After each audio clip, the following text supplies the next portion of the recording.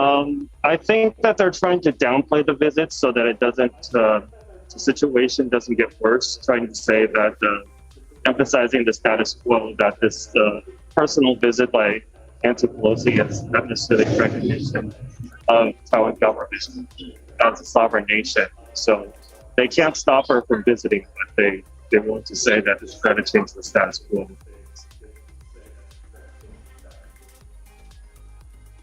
Right. Also, Jason, the Hong Kong leader has hit out at Pelosi's Taiwan visit.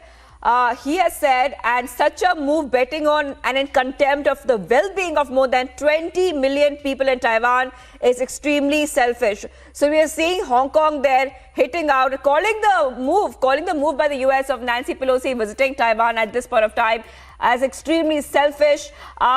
A lot of brickbats being received by certain nations. At the same time, we are seeing that some nations are supporting the US. What do you read out of this? Is it like a war of words which are happening right now between different factions or different, groups at this point of time? And do you think this might escalate in the next few days? Or do you think that it might, be managed? Because at this point of time, we do not want, a kind of escalation of this issue, and like US has also said, they want to manage this so-called crisis as soon as possible. I don't expect it to escalate because she's leaving after lunch. So the statement from the Hong Kong leader was just, that's just him doing his job. So he has to say that.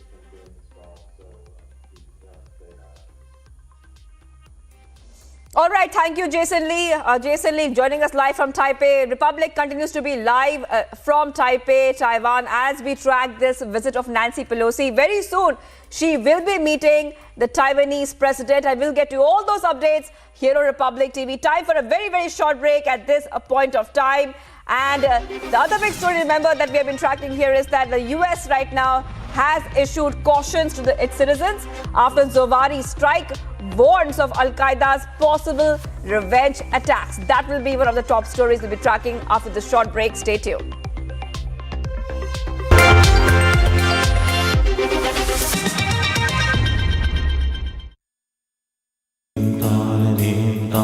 In the CBSE 2022 boards, the toppers for classes 12 and 10 are from Amity once again.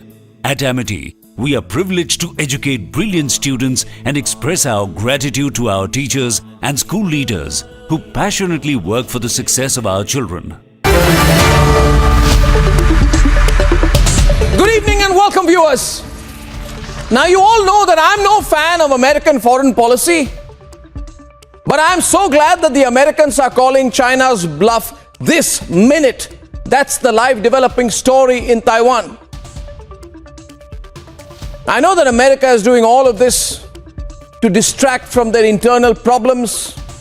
Their economy is tanking, reaching near recession levels. There is gun violence all over America. It's a complete mess. Job cuts have started. Inflation is sky high.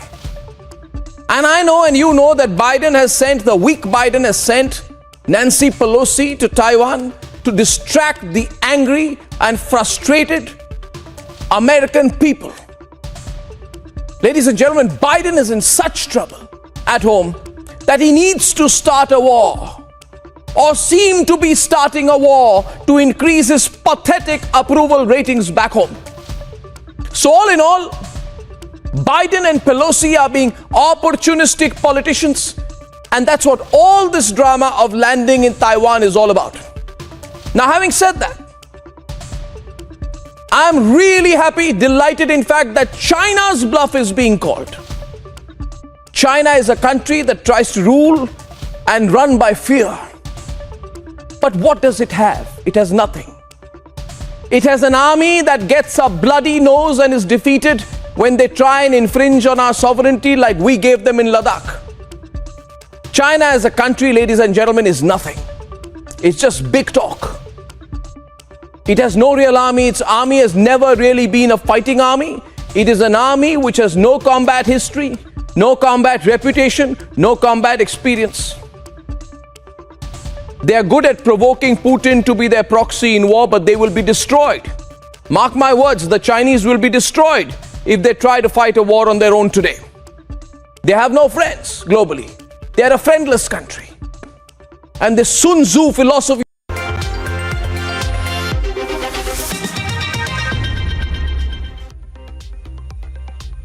You're watching World This Morning. I am Shivangi Shukla.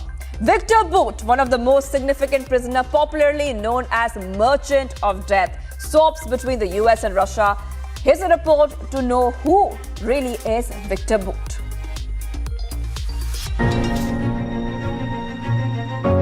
Viktor Bout. He's going to be one of the most significant prisoner swaps between the US and Russia. But who is he?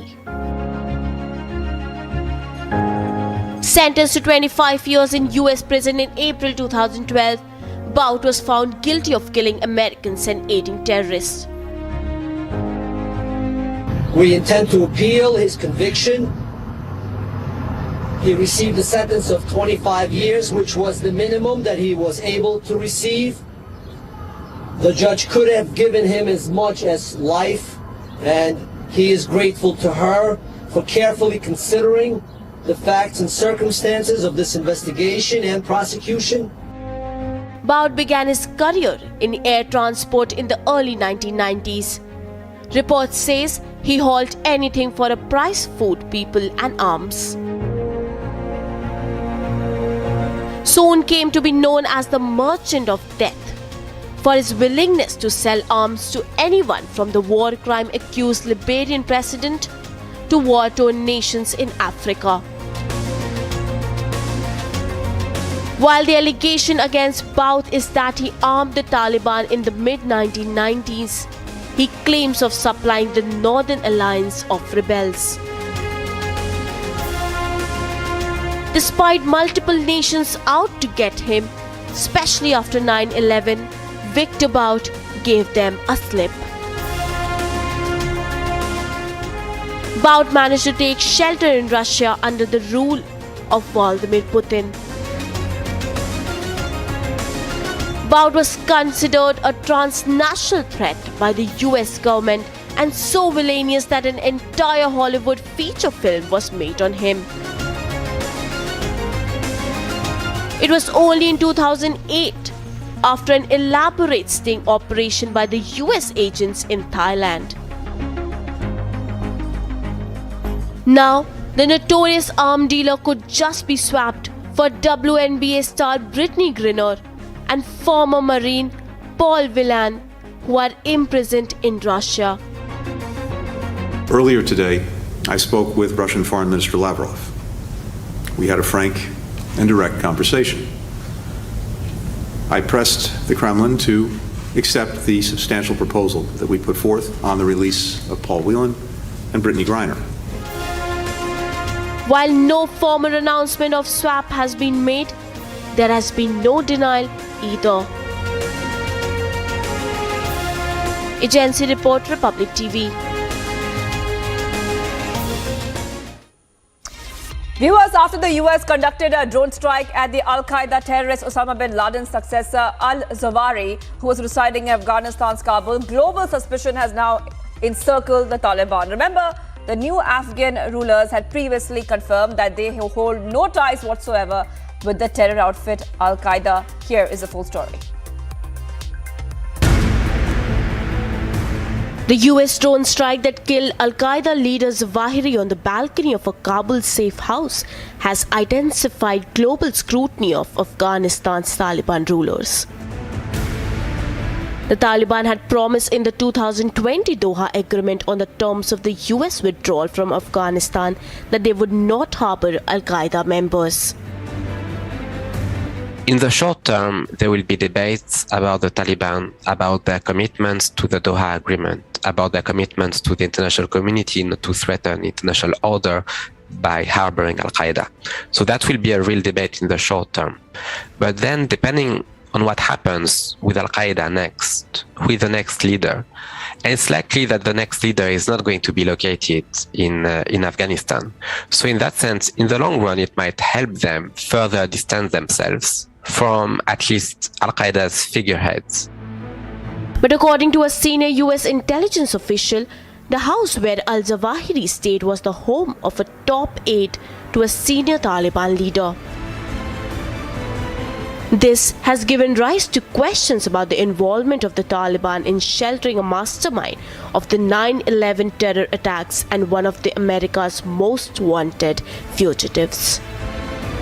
It was not surprising that he was living there, and somehow this end was expected, because we couldn't expect the US not to try to eliminate him at some point of time. Now the question is about Al-Qaeda and what happens next.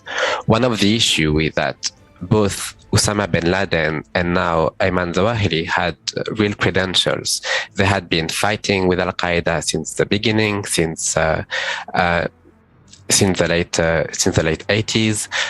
Even though Ayman Zawahiri only joined Al-Qaeda just before 9/11, he has been around the organization for a long time. This comes amid rumors of persistent unease in the Taliban ranks, particularly between the powerful group known as the Haqqani Network, which apparently sheltered Al-Zawahiri and other Taliban figures. Experts suggest that after elimination of America's most wanted terrorists on the Afghan land, the Taliban, which is already ailing from dearth of funds, will try to distance itself from radical outfits for at least some time. Agency report, Republic TV.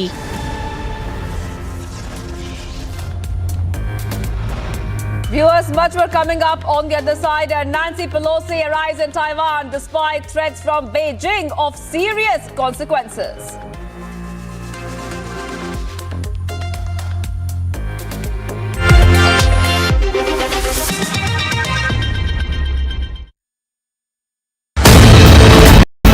ये चाहता हूँ, हमेशा दिल में सोता हूँ शाम को, मेरे को दर्द होता है कलेजे के अंदर कि चाइना आए तो आज भी मैं खाने के लिए तैयार हूँ। युद्ध भूमि में दुश्मन से जब हम लड़ा करते थे, तूफानों को मोड़ दिया करते थे। अभी जितना बॉर्डर पर मारते हैं उतना तो हम रोड पे छोड़ दिया करते थे।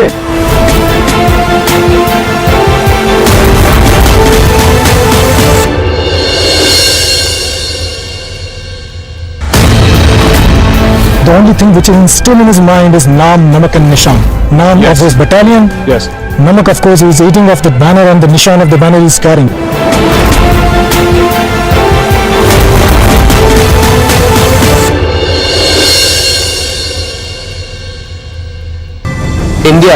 इंडिया को रिप्रेजेंट किया। हाँ। और इंडियन फ्लैग को वहाँ पे देखा इटली में, तो कैसा लगा तुम्हें? जब मैं वहाँ पहुंची, मैंने देखा इंडिया का फ्लैग, वाव, ये तो मैं इतनी खुश हो गई कि नहीं, अब तो कुछ करके दिखाना है।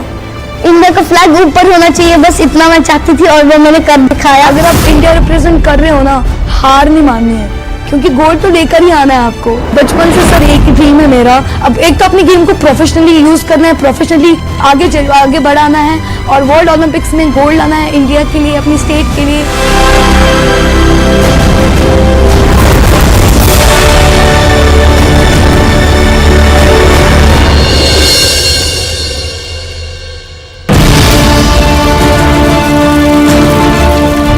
So this is the place he was hiding here. This is the heart of Kabul. This is the place where a lot of ministries are located here. You know, the north Shirpur, one of the places in Kabul, on the entrance of Al-Qaeda organization, Ayman Zawahiri.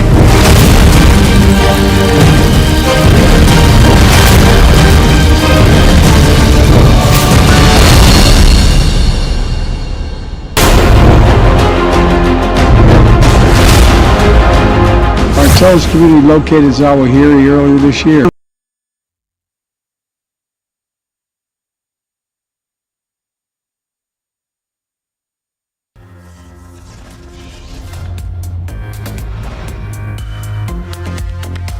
Nancy Pelosi arrives in Taiwan despite threats from Beijing of serious consequences.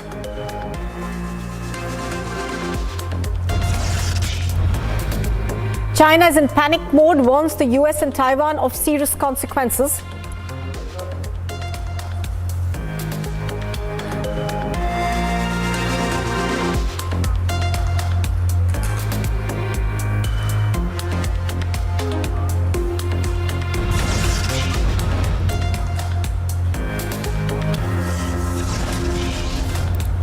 While Pelosi's visit rattles China, summons the US ambassador over Pelosi's visit likely to halt natural sand exports to Taiwan.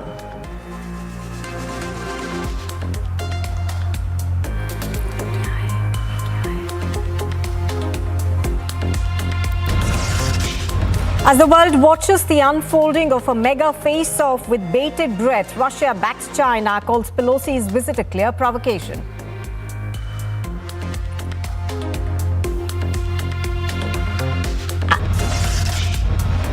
And back home, a mega Bengal cabinet reshuffle is expected today. All eyes are on ministerial positions.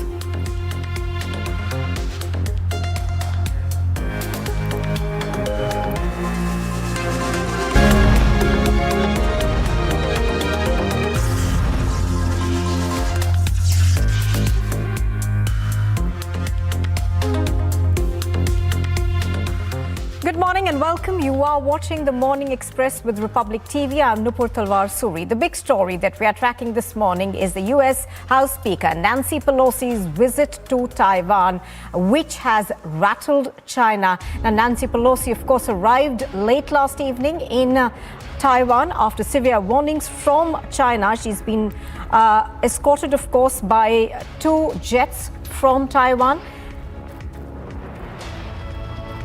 In fact, we are now getting to you the latest tweet that we are getting from her, and she says, "It is my great and humble privilege to accept on behalf of the Congress the Order of Propitious Clouds with the Special Grand Cordon, a symbol of America's strong and enduring friendship with Taiwan." Now, the trip, which is not backed, of course, by President Biden, is the first one by such a senior official in 25 years. China's foreign ministry, of course, has summoned the US ambassador to protest about this visit, saying that Beijing will not stand idly by. Now, China's army, of course, is continuing to hold military exercises in areas around Taiwan from Thursday until Sunday, according to its state media. Nancy Pelosi, of course, has a packed itinerary today. Earlier in the morning, we were hearing that she had met several senior leaders of Taiwan. And we are also given to understand that she will be holding a meeting which is being very closely looked upon. She will be holding that meeting with the Deputy Speaker, Tsai Chang. All right, pictures on your screen right now are coming to you from the Taiwan Presidential Office. Now, as I was earlier pointing out, of course, she has a long list of meetings today. She's also expected to meet the Taiwan President Tsai Ing-wen. Now, these pictures are, of course, coming in from the Presidential Office. That's where that extremely important and talked about meeting is likely to be held.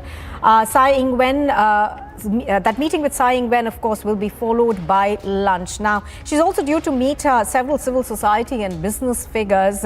Various media, of course, are reporting that she will be meeting 3 prominent pro-democracy and rights activists in Taipei's Human Rights Park. Now, just to tell you a bit about Taipei's Human Rights Park, of course, it is seen largely as something that has been used to essentially speak out against China. I think we've got Jason Lee. He's live from Taipei. Good morning, Jason Lee. Give us a sense of what the meetings that are lined up for the speaker are looking like. And we're also learning that she will, of course, have a meeting with the president there. Yes, she's about to go into the presidential office, I believe, to meet with President Tsai. And after that, I believe she's going to Xinjiang to talk to some human rights activists or something. All right. Now, what are the reactions that you are getting from people back home in Taiwan to this meeting? They're very varied, I would say. I would say that most people are kind of neutral about it. Some are obviously very concerned about safety, security, and others are very supportive of it. All right, now there's been a lot of saber rattling from China, of course. We've heard China warn the US repeatedly. However, the US says that, China is kind of overreacting to this. They are still agreed upon the status quo. So can you tell us a bit more about, how that is being received back home? I feel that the general public in Taiwan knows very, very well that they were a pawn between the United States and mainland China, and they're just being used by the U.S. And I think that there's some resentment over that this visit is sort of happening in order to make them look bad. All right. And yeah. Just hold your thoughts for a minute. Just to tell our viewers, that is the meeting that's being most talked about. Nancy Pelosi, the U.S. House Speaker, over there with Tsai Ing-wen, the president of Taiwan. This is a meeting that obviously is meant to send a lot of signals to China. And as our correspondent on the ground was talking to us, Jason, you were talking us through the kind of reactions that people in Taiwan are having to this meeting. Please continue. Yes, I've seen reports that some people sort of resent the fact that this visit happened and that there's no real purpose of it. It's just to show that a visit can be done, and they feel that this could potentially put them into jeopardy somewhere down the line, and so it's just there's quite a wide range of reactions, but people in Taiwan are very well aware of the fact that they're a chip in the game between the U.S. and mainland China. Right, that's very interesting what you are saying, Jason. But China, even as China, of course, threatens of dire consequences, the U.S. says that this is just a meeting, and this essentially is their relationship that they want to build with democracies in Asia. Do a lot of people buy that? In Taiwan? Yes.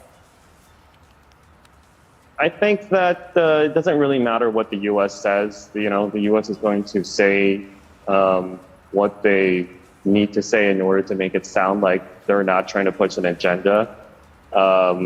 People aren't going to listen to their words that carefully. I think the U.S. overall is doing a good job making the right statements in order to not try to escalate the situation.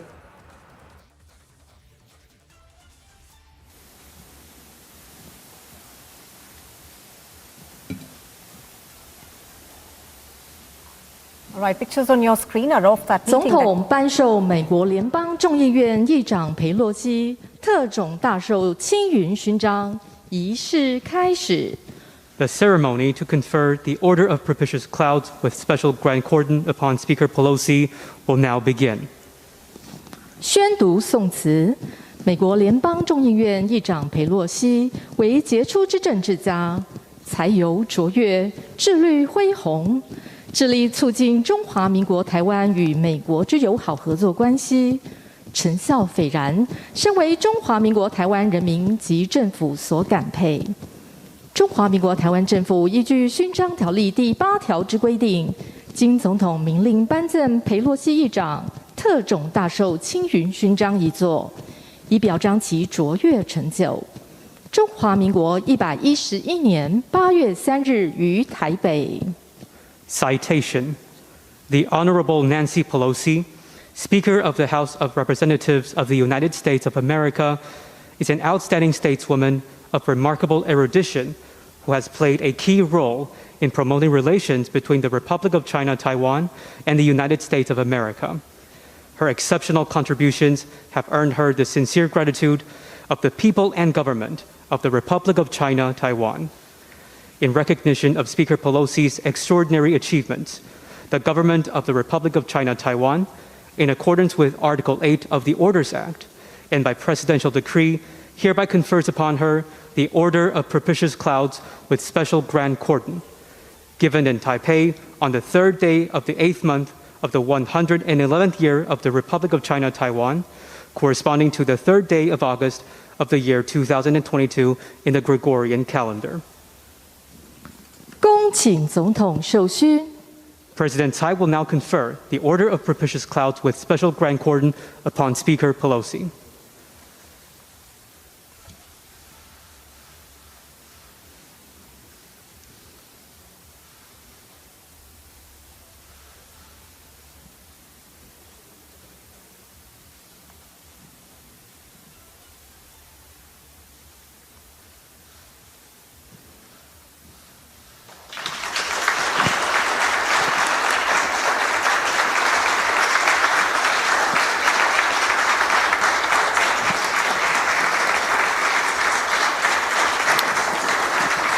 请总统与裴洛西议长复位。 We now welcome Madam President, Madam Speaker, please return to your seats.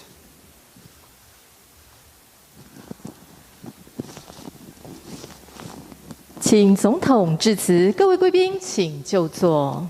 President Tsai will now deliver her remarks. Ladies and gentlemen, please be seated. 裴洛西议长、米克斯主席、高野主席、戴比尼副主席、克里希纳莫提主席、金安迪众议员、孙凯尧处长，还有黑保罗先生，各位贵宾、各位同仁，大家好。Speaker Nancy Pelosi, Chairman Meeks, Chairman Takano, Vice Chairperson Delbene, Chairman Krishnamurti, Congressman Kim, Director Alkirk, Mr. Pelosi, dear guests, colleagues, ladies and gentlemen, good morning. 非常欢迎裴洛西议长率团来访。过去我和赖清德副总统过境美国的时候，都会接到裴洛西议长致电表示欢迎，也会针对台美关系交换意见。很高兴这一次能在台湾跟议长见面。 I would like to extend a very warm welcome to Speaker Pelosi and the delegation. In our previous transit stops in the United States, Vice President Lai and I had always received calls from the Speaker to welcome us and exchange views with us on Taiwan-U.S. relations. I am delighted to meet face-to-face with the Speaker in Taiwan this time. 裴洛西议长是台湾最坚定的友人，各位议员也都是美国众议院重要的领袖，长期在各领域积极推动台美关系的进展。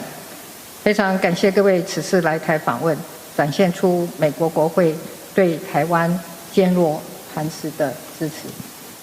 Speaker Pelosi is truly one of Taiwan's most devoted friends.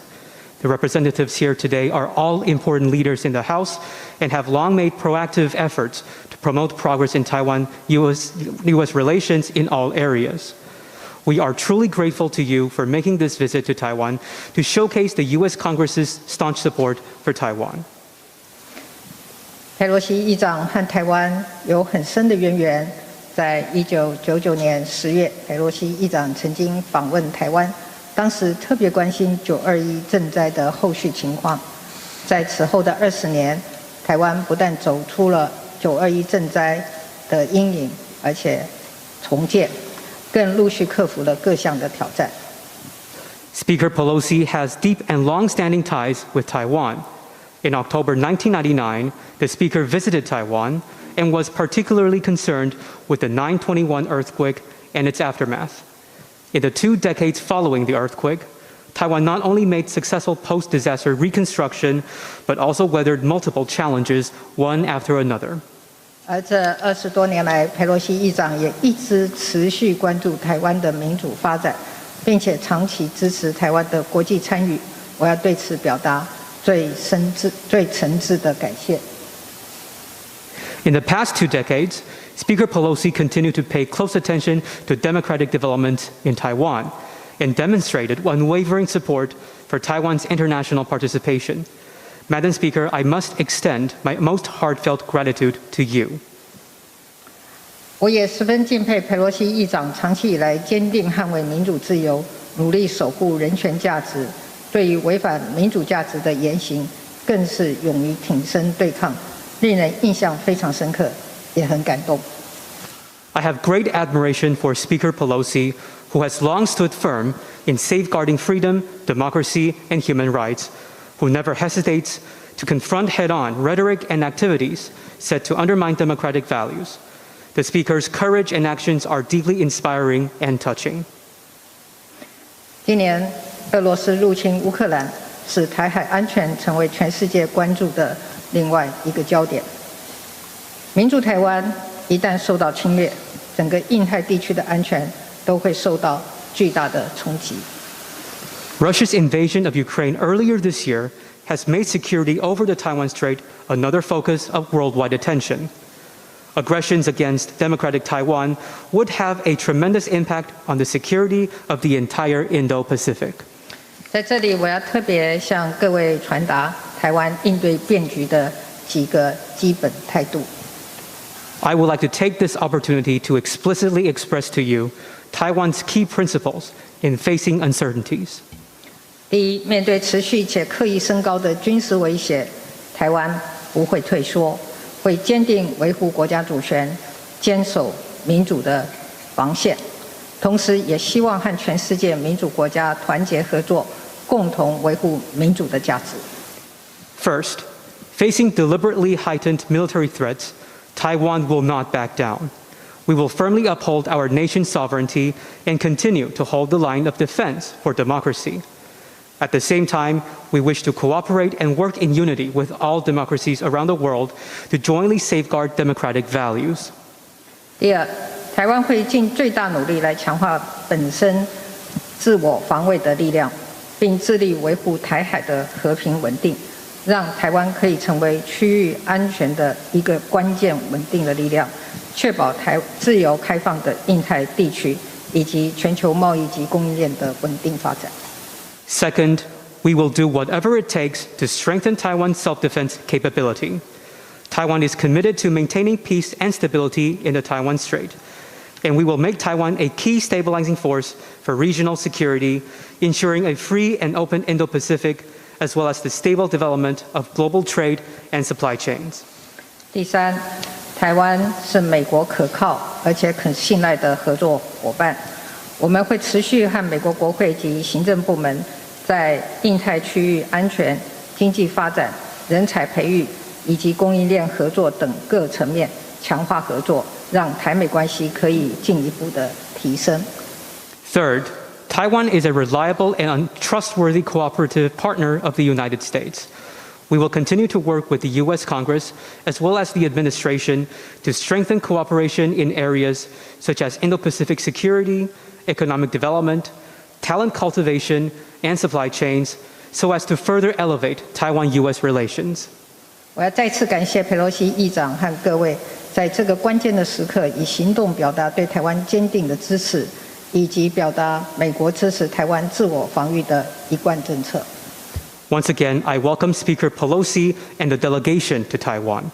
Thank you for taking concrete actions to show your staunch support for Taiwan at this critical moment, and for expressing the U.S.'s consistent policy supporting Taiwan's self-defense. 特种大绶青云勋章的颁证代表了我们对佩洛西议长的感谢，也期待透过更多的相互合作，持续的提升台美关系。The Order of Propitious Clouds with Special Grand Cordon represents our gratitude to Speaker Pelosi, and it also expresses our wish to continue progressing Taiwan-U.S. relations through more cooperation. 最后，再次感谢各位的来访，希望台湾和美国继续相互扶持，做彼此坚持的伙伴，一起让民主的光芒更加的闪耀。我们一起努力，谢谢大家。To close, thank you all again for coming. Taiwan and the United States shall continue with our mutual support and be steadfast partners to one another in our joint efforts to make democracy shine again. Thank you. 请总统回座。Madam President, please be seated.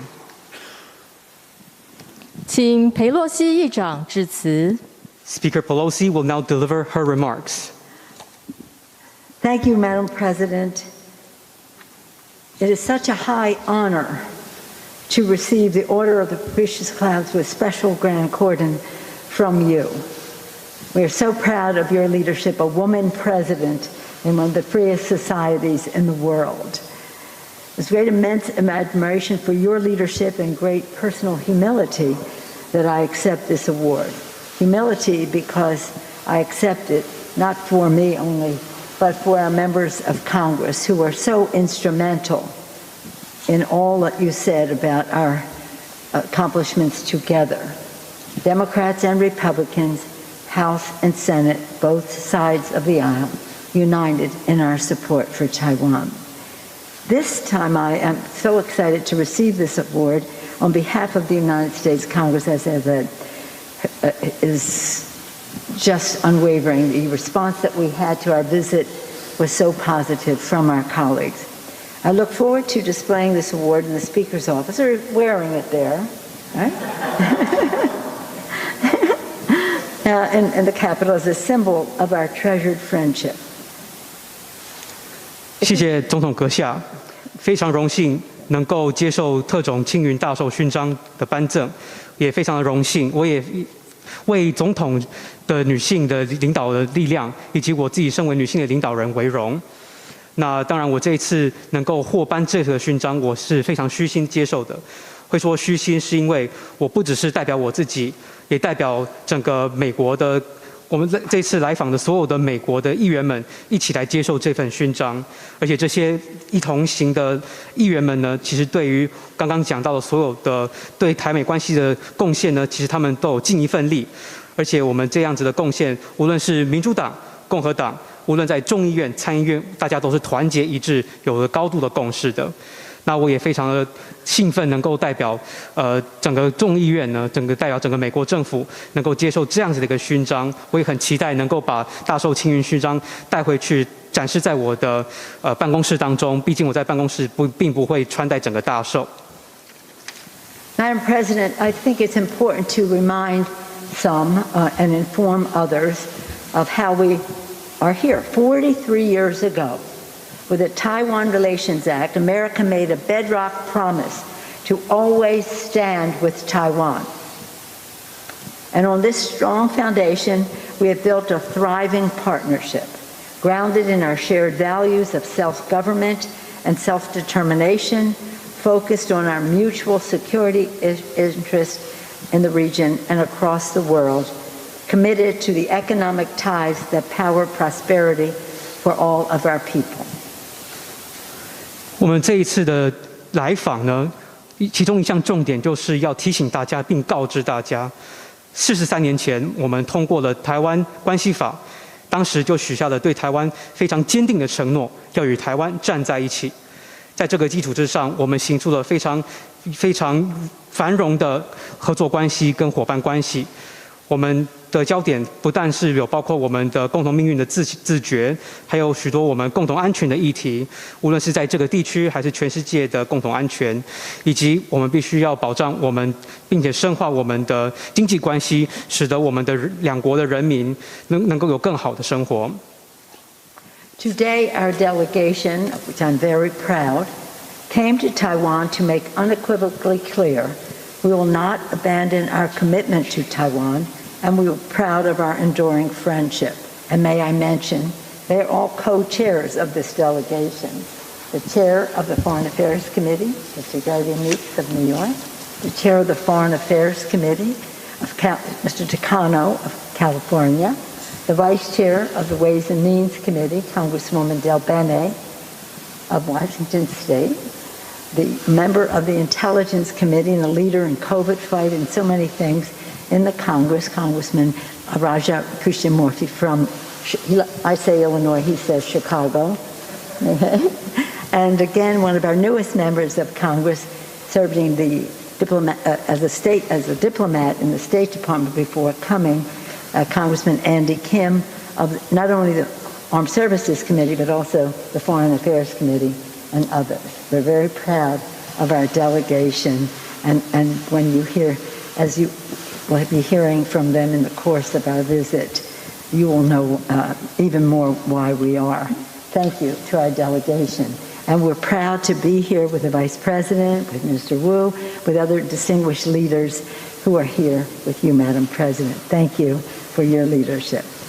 The story of Taiwan is an inspiration to all freedom-loving people, in the United States and around the world.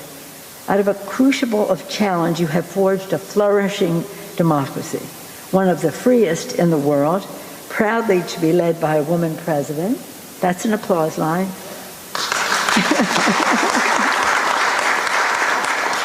我们这一次访团非常的荣幸能够来到台湾，我们要必须向外界宣示，我们非常清楚的表达，我们绝对不会背弃对台湾的承诺。这次来访的许多议员们，他们也都是在各委员会当中担任主席或副主席或其他的要职，例如说外交委员会的主席米克斯。 退伍军人事务委员会的主席高野，税计委员会的副主席戴碧妮，情报委员会以及防疫许多方面的贡献者克里绪那莫提，军事委员会以及外交委员会的成员金安迪等等，他们都非常荣幸能够来到台湾，也非常感谢这些议员们跟我随行一起来访。那我也很高兴，也很荣幸能够在这边见到副总统、吴部长，以及蔡总统。 以及非常许多杰出的台湾的政治领导者，非常感谢各位的领导。那台湾的故事呢，其实就是一群热爱自由民主的人民的故事。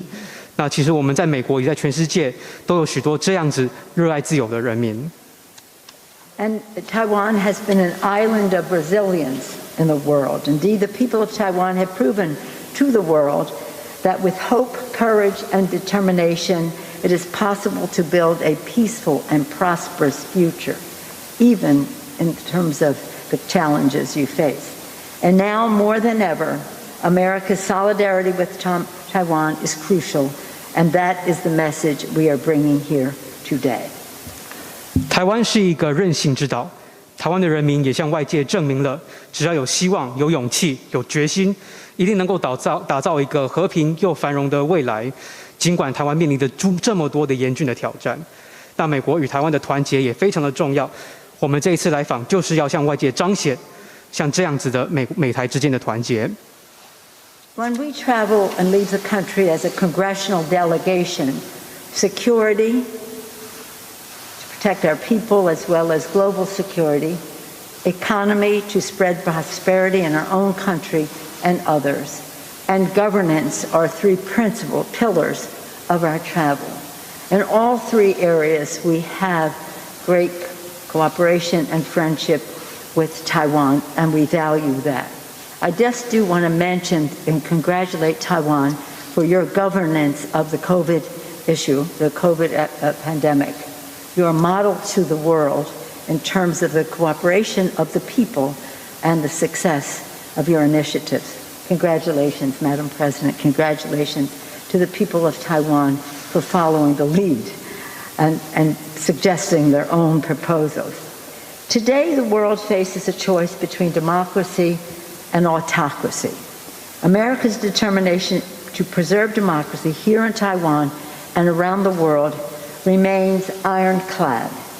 And we're grateful to the partnership of the people of Taiwan in this mission. I'm very grateful to receive this award. I'm grateful to you, Madam President, to the people for their enduring friendship. I'm very blessed, as are my colleagues, with many Taiwan Americans who are very excited about our visit. And in fact, when I came before, in '99, I came with them, and we learned a lot. And that's what we came to do, to participate in the Asian Pacific Initiative in a way that is appropriate for Taiwan to be successful, whether in trade, security, etc., and to do so in a way that opens many more possibilities. We came here to listen, to learn, and what do you know? I got this beautiful, beautiful, beautiful award. The Order of Propitious Clouds with Special Grand Cordon. Thank you, Madam President. Thank you so much. 这一次我们访问亚洲各国，我们有3大支柱，3个主要的重点，一个就是安全，人民的安全，全球的安全；经济，也就是说我们要创造未来的繁荣，能够嘉惠更多的人，以及我们治理，好的治理，这是我们此次访问的3大支柱。那我们这一次呢，也都跟台湾在这3个领域当中都有许多的合作，我们也非常重视跟台湾在这些领域当中的伙伴关系。我们也要特别向台湾的人民以及台湾的政府去恭贺台湾在防疫方面的所有的成就。台湾的防疫真的是全世界的一个模范，可以彰显台湾人民的合作、台湾防疫政策的成功等。现在我们全世界面临着2个选择：选择民主或者选择威权。那美国致力于保障台湾以及全世界的民主，我们像这样子的决心是非常坚定不移的。我也非常感谢这次总统给我颁赠的勋章，以及总统以及许多的台湾的领导阶层给我彰显的许多非常热诚的友谊。我也看到许多美国在台湾的侨民都非常的兴奋，看到我们的到来。的确，1999年我那次来访的时候也学到很多。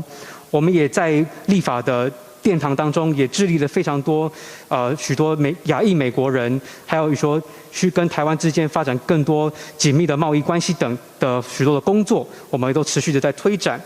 这些工作的推展能够开启更多的可能性，让我们能够有更多的机会互相学习，这就是我们的来意，互相学习。而且呢，除了互相学习之外，还获得了非常美丽的奖章，大受青云勋章，非常感谢总统。接下来进行合影，请总统、副总统、裴洛西议长、AIT 处长及各位众议员合影。Madam President, Mr. Vice President, Madam Speaker, distinguished members of the House of Representatives, please come together for a group photo.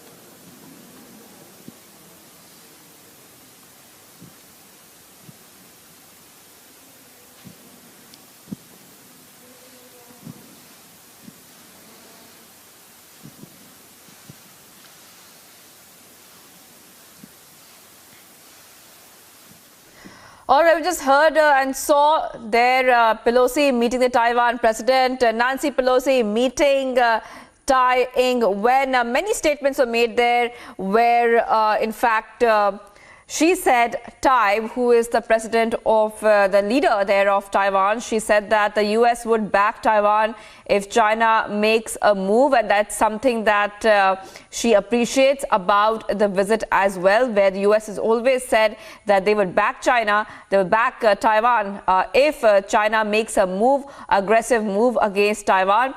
And in fact, Nancy Pelosi also said that they will help Taiwan strengthen the self-defense. So a couple of statements being made there. Nancy Pelosi being honored by Taiwan as well. And those are the visuals there on your screen of that meeting.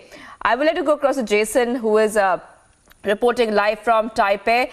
Jason, we saw many statements being made where, in fact, President Tsai has thanked Pelosi and called her one of Taiwan's most devoted friends.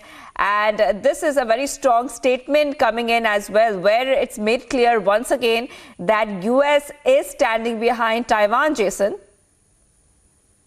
Yes, my main takeaway from what House Speaker Pelosi said was that she emphasized the Taiwan Relations Act from 1979, which is another way of saying that the U.S. will defend Taiwan in case of a conflict.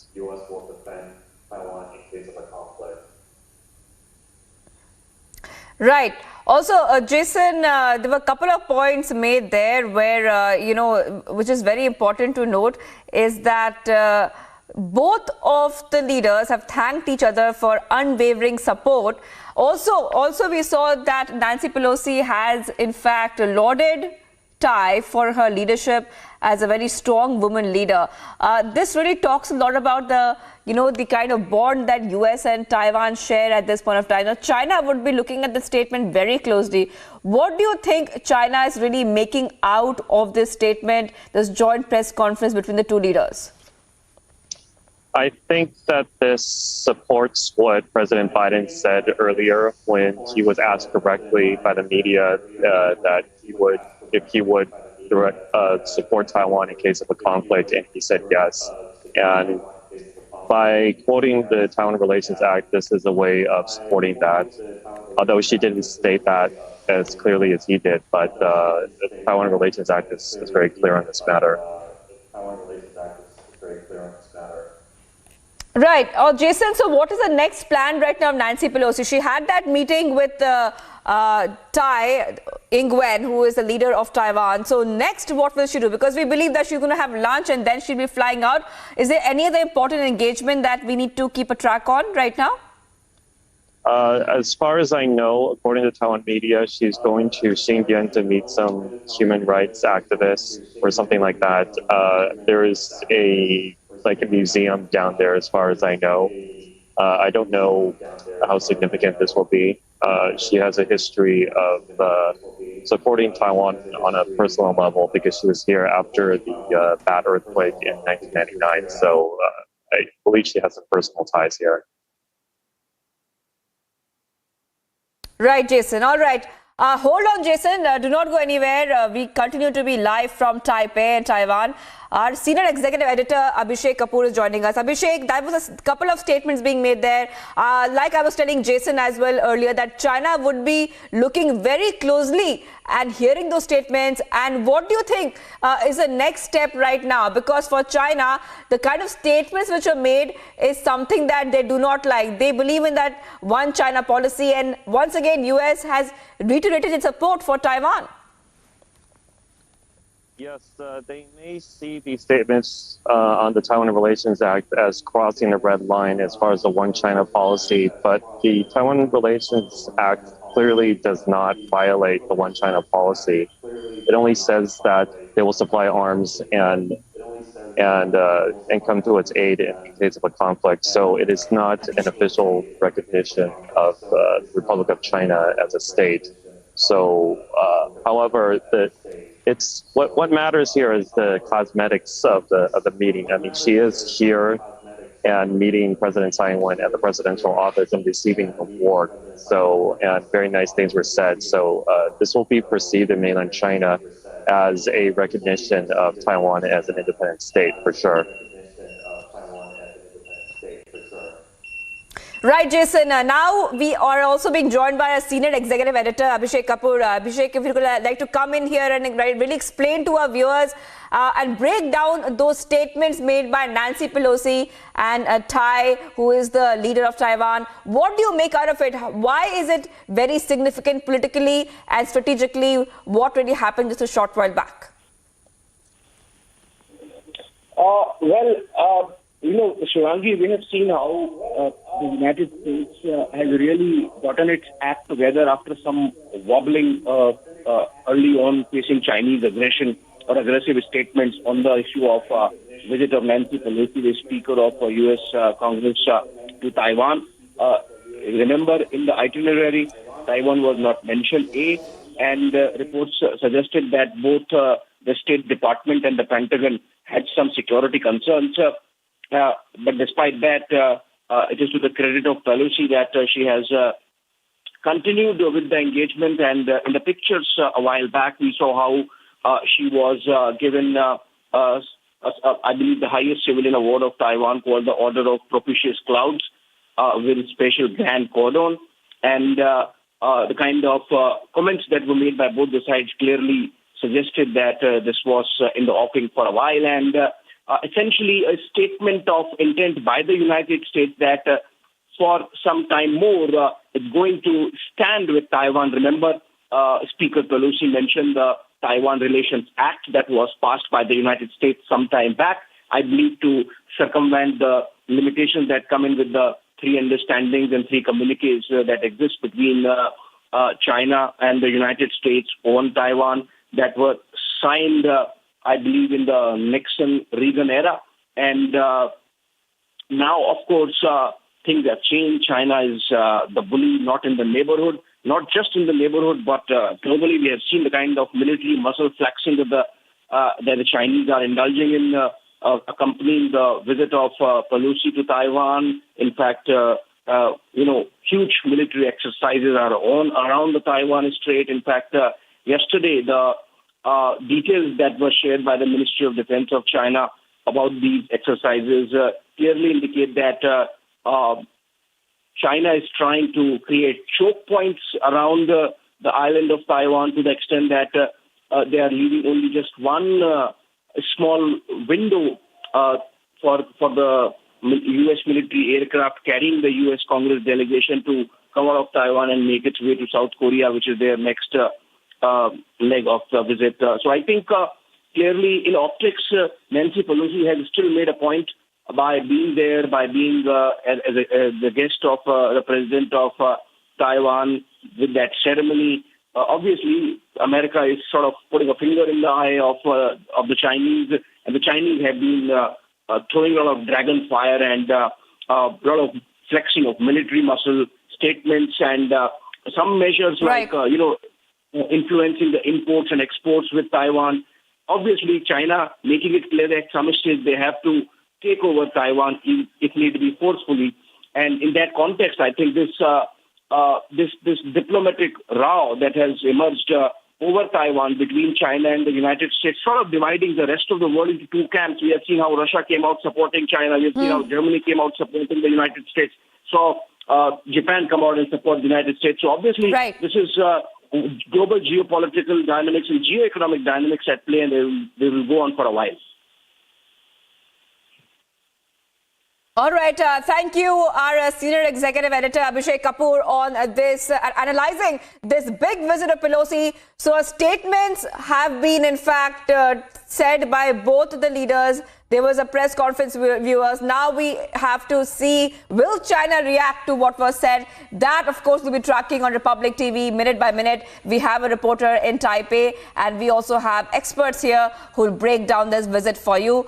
Also, Pelosi's visit has triggered increased tension between China and the US. China claims Taiwan as part of its territory to be annexed by force if necessary, and views visits by foreign government officials as recognition of the island's sovereignty. Here's more. US Speaker of House of Representatives Nancy Pelosi landed in Taipei, in the capital of Taiwan, on the 2nd of August. Pelosi became the senior-most US official to land in the island country in over 20 years. Prior to this, US Representative Newt Gingrich had visited Taipei in 1997. Needless to say, the Chinese were miffed by this visit. The Chinese Foreign Ministry issued a statement condemning the visit. 我们密切关注佩洛西的行程，如果美方一意孤行，中方必将采取坚决有力的措施，维护中方的主权安全利益。 Even before Pelosi reached Taipei, the Chinese panicked as their ambassador to the UN, Zhang Jun, called Pelosi's visit dangerous and provocative. As Pelosi's visit neared, the Chinese media showed PLA tanks pulling military equipment along a beach in the Chinese province of Fujian, which lies across the Taiwan Strait. Pelosi's visit came after Joe Biden and Xi Jinping held a 2-hour-long phone call on the 28th of July in which Xi is reportedly said to have warned Biden about Pelosi's visit.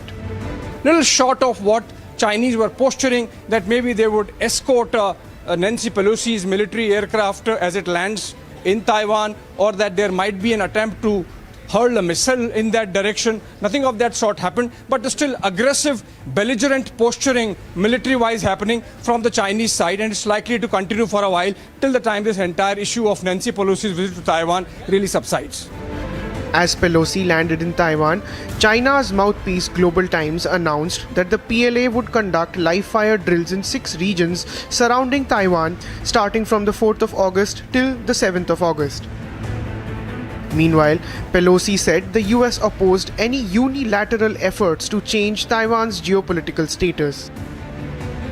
With the Chinese scrambling to condemn Pelosi's visit and hurrying to conduct military drills all around Taiwan, is China in panic mode because the US has finally called its bluff? Bureau Report, Republic TV. Viewers, much more coming up on the other side. Nancy Pelosi still in Taiwan despite threats from Beijing of serious consequences.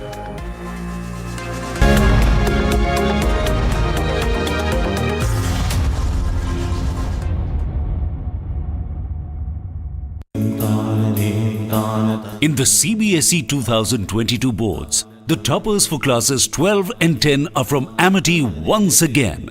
At Amity, we are privileged to educate brilliant students and express our gratitude to our teachers and school leaders who passionately work for the success of our children. So this is the place he was heading here. This is the heart of Kabul. This is the place where a lot of ministries are located here. You know, the Tsai, one of the places in Kabul, on the entrance of Al-Qaeda organization, Al-Zawahiri.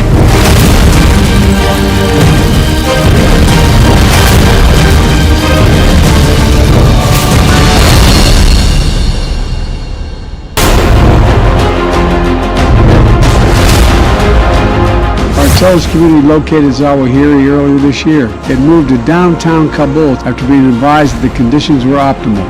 I gave the final approval to go get him. And the mission was a success.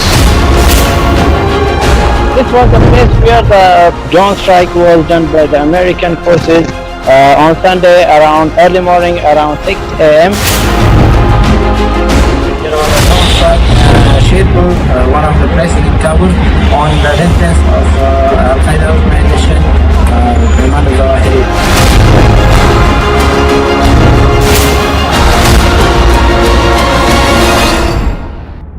The protesters are trying to exert force on the barricades and trying to break it down.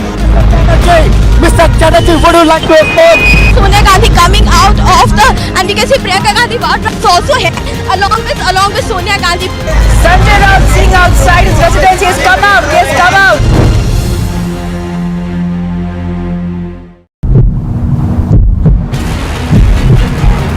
I'm reporting from right outside the Herald House. Congress Karyakartas on the roads, but they were blocking the roads in the Latin Delhi. The live images could be clearly seen in the live images. Now they are going to be detained. The police are detaining and some of the people trying to get in there into the National Herald House. They have gone to the entry point and there they are protesting against the Modi government, against the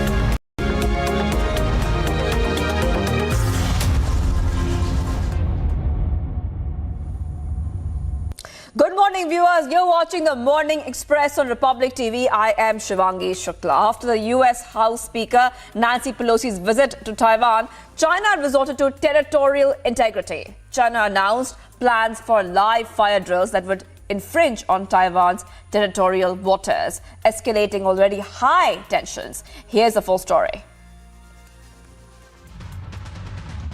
As the Speaker of U.S. House of Representatives, Nancy Pelosi, made a historic touchdown in Taipei, Taiwan erupted in joy and rolled out the red carpet for Nancy Pelosi.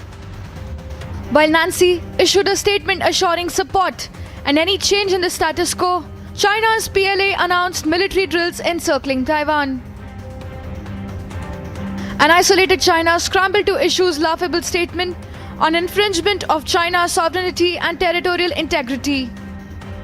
Ironically, this is the same China which was given a befitting reply when it tried to push through Galwan Valley. This is the same China which was accused by Nepal of encroaching into its territory. This is the same China which had rejected 2016 ICJ's ruling asking China to scale back military expansion in South China Sea, and earlier this year claimed historical stake over the international waters base. The same China which was accused of encroaching and building villages inside Bhutan. The same China whose Coast Guard ships navigated Japan's territorial waters and remained for more than 64 hours in June 2022. Claims of territorial integrity coming from China have evoked sympathy for none.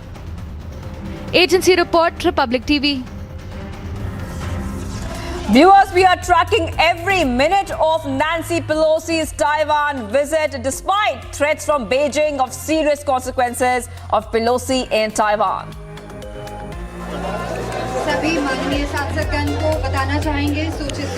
While marking the week-long celebrations of 75 years of independence, now parliamentarians from different political parties are congregating here at Red Fort to take part in a bike rally, Tiranga bike rally. Right behind me, you can see the sea of tricolors. Those are here. After this very short break, we'll get more and more colorful pictures as the preparations for this bike rally are underway. Stay tuned for more updates.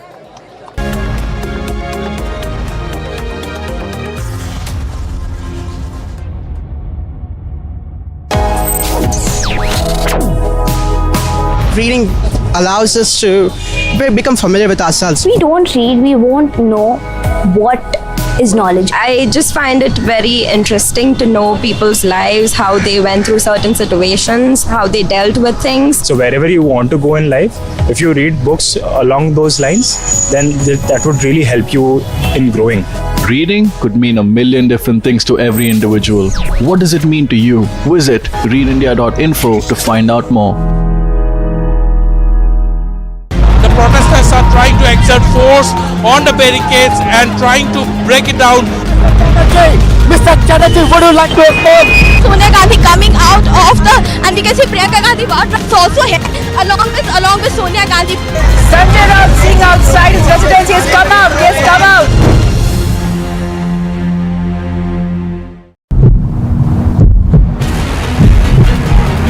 I'm reporting from right outside the Herald House. Congress karyakartas on the roads, but they were blocking the roads in the Delhi. The live images could be clearly seen in the live images. Now they are going to be detained. The police are detaining and some of the people trying to get in there into the National Herald House. They have gone to the entry point and there they are protesting against the Modi government, against the enforcement directorate. Look at the mountain of cash.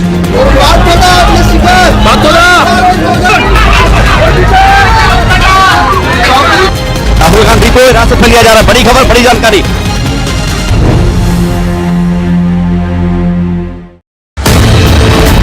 मैं भी ये चाहता हूँ, हमेशा दिल में सोता हूँ शाम को, मेरे को दर्द होता है कलेजे के अंदर कि चाइना आए तो आज भी मैं खाने के लिए तैयार हूँ।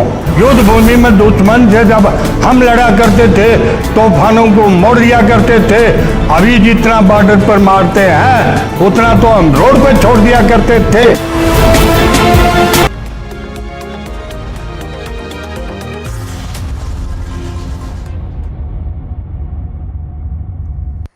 A very good morning. You're watching the Morning Express. Right now, my colleague Piyush is on ground because hundreds of people have gathered at the Red Fort to take part in the Tiranga bike rally. Over to you, Piyush, right now. What's happening on ground? Well, absolutely. Tiranga bike rally is going to start from Red Fort, which will go towards the Vijay Chowk Parliament. I'm also joined with Union Minister Giriraj Singh. Sir, क्या message देना चाहेंगे इस तिरंगा यात्रा के?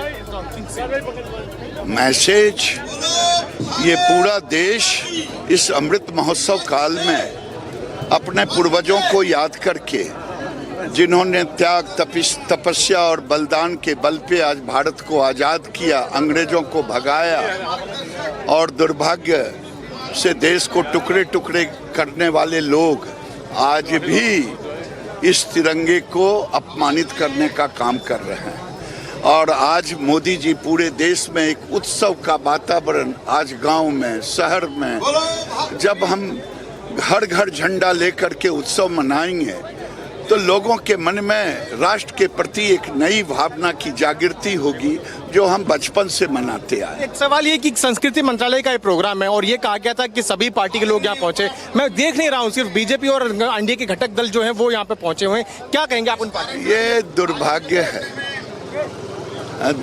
है कि मोदी जी अगर तिरंगा उठा रहे हैं तो विपक्ष उनका उल्टा, अगर उसके हाथ में कोई चाइना थमा दे तो वो भी थम लेंगे।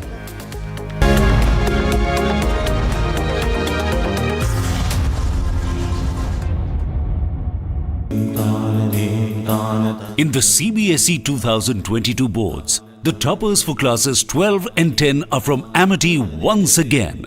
At Amity, we are privileged to educate brilliant students and express our gratitude to our teachers and school leaders who passionately work for the success of our children.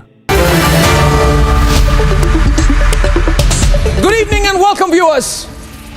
Now, you all know that I'm no fan of American foreign policy, but I'm so glad that the Americans are calling China's bluff this minute.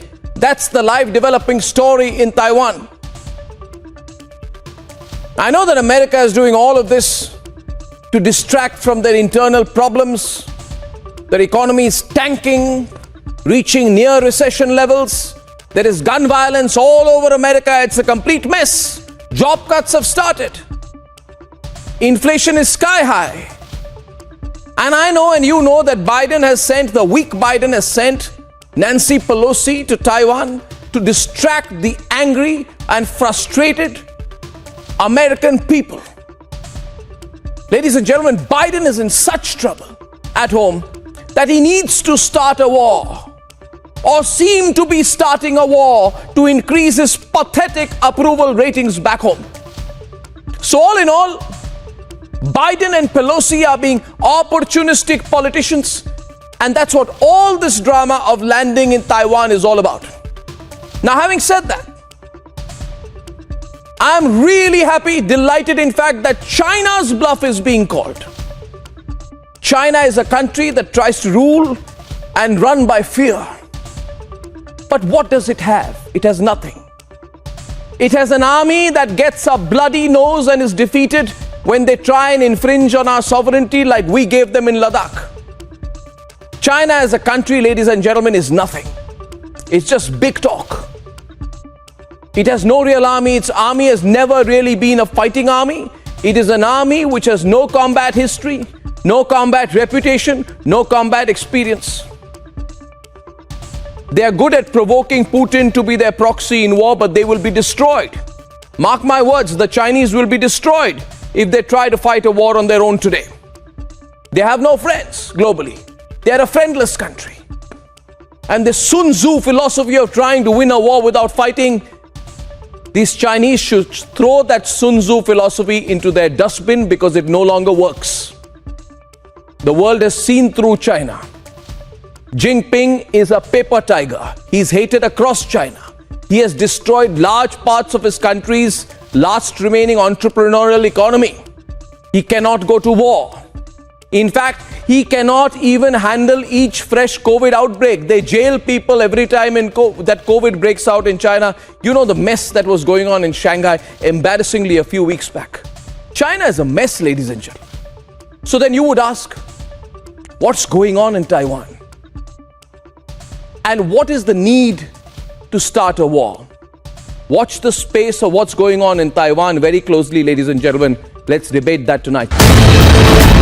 मैं भी ये चाहता हूँ, हमेशा दिल में सोता हूँ शाम को, मेरे को दर्द होता है कलेजे के अंदर कि चाइना आए तो आज भी मैं खाने के लिए तैयार हूँ।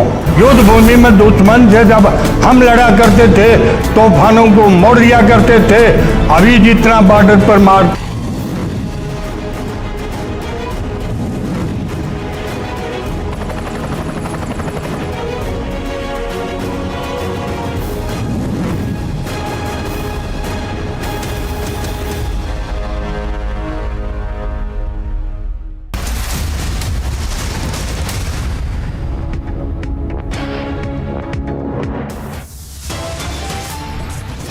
China in a flux. Pelosi is in Taiwan despite threats of serious consequences from Beijing.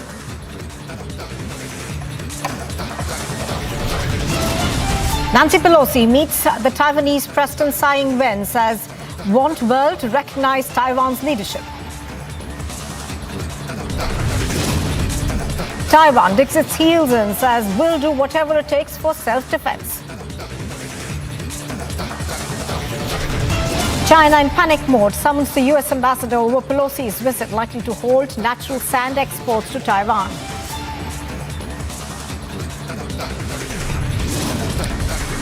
As the world watches the unfolding mega face-off with bated breath, Russia backs China, calls Pelosi's visit a clear provocation.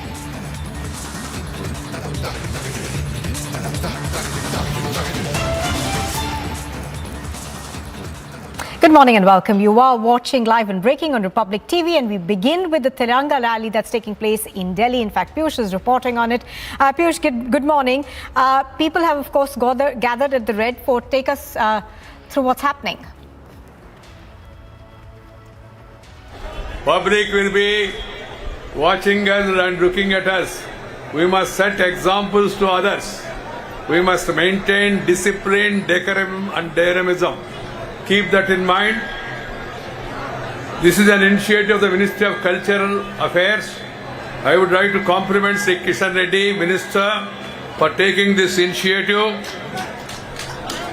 This is to inculcate personal contact between the citizens of India and the national flag. That is the purpose of this yatra.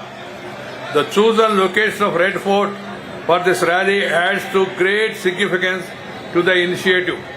My dear sisters and brothers, the celebration of Azadi Ka Amrit Mahotsav over the past year, marking the India's glorious 75 years of freedom, culminates this Independence Day. That's why it's all the more important.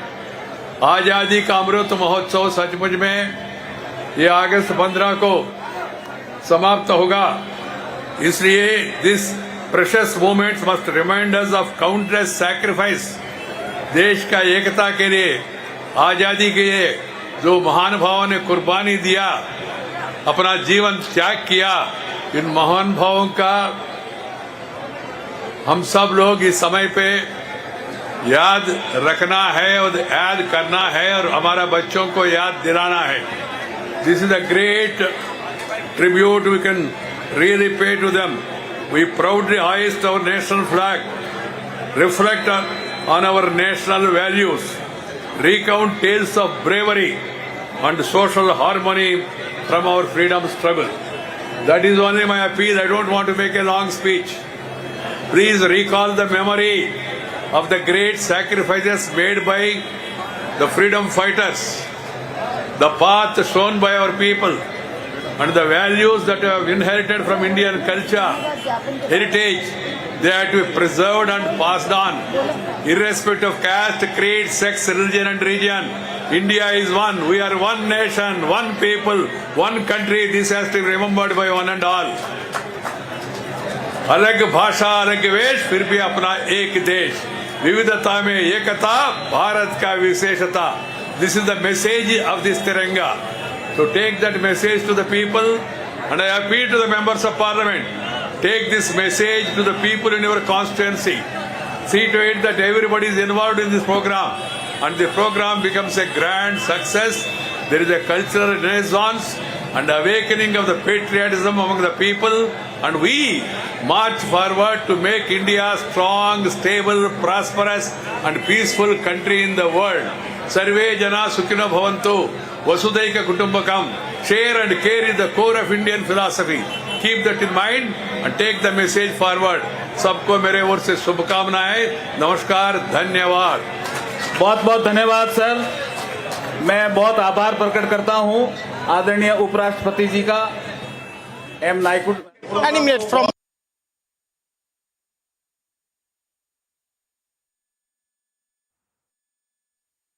All right, so pictures on your screen are of the Tiranga bike rally that's taking place in the national capital, being flagged off, of course, by the Vice President Venkaiah Naidu over there. Do remember that this is a celebration that, of course, is part of the Union Ministry of Culture's various events that are taking place in the 76th year of our independence. This is also part of the Azadi Ka Mahotsav that is being celebrated across the country. So these pictures on your screen are coming to you from the national capital. There are a host of events, of course, which have been lined up as part of the 75th year of India's independence. This particular one, of course, being flagged off earlier this morning, a short while ago, in fact, by the Vice President Venkaiah Naidu. Venkaiah Naidu also speaking about the rich cultural heritage of our country, also giving out a clear message of unity amongst diversity. So the Vice President over there flagging off this rally that is taking off from Vijay Chowk, I think. A host of events, of course, have been lined up as part of the Azadi Ka Amrit Mahotsav, also including the Har Ghar Tiranga initiative that has been launched by the union government. Now, pictures on your screen are of the Vice President who flags off this rally, as well as other senior leaders of including, I think, the Minister of Culture also there right now. So the Tiranga bike rally being flagged off from the national capital. हाँ, सब मिलेगा उधर, सब है. ये आ रहे हैं जैसे जैसे उपराष्ट्रपति जाएंगे उस तरह से. हाँ, उपराष्ट्रपति जैसे ही प्रस्थान करेंगे, उसके बाद हम यात्रा शुरू। Well, the Culture Ministry, of course, has organized a Tiranga bike rally that takes place from the Red Fort to Parliament for the MPs of all parties. Now, the Parliamentary Affairs Minister Prahlad Joshi is also present, I think, in that rally. The rally, of course, was flagged off just a short while ago by the Vice President Venkaiah Naidu over there. He also gave out a message of peace and harmony. And as I was pointing out earlier, of course, this rally takes place from Red Fort to Parliament, and MPs of all parties are believed to be participating in this rally. Let's cut across live to Priyanka, who's reporting from New Delhi on this. Priyanka, this, of course, is part of the Azadi Ka Mahotsav celebrations that we are seeing in this year, that is the 75th year of our independence. सबने तो इसमें यात्रा के आयोजन में मदद की है। मीडिया कर्मियों का आभार प्रकट करता हूँ, विशेष करके मीडिया कर्मियों का। Priyanka, can you hear us? Press के बंधुओं का, जिन्होंने इस यात्रा के प्रचार। All right, I don't think Priyanka can hear me over there, but सब एकजुट होकर तिरंगा यात्रा में जुटे हैं। बहुत सारे केंद्रीय मंत्री, सांसद, अलग अलग दलों के नेता वो भी इसमें जुड़े हैं। मैं चाहता था विपक्षी दल भी बड़ी संख्या में जुड़ते, लेकिन वो तिरंगा यात्रा में नहीं जुड़े, लेकिन अपने अपने क्षेत्रों में तिरंगा यात्रा वो अवश्य करें, क्योंकि ये संदेश है आज की पीढ़ी को, आने वाली पीढ़ियों को, कि हम सब भारत को एकजुट रखेंगे, भारत को आगे बढ़ाएंगे, भारत को और मजबूत और ताकतवर बनाएंगे। राष्ट्रपति जी प्रस्ताव कर गए हैं, यात्रा प्रारंभ हो रही है, सभी व्यवस्था बनाए रखें।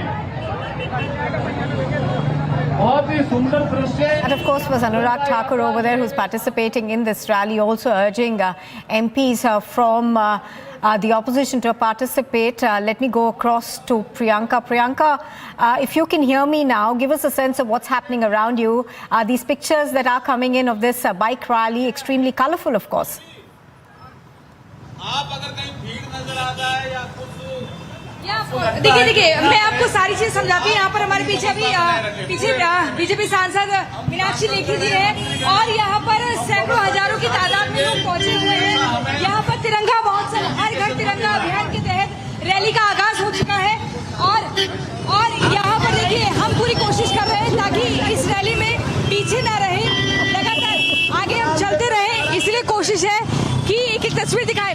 यहाँ पर 13 से 15 अगस्त तक कोशिश है यहाँ बीजेपी की तरफ से कि किसी भी पार्टी का नहीं, यहाँ बाकी और पार्टियों के सांसद भी पहुंचे, उनको भी निमंत्रण दिया गया है। और यहाँ पर देखिए, आप देख रहे हैं यहाँ पर केंद्रीय मंत्री, यहाँ पर सांसदगण, यहाँ पर भारी तादाद में लोग पहुंचे हुए हैं और दूर दराज से लोग पहुंचे हैं। हमारे पीछे मीनाक्षी लेखी जी हैं, सीधा हम उनको माइक देंगे और कोशिश करेंगे कि वो अगर माइक पकड़कर अपनी प्रतिक्रिया दे पाए, क्योंकि यहाँ स्कूटी चलाते हुए माइक से प्रतिक्रिया लेना थोड़ा मुश्किल होगा। मीनाक्षी जी, क्या संभव होगा? भारत माता की नारे लग रहे हैं यहाँ पर, भारत माता की जय के नारे लग रहे हैं यहाँ पर। और देखिए हम कोशिश करते हैं। All right, so those, of course, are parliamentarians who are undertaking this Tiranga bike rally from Red Fort to Parliament. This, of course, has been organized by the Culture Ministry. It's an initiative which is part of the Azadi Ka Amrit Mahotsav. The Vice President of the country, Venkaiah Naidu, of course, inaugurated this rally just a short while ago, and MPs of all political parties have been asked to participate in it, but what we are given to understand is that several opposition MPs have given this event a skip. Anurag Thakur, of course, was part of the rally earlier, and Meenakshi Lekhi also bike-borne right now. So all these, I think that appears to be Smriti Irani, if I'm not mistaken. Yes, that's Smriti Irani, who's also on that bike over there. So this, of course, is part of the several programs that have essentially been launched by the Centre for celebrating 75 years of India's independence. I think I'm going to cut across live on the ground to Piyush. Piyush, pictures coming in extremely colourful this morning. This, of course, is part of the Azadi Ka Mahotsav program that's been launched by the centre. This particular event, Piyush, organised by the Ministry of Culture?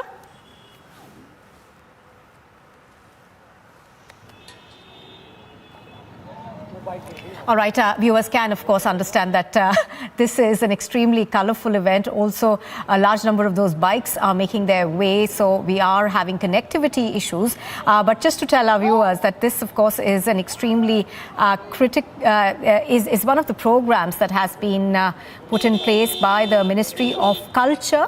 MPs are riding from Red Fort to Parliament. Piyush, if you can hear me, take us through what's happening around you. Colourful visuals coming in.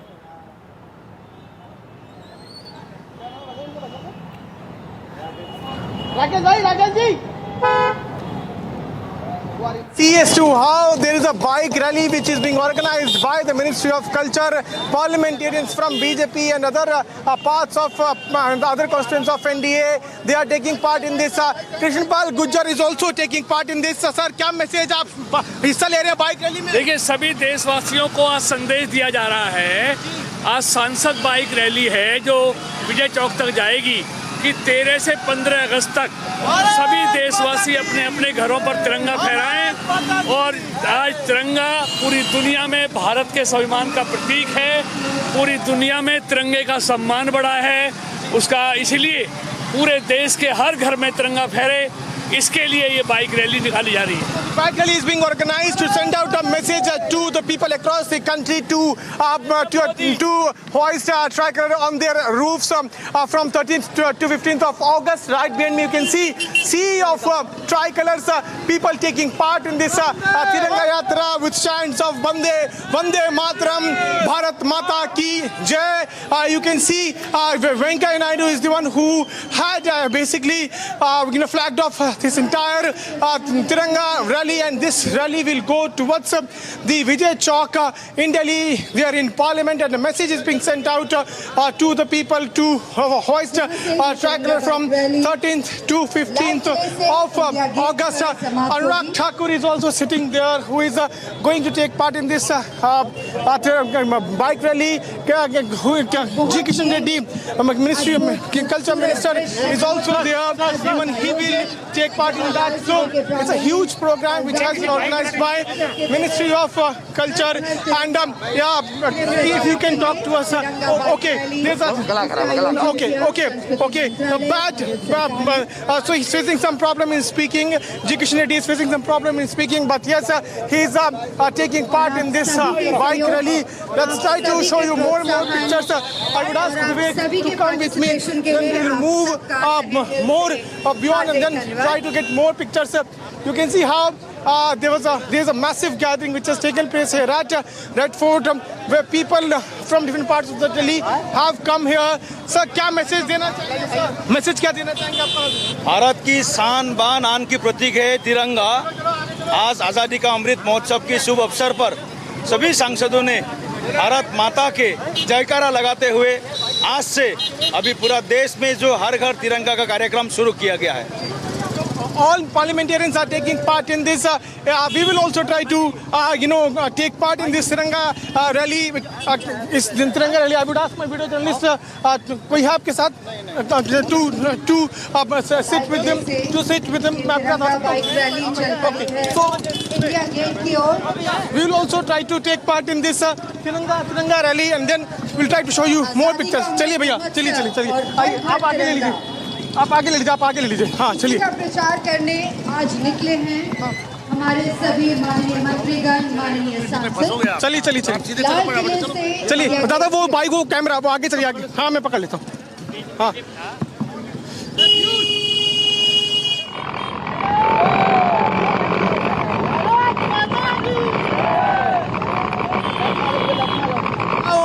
Taking place from which has now begun from Red Fort, which is now begun from the Red Fort. We'll try to show you different colors. I would ask Vivek to continue to show you the pictures. We are taking part in this Tiranga rally, Tiranga bike rally, which has now begun. which is now begun from Red Fort. Many parliamentarians have taken part in this bike rally, Tiranga bike rally, which has now begun from Red Fort. They are going towards the parliament, so it's a big day. A message is being sent out clearly by the parliamentarians to hoist tricolour on their respective houses from 13th to 15th of August. So it's a huge Tiranga rally, Tiranga bike rally, which has now begun from Red Fort. We'll have to wait and watch how this program is further going to be continued. But yes, a clear message being sent out by the government, by the Ministry of Culture, and also is being told to people across the country to take part in flag hoisting ceremony on their roofs from 13th to 15th of August. So we are continuously showing you live pictures from this Tiranga bike rally, which has now kick-started from Red Fort. This bike rally will go towards the Vijay Chowk in Delhi, and till there we will be also taking part in this bike rally. We are also following all the precautions by wearing helmet, and also we are also taking part in this bike rally, which has now been kick-started. अपने कर्तव्य बोध को ध्यान में लेते हुए हर घर तिरंगा फहराने का, भारत के भविष्य को लहराने का काम करें।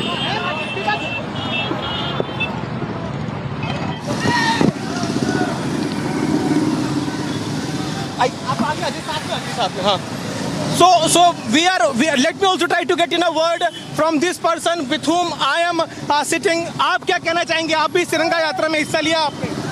हाँ जी बोलिए, क्या कहेंगे आप? आज हमारे लिए बहुत ही हर्षोल्लास का दिन है। आज हमारे माननीय प्रधानमंत्री श्री मोदी जी की वजह से ये संभव हो पाया है। जी। और यहाँ से विजय चौक तक जा रहे हैं। 13 अगस्त से 15 अगस्त तक जो है ये कहा गया है कि आप झंडा लहराएं अपनी छतों पर। क्या कहना चाहेंगे आप? हम तो पूरे साल झंडा लहराते हैं, कोई आज स्पेशल नहीं है। हम हिंदुस्तानी हैं। आप क्या कहेंगे? हेलो, ये तिरंगा यात्रा में आप हिस्सा ले रहे हैं, क्या कहेंगे? जी बहुत अच्छा है, और हम सबको अपने घर पे तिरंगा लगाना चाहिए, और इससे अपनी देश की शान बढ़ती है। और that is the message by the people. And now here there are few people who are now saying हर काम में जुट जाएं, उठ जाओ और जुट जाओ। कुछ ऐसा नहीं जो हम पा नहीं सकते, और कुछ ऐसा नहीं जो हम कर नहीं सकते। यही हमारी प्रेरणा हो, और भारत का तिरंगा हर मन में लहराए। जी, ये तो बहुत ही खुशी का माहौल है, और चारों तरफ जो ये माहौल है तिरंगा यात्रा का, वो आप सबके सामने है। हर भारतीय के मन में बसता है तिरंगा। इसे किसी एक पार्टी से जोड़ के देखना बिल्कुल गलत है। ये कोई पार्टी और कोई राजनीतिक व्यवस्था का हिस्सा नहीं है। भारत पर जिन वीर और वीरांगनाओं ने अपना सर्वस्व न्यौछावर किया, उनको श्रद्धांजलि देते हुए, भारत के प्रति एकता का भाव रखते हुए, देश को सर्वस्व न्यौछावर करने की प्रेरणा का प्रतीक है। जी। हाँ जी, हमारे कार्यक्रम लगातार दिल्ली में होने वाले हैं और पूरे देश भर में होने वाले हैं, और हर घर तिरंगा का जो आयोजन है वो हर घर के ऊपर तिरंगा लहराएगा, और वही हमारे लिए सबसे बड़ा संदेश है। हाँ जी, हर घर में जाएगा।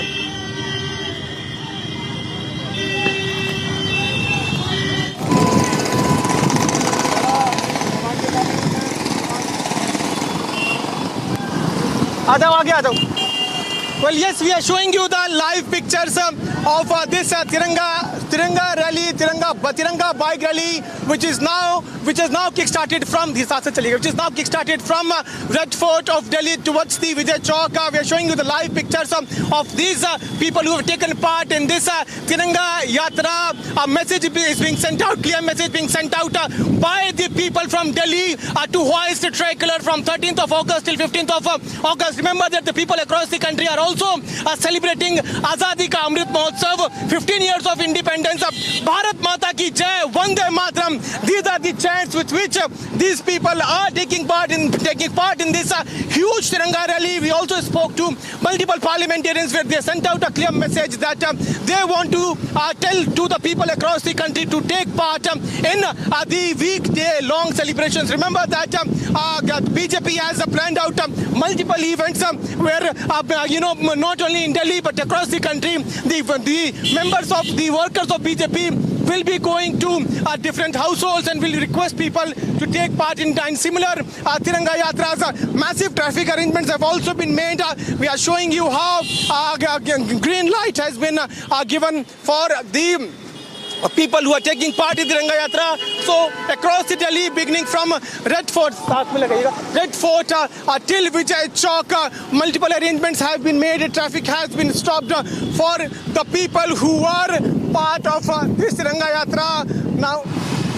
Now we have now reached here. We have now reached till at the ITO area of Delhi, and from here we will be moving towards the Vijay Chowk, and you can see right behind me people chanting slogans Bharat Mata Ki Jai, Vande Mataram. So euphoric environment here where people of Delhi and also parliamentarians have taken part in this Tiranga Yatra, which has begun from Red Fort going towards the Vijay Chowk till Parliament. This Tiranga Yatra is going and a clear message is being sent. And also you can see, if Vivek can zoom, a balloon, a tricolor balloon is also flying there in the sky right above us. So a message is being sent to get united, to take part in Azadi Ka Amrit Mahotsav, which will begin from the next week. And today is the first day where on this day, the government is sending out a message. आप भी तिरंगा यात्रा में हिस्सा ले रहे हैं, क्या मैसेज देना चाहेंगे आप? भारत अखंड हो, भारत मजबूत हो, भारत माता की। आप क्या कहना चाहेंगे? मैं no comment. So Bharat Akhand ho, Bharat Majboot ho. That is also a message being sent out by the people who have taken part in this Tiranga bike rally. Any minute from now we will be reaching there to Vijay Chowk where this yatra will culminate. But yes, we saw how parliamentarians from different political parties took part in this Tiranga bike rally, and thousands of people from Delhi also took part in this.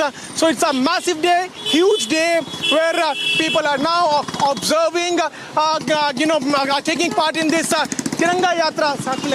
Tiranga Yatra, we are continuously showing you the pictures coming in from Delhi's Mandi House area, and now from here we are moving towards the Vijay Chowk. Now after this very short break, we will get more and more pictures as the Tiranga Yatra is going on, which has kick-started from Red Fort and will culminate there at Vijay Chowk. Stay tuned for more and more updates and keep watching Republic TV.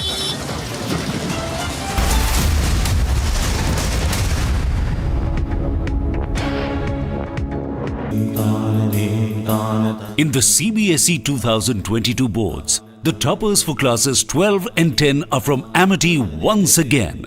At Amity, we are privileged to educate brilliant students and express our gratitude to our teachers and school leaders who passionately work for the success of our children. मैं भी ये चाहता हूँ, हमेशा दिल में सोता हूँ शाम को, मेरे को दर्द होता है कलेजे के अंदर कि चाइना आए तो आज भी मैं खाने के लिए तैयार हूँ। युद्ध भूमि में दुश्मन से जब हम लड़ा करते थे, तूफानों को मोड़ दिया करते थे। अभी जितना बॉर्डर पर मारते हैं उतना तो हम रोड पे छोड़ दिया करते थे।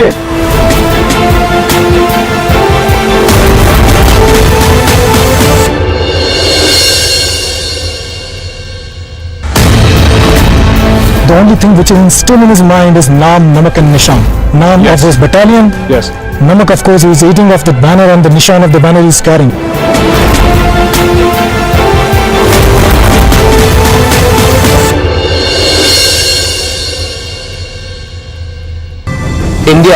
इंडिया को रिप्रेजेंट किया और इंडियन फ्लैग को वहाँ पे देखा इटली में, तो कैसा लगा तुम्हें? जब मैं वहाँ पहुंची, मैंने देखा इंडिया का फ्लैग, वाव, ये तो मैं इतनी खुश हो गई कि नहीं, अब तो कुछ करके दिखाना है।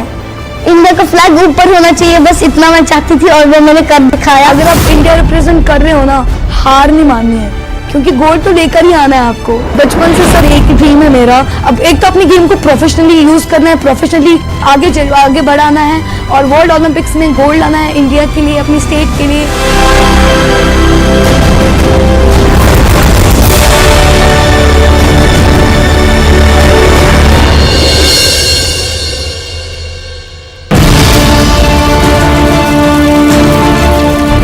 So this is the place you are heading here. This is the heart of Kabul. This is the place where a lot of ministries are located here. You know, the Shirpur, one of the places in Kabul, on the entrance of Al-Qaeda organization, Al-Zawahiri.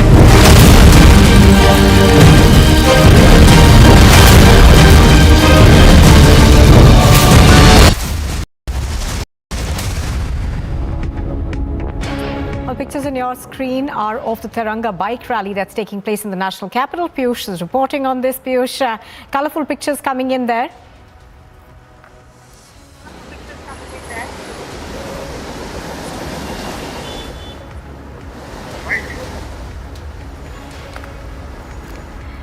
I don't think we've got Piyush. Showing you the pictures coming in from Delhi, where the Tiranga Yatra is now underway. I would ask Vivek to show you the live pictures. We are also taking part in this Tiranga Yatra. Remember that this will culminate there at Vijay Chowk, and there was a meeting took place of the NDA constituents where it was also decided that all the parliamentarians of BJP will take part in such yatras and programs in coming week, and also they will take part in all the events marking the 75 years of independence. After this very short break, we will be getting more and more details as Tiranga Yatra is all set to culminate there at Vijay Chowk of Delhi, and thousands of people have taken part in this huge Tiranga Yatra.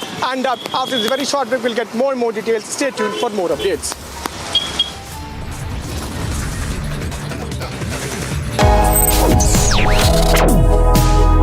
Reading allows us to become familiar with ourselves. We don't read, we won't know what is knowledge. I just find it very interesting to know people's lives, how they went through certain situations, how they dealt with things. So wherever you want to go in life, if you read books along those lines, then that would really help you in growing. Reading could mean a million different things to every individual. What does it mean to you? Visit readindia.info to find out more.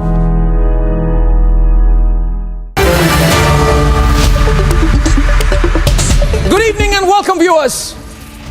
Now, you all know that I'm no fan of American foreign policy, but I'm so glad that the Americans are calling China's bluff this minute. That's the live developing story in Taiwan.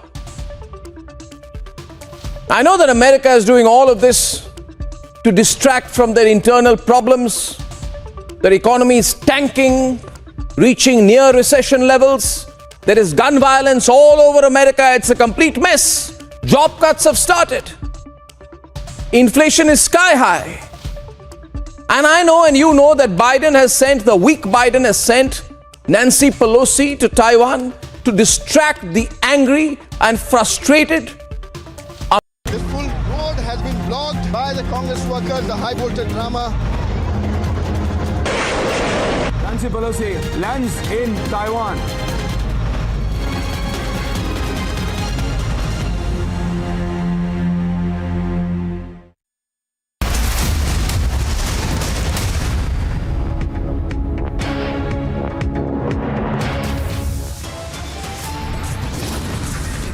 Top headlines at 9:30 a.m. China in a flux. Pelosi in Taiwan, despite threats of serious consequences from Beijing.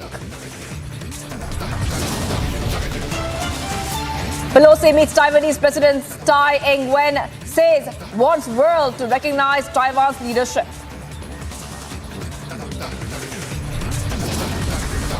Taiwan digs its heels in, says will do whatever it takes for self-defense.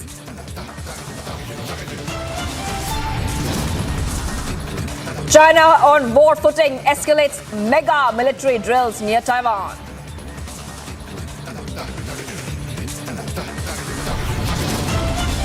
As world watches the unfolding of mega face-off with bated breath, Russia backs China, calls Pelosi's visit a clear provocation. A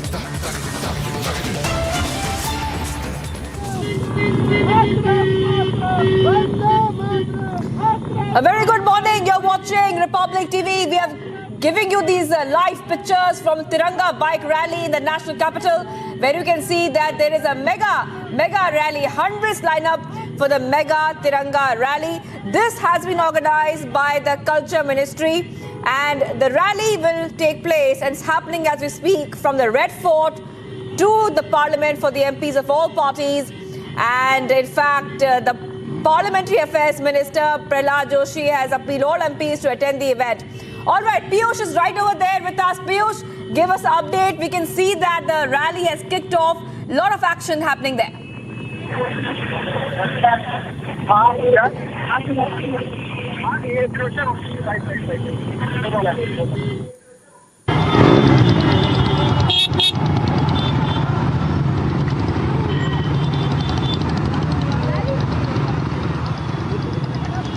All right, we'll be getting to Piyush. He's right over there where all the action is happening. The visuals you see on your screen of the bike rally, which has kick-started already.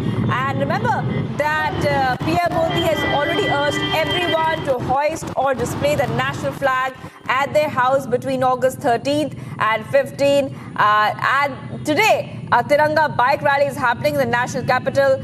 We're getting you all the updates from ground. We had also seen Meenakshi Lekhi speaking to Republic on why it's important for everyone to participate in the Tiranga bike rally in the national capital. And this is the big story we're tracking at this point of time. Piyush Mishra is there on spot as well, and we'll be going to him very soon.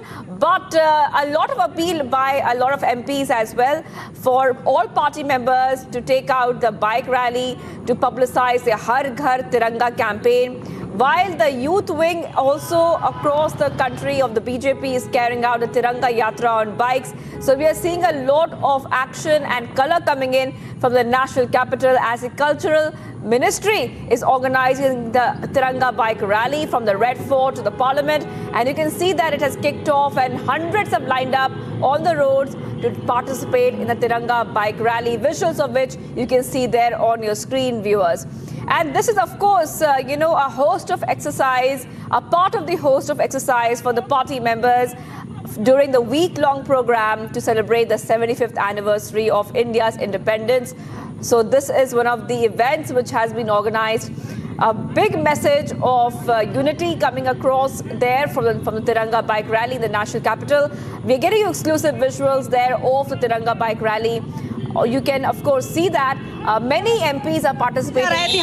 जी, मेरे को तो खुशी है कि आप मेरे साथ रहीं और आपने गाड़ी भी चलाई, जो अगर मैं चलाती तो मैं बात नहीं कर सकती थी आपसे, मगर वो दोनों काम सॉल्व हुए जब आपने गाड़ी भी चलाई और साथ में माइक पर भी बने रहे. तो थैंक यू वेरी मच, आपको आपका धन्यवाद. लेकिन ये जो ऐतिहासिक दिन होने वाला है, ये बड़ा संदेश होगा बाकी और देशों के लिए भी. लगातार निरंतर भारत की मजबूत होती जा रही है. ये संदेश भारत के एक होने का और भारत के हर भारतीय के मन में तिरंगा और अपने वीर वीरांगनाओं के प्रति जो श्रद्धा है, ये भारत की एकता और अखंडता का प्रतीक है और यही भारत के आन बान शान का प्रतीक है. क्योंकि इतना सब इस देश को आज़ाद करने में लगा, इतने लोगों ने अपनी कुर्बानी दी, बलिदान दिया, उन सबके प्रति श्रद्धांजलि का अवसर है. और यही हम सब भारतीयों की प्रेरणा है कि आने वाले भारत का जो संदेश है वो क्या हो. हमें ये जानकारी मिली है कि इस रैली में कोई भेदभाव नहीं, ये नहीं कि बीजेपी के लोग आएंगे, सबको बोला गया. नहीं, इसमें सबको आने के लिए कहा गया. और मैं पुनः आग्रह करती हूँ कि हर घर तिरंगा कार्यक्रम में अभी भी समय है. सब लोग अपने घर पर तिरंगा लगाएं और साथ में उसकी फोटो सोशल मीडिया पर डालें. कोई पार्टी और कोई व्यक्ति आपको घर में कहने के लिए नहीं आएगा. आजादी का अमृत महोत्सव है, 15 अगस्त आ रहा है. हर भारतीय अपने घर में तिरंगा लगाए. हम देख रहे हैं अलग अलग राज्यों में तिरंगे बन रहे हैं, तो क्या जो गैर बीजेपी शासित राज्य है वहाँ पर भी ये सब जगह ये तो पोस्ट ऑफिस के माध्यम से खरीदारी जो है तैयार है और हर भारतीय को इसमें शामिल होना चाहिए और तिरंगा अपने घर पर खरीद कर लगाना चाहिए. अब कोई ऐसा संगीत, कोई ऐसा वाक्य आपको याद आ रहा हो जो आज के दृश्य को बताता हो और पूरी तरह से दर्शाता हूँ। मैं तो यहाँ आती हूँ ना इस पर विस्टा पर, तो मुझे कुछ चीज़ें याद आती हैं जो मन को दुख देने वाली भी हैं। मुझे याद आता है वो समय जब मैं यहाँ कारगिल के बाद, क्योंकि होशो हवास में तो कारगिल एक ऐसा युद्ध था जो हम सब ने आंखों के पास से देखा, तो उस समय पर जब भी मैं यहाँ आती थी अपने कुछ लोगों के साथ एक रीत चढ़ाने के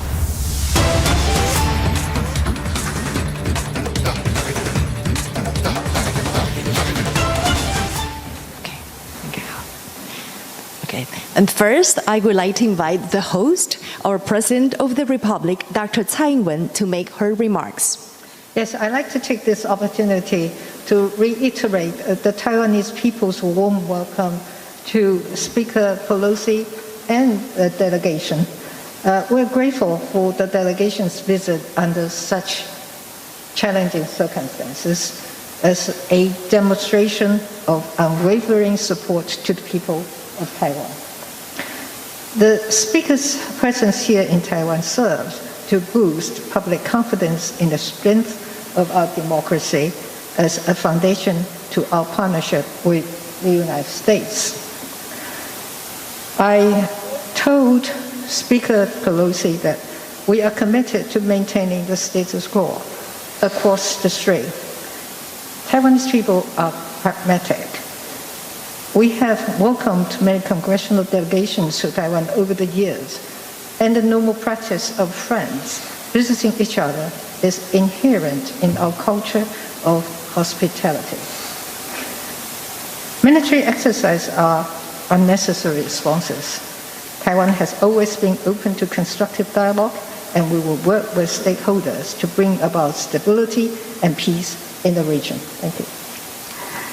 Thank you very much, Madam President. And now I'm honored to give the floor to Speaker Pelosi to deliver her remarks. Thank you very much. Thank you, Madam President, for your leadership and for the leadership gathered here with you today. I'm proud of my delegation. We're almost like one unit. The chairman of the Foreign Affairs Committee, the chairman of the Mr. Meeks, Mr. Takano, chair of Veterans Affairs, vice chairs of Energy and, Ways and Means, the Trade Committee, Congresswoman Susan Delbene, a member of the Intelligence Committee, Mr. Krishnamurthy, and a member of the Foreign Affairs and Armed Services Committee, Mr. Kim. I say that because when I speak, my receiving your kind words as well as this invitation is really received and appreciated by members of Congress. On both sides of the aisle, on both sides of the Capitol, great enthusiasm for the U.S.-Taiwan relationship. Let's just put it in perspective. Over 4 decades ago, the Taiwan Relations Act was built in building a strong bond between our two countries, advancing our shared interests of governance, economy, and security, while respecting the One China policy. Our solidarity with you is more important than ever as you defend Taiwan and your freedom. In our bilateral meeting, we discussed key opportunities to deepen our partnership, upholding democracy and human rights and respect for the individual, combating, well, I'll get around to comment. 3 areas that I just mentioned: security, economy, governance.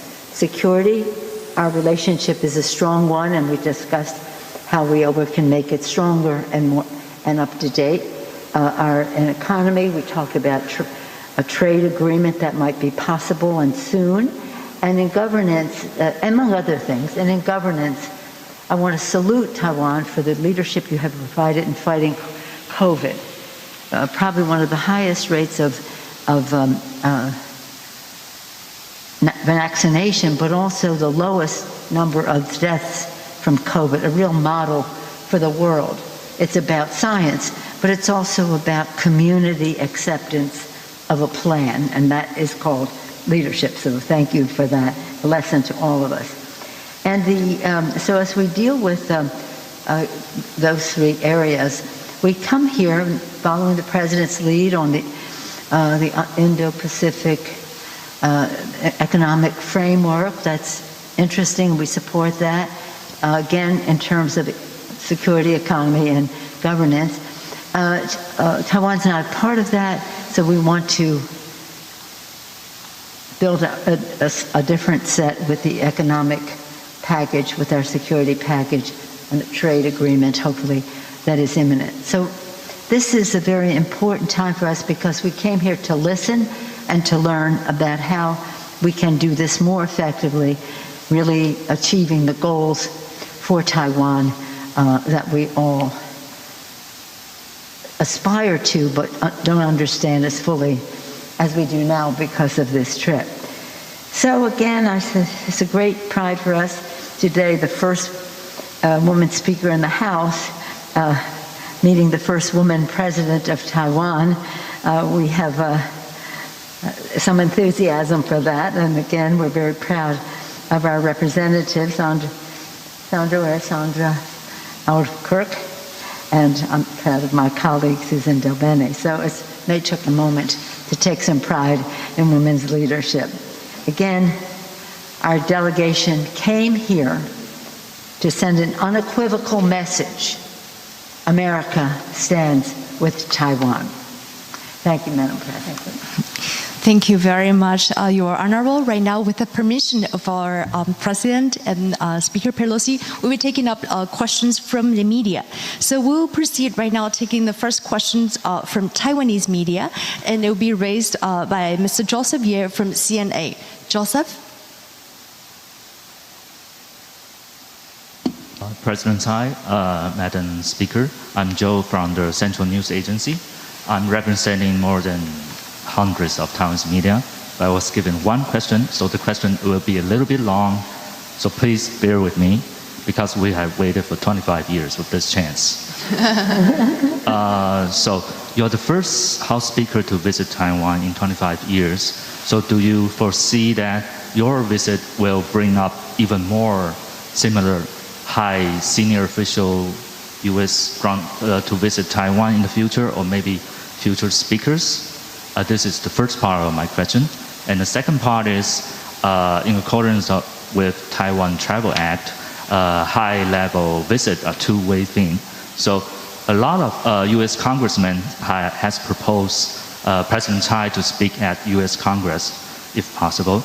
Do you see that it could realize anytime soon in the near future, especially under your leadership in the House? And the final question is, I'm sorry, 25 years again, sorry. The final question is, how do you see how the Chinese welcome you with military exercise and sanctions against Taiwan? Do you foresee that? Thank you. Well, first let me thank you for your questions on behalf of all of those other people. And to say that in terms of our visit here, and would that lead to other visits? I certainly hope so. But I think it's important to note that members of Congress, several of them have made trips just earlier this year. 5 senators, bipartisan, came, again, including the chair of the Foreign Relations Committee, Mr. Menendez, came. Not too much of a fuss was made. Individual senators have made trips or plan to make trips. And I just hope that it's really clear that while China has stood in the way of Taiwan participating and going to certain meetings, that they understand that they will not stand in the way of people coming to Taiwan. It's a show of friendship, of support, but also a source of learning about how we can work together better in collaboration. So, I think that they made a big fuss because I'm Speaker, I guess. I don't know if that was a reason or an excuse, because they didn't say anything when the men came. What the second part was,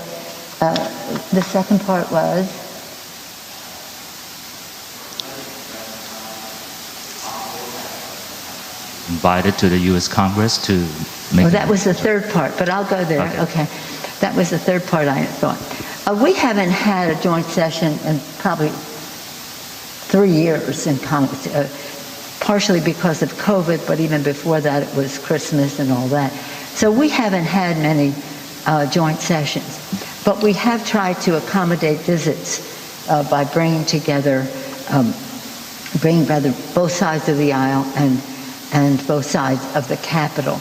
And I would hope that that opportunity would be there.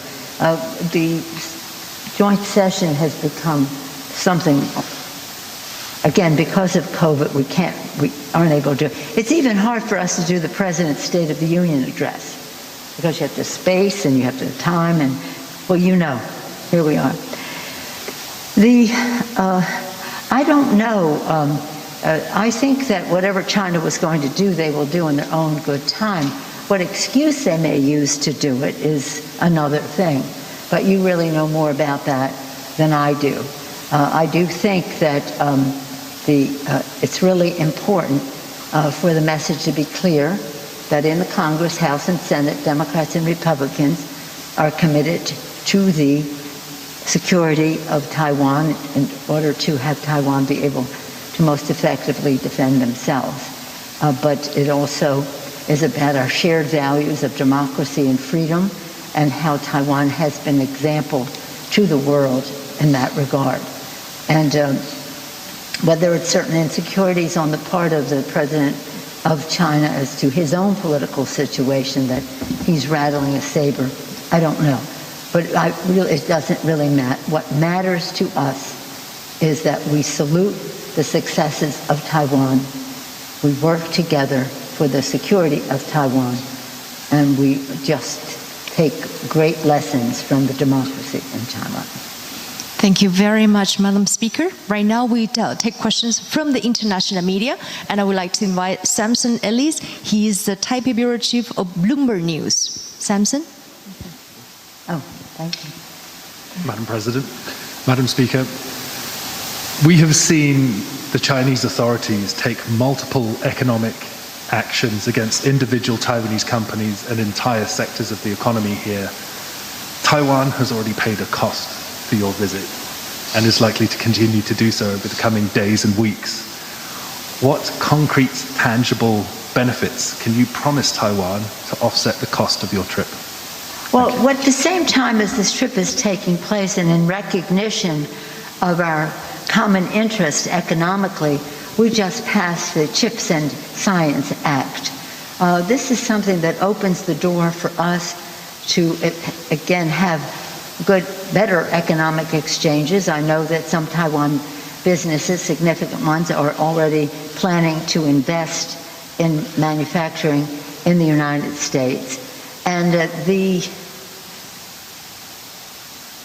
ingenuity, the entrepreneurial spirit, the brain power, whatever, the intellectual resource that exists in Taiwan and the success of the tech industry here for one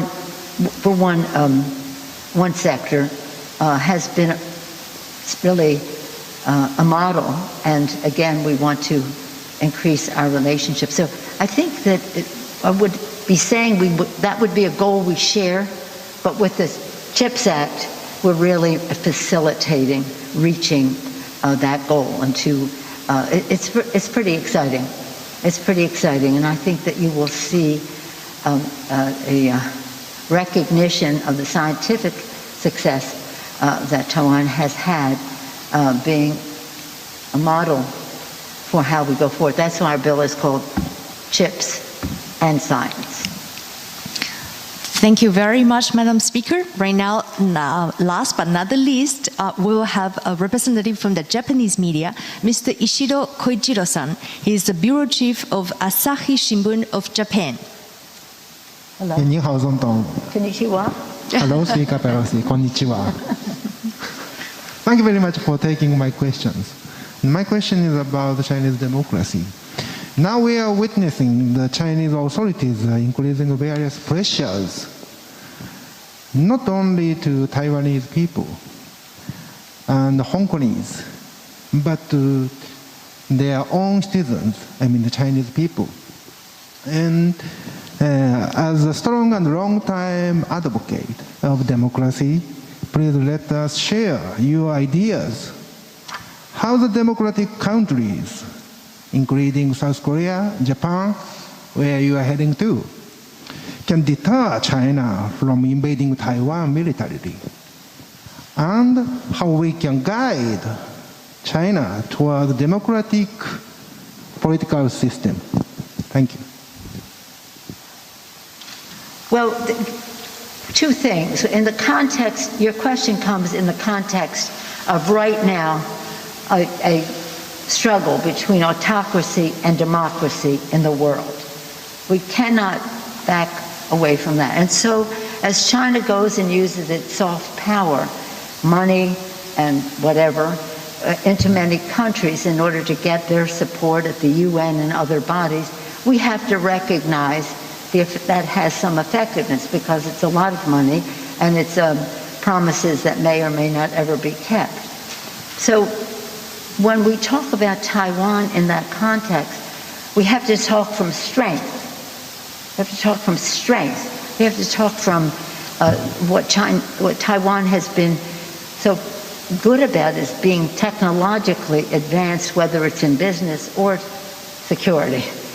And we have to show the world, and that's one of the purposes of our trip, to show the world the success of the people of Taiwan, their courage to change their own country to become more democratic, their respect for people and the rest, and quite frankly, a model in this region in that respect, in those respects. So strength, goodwill, and again, the demonstration of a democracy that has evolved to a stronger place now, and it offers a very strong contrast to what's happening on mainland China. No more evidence needed than what happened in Hong Kong under one country, two systems. It didn't happen. But again, we're not here to talk about mainland China. We're here to talk about Taiwan. We have our our Taiwan Relations Act. We support the communiques, this, that, and the other thing that have gone before. So we're supporters of the status quo and the rest. We don't want anything to happen to Taiwan by force. So strength, and one of the biggest sources of strength is democracy. I said at a meeting earlier with the parliamentarians, in our earliest days of our founding of our country, Benjamin Franklin, our presidency, said, freedom and democracy. Freedom and democracy on one thing, security here. If we can't have either if we don't have both. So, security, economics, security, economy, and again, and governance, they're all related, and we want Taiwan to always have freedom with security, and we're not backing away from that. Okay? Thank you very much. Anything you'd like to add to anything? Okay. Thank you so very much, ladies and gentlemen. Today's event is especially important because we are witnessing the historical visit of Speaker Pelosi to Taiwan to convey the message of the U.S. support to Taiwan. So we know, in a challenging time like this, Taiwan is not alone. We also would like to thank very especially to President Tsai Ing-wen for her leadership, her resilience, strength, and wisdom shown in leading Taiwan.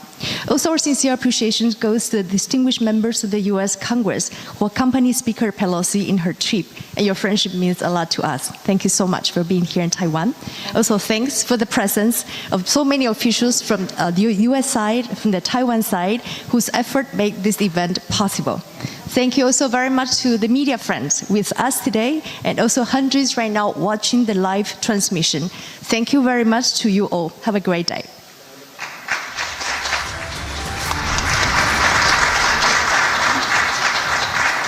All right, viewers, we just saw that Pelosi-Tsai briefing, where once again Nancy Pelosi says that America stands with Taiwan. That's our top story. We'll be coming back after a short break. Stay tuned.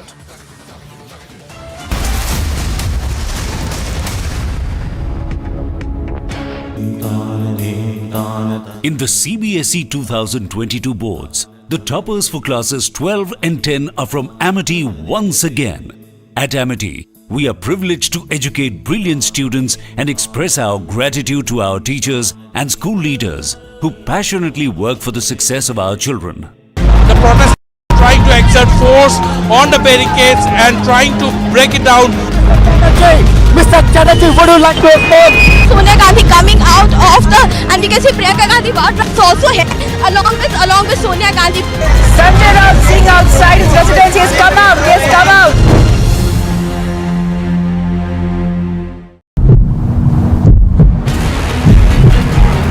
I'm reporting from right outside the Herald House. Congress Karyakartas on the roads, but they were blocking the roads in the Little Delhi. The live images could be clearly seen in the live images.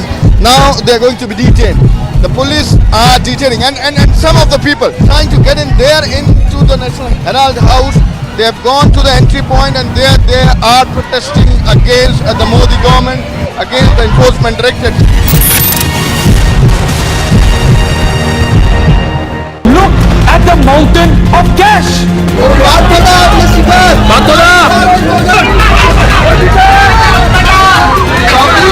Rahul Gandhi को हिरासत में लिया जा रहा है। बड़ी खबर, बड़ी जानकारी।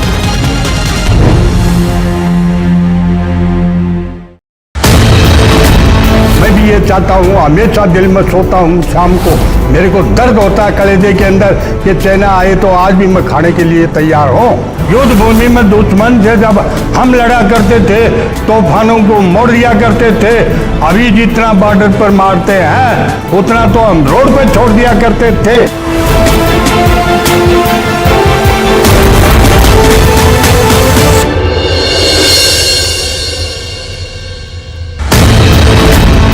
The only thing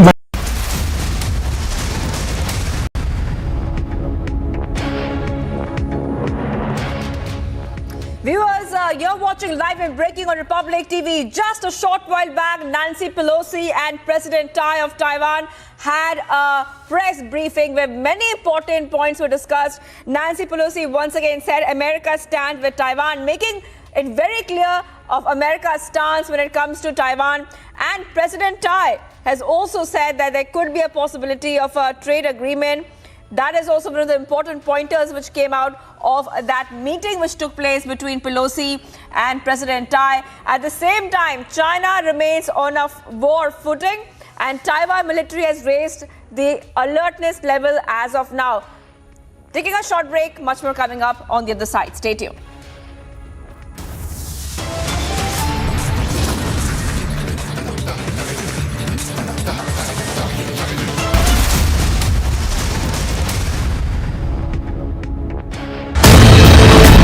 मैं भी ये चाहता हूँ, हमेशा दिल में सोता हूँ शाम को, मेरे को दर्द होता है कलेजे के अंदर कि चाइना आए तो आज भी मैं खाने के लिए तैयार हूँ।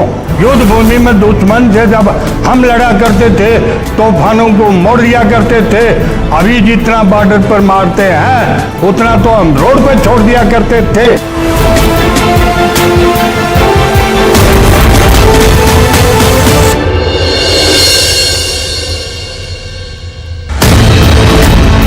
The only thing which is still in his mind is Naam, Namak and Nishan.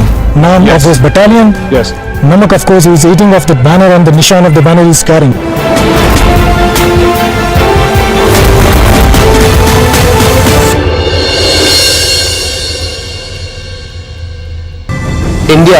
India को रिप्रेजेंट किया और इंडियन फ्लैग को वहाँ पे देखा इटली में, तो कैसा लगा तुम्हें? जब मैं वहाँ पहुंची, मैंने देखा इंडिया का फ्लैग। वाह, ये तो मैं इतनी खुश हो गई कि नहीं, अब तो कुछ करके दिखाना है। इंडिया का फ्लैग ऊपर होना चाहिए, बस इतना मैं चाहती थी और वो मैंने कर दिखाया। अगर आप इंडिया रिप्रेजेंट कर रहे हो ना, हार नहीं माननी है, क्योंकि गोल्ड तो लेकर ही आना है आपको। बचपन से सर एक ड्रीम है मेरा, अब एक तो अपनी गेम को प्रोफेशनली यूज करना है, प्रोफेशनली आगे बढ़ाना है और वर्ल्ड ओलंपिक्स में गोल्ड लाना है इंडिया के लिए, अपनी स्टेट के लिए।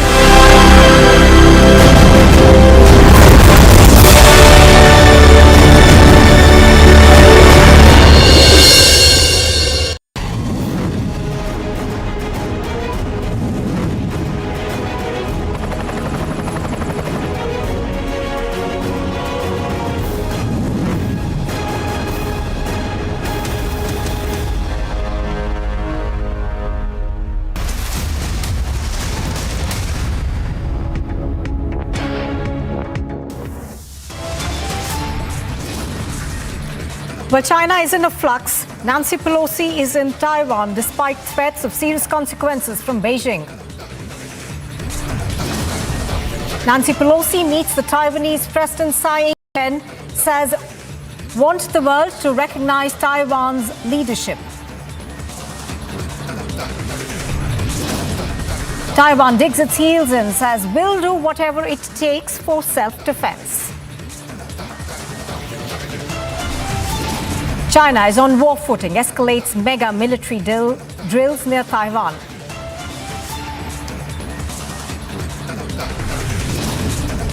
And as the world watches the unfolding mega face-off with bated breath, Russia backs China, calls Pelosi's visit a clear provocation.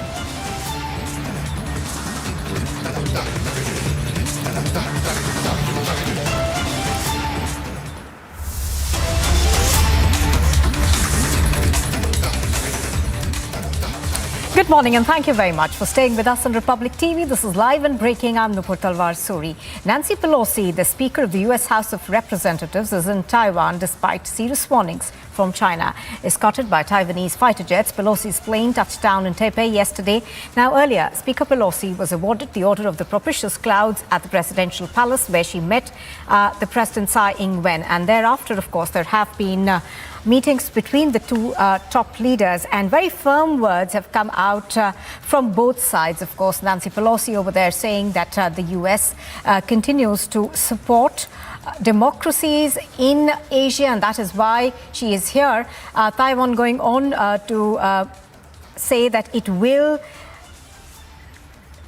safeguard its integrity. So those words are something that have obviously rattled China. We have seen reactions come in from China since yesterday. Group Captain Augustine Vinod is joining us right now. Group Captain Vinod, good morning. Thank you very much for speaking to us on Republic TV. Group Captain Vinod, you know, we've since yesterday seen a lot of saber rattling coming in from China. Now, do you think that in terms of the warnings that they have given, it's going to take a serious turn, or, you know, it's just wag the dog right now? It's a great question, Nupur. And I'll take your indulgence for about a minute and a half to put this in perspective as to what is happening in the world and especially in this part of the country. See, Nancy Pelosi is the first high-profile visitor from United States polity to visit Taiwan in over 2.5 decades.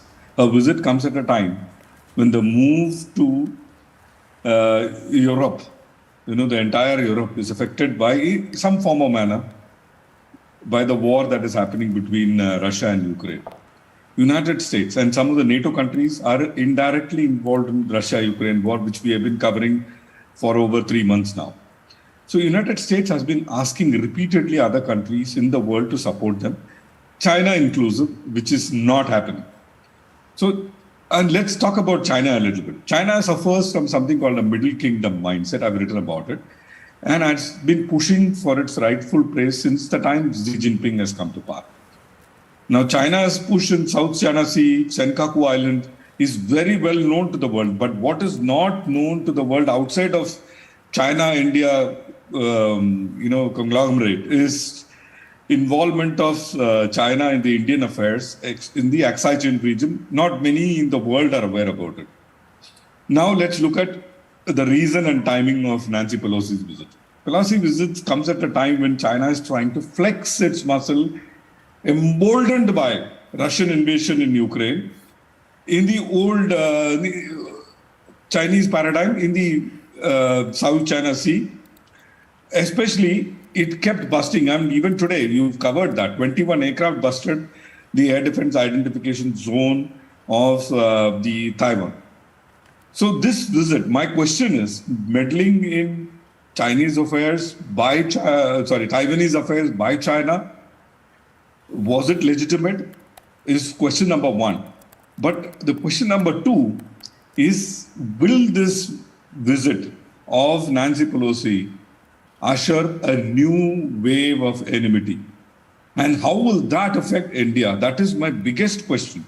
Because Taiwan is not a separate nation, mind you. Yes. Not many of our viewers are aware.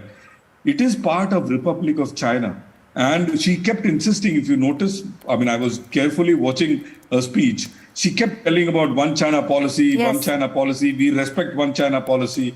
But she talked about freedom and she talked about democracy. One China is not a democracy. China is, country of a party. How one China policy, democracy and freedom come together is my biggest, question. And I'm a little confused how Nancy is putting all these three mixing ingredients together. So all this, the long and short of, if I were to put it, I think a new wave of enmity from China, USA, China, Taiwan could get ushered in. And this timing, I don't know, was it correct or not? Time will tell, Nupur. All right, Group Captain Vinod, of course, the first visit that she was supposed to undertake was in April, I think, and then Ms. Pelosi, of course, got COVID, and thereafter, of course, it got pushed. I'm going to bring in Jason Lee as well. He's reporting for Republic TV from Taipei. Jason, we've been talking about the fact that China, the one China policy that the US has endorsed, and so have many other countries in the world, but the Taiwanese are extremely fearful of what has happened in Hong Kong. And in that sense, give us the reaction that this visit of Nancy Pelosi is getting from the local population over there, because there is a great deal of fear among the Taiwanese right now that Taiwan could ultimately go the Hong Kong way. I don't think that the Taiwan public really were focusing on her words too much. Some political pundits will do that for them, but I don't think that the general Taiwanese public was paying that much attention to this meeting. I think they're mostly concerned about is if there will be any reaction from mainland China. That's their only real concern. All right, and what kind of reactions do people over there fear from mainland China? Jason Lee, if you could elaborate on that. Oh, they would fear military action. They don't want to hear the sirens turn on because those were on during a drill recently. So that's on the forefront of people's minds. But the opinions are split on whether or not something would actually happen. All right. Also, very quickly, Jason, is economic fallout also something that's worrying people over there? No, I think it may impact certain industries, like food industry has already been impacted, but I don't see a huge wave of sanctions coming towards Taiwan from mainland China over this. All right, stay with us, Jason Lee. I'm going to go back to Group Captain Vinod on this one. Group Captain Vinod, economically, China isn't doing too well right now. The no COVID policy that the Chinese government seems to has impacted their domestic economy quite a bit. So do you think in that scenario, what we are seeing in terms of saber rattling is also directed to its internal constituency? Nupur, once again, thanks for that question. Let's look at it. How will it affect day-to-day lives of people, and how will it affect polity? For the viewers, I want to tell you, 84% of Taiwanese investment, including the small investment of common people, is in mainland China, Nupur. It is not in Taiwan. Most of the industries of Taiwan are dependent on the manufacturing capability of mainland China. Lot of industry that I know of are getting their stuff made in China, bringing it to Taiwan and selling from Taiwan as made in Taiwan by rebranding them. So these things are happening. It will affect even a common man's life. Now the next question, which Jason Lee alluded to a little, is food. The food industry, major part of the food industry is still dependent on mainland China, because Taiwan, if you look at Taiwan and how the population is spread out, it is all spread out on the eastern coast facing China, that side. Because the other side of Taiwan is hilly region, non-arable region. So a lot of it's wheat, corn, rice, lot of fishing industry, everything happens in mainland China. So rightfully, it is called the People's Republic of China. But the way Taiwanese Taiwan is flexing its muscle. With Nancy's going there, it will have a great effect on common man's life. And second thing is this siren going off. That will greatly affect day-to-day life, day-to-day traffic, day-to-day going to office and coming back. So which is why my question is, people going gung-ho about Pelosi's visit. Pelosi will come and go. But the lives of Taiwanese people is what I'm worried about. Right, absolutely.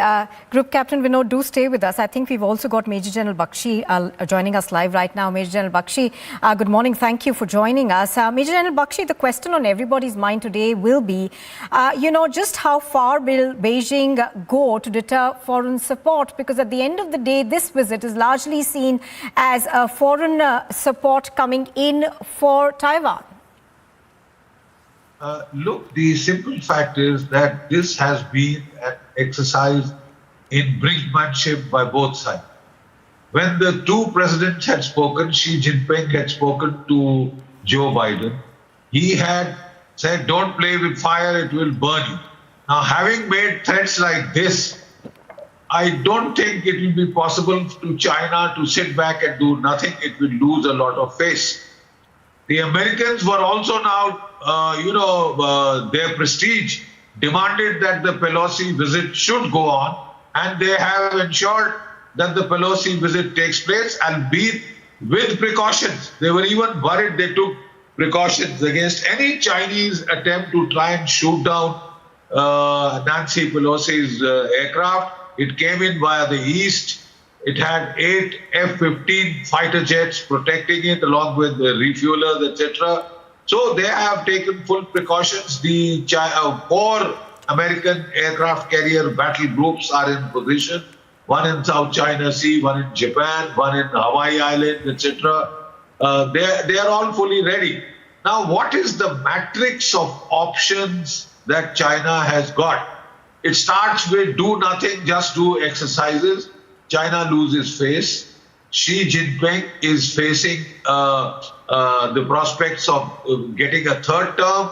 So he has to look strong. He cannot hope for a third term if there is a big back down, loss of face over Taiwan.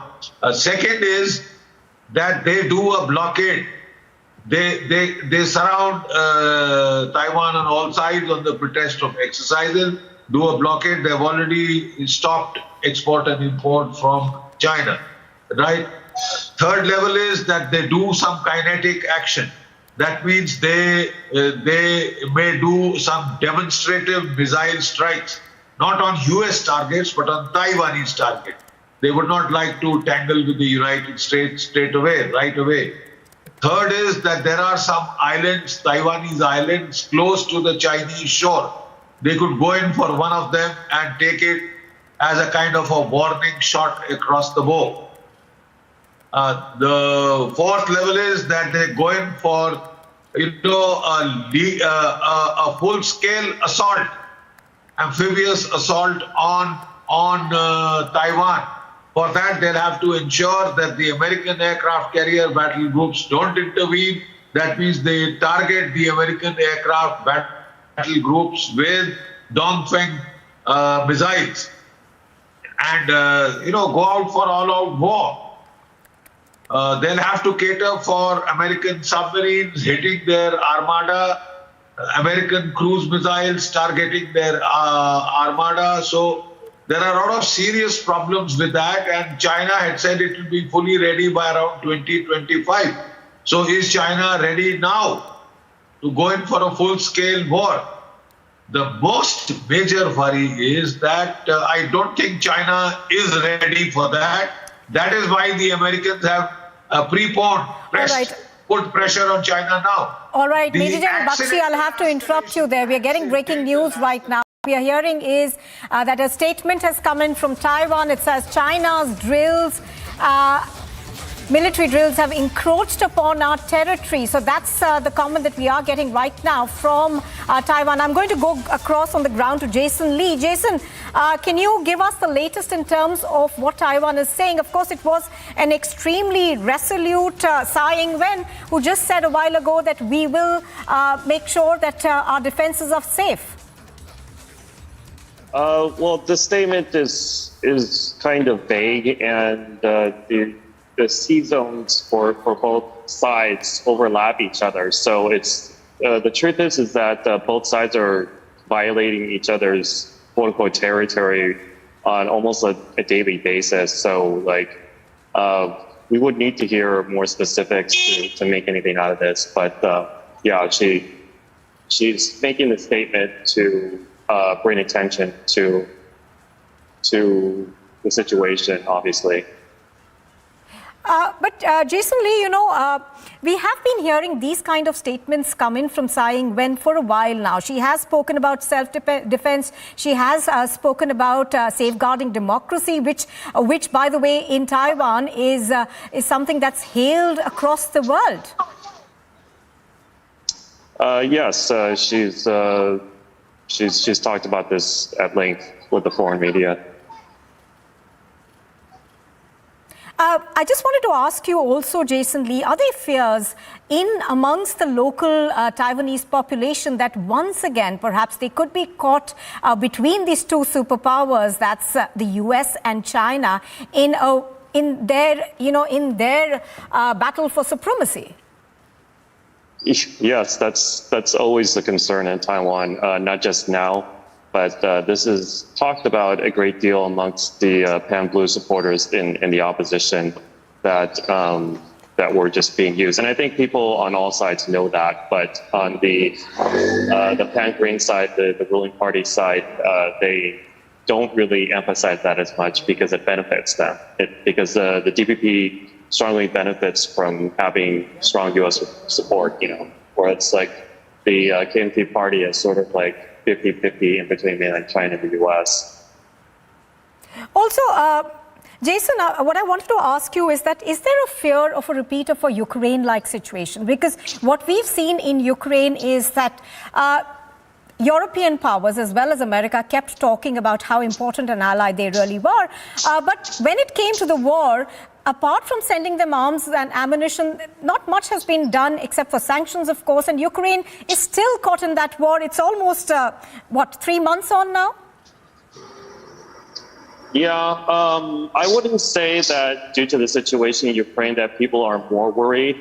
I think that most people view the situation as being different because we're an island. So they don't expect to be invaded because of the Ukraine invasion. All right. I'm going to go back to Group Captain Vinod right now. Group Captain Vinod, you know, we are hearing what Jason Lee is saying. But at the end of the day, Taiwan does have a large amount of Chinese population. About 96% people in Taiwan are of Chinese origin. So in that sense, how do you see this as different from Ukraine? Because that's where a lot of parallels really are being drawn. Yeah.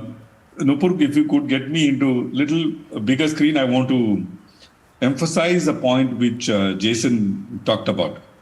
So if you can get me, slightly bigger screen of mine, just me. So if you look at my right here, which is where the air defense identification zone of South China Sea lies. Just beyond that is the air defense identification zone of China.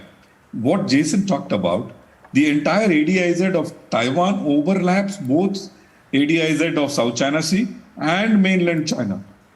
So the aspect of each other breaching each other's territory is a possibility because 70% of ADIZ of Taiwan overlaps into mainland China. So that is point number one. And second is China invading Taiwan will be a joke of sorts because as far as China is concerned, Taiwan is integral part of China.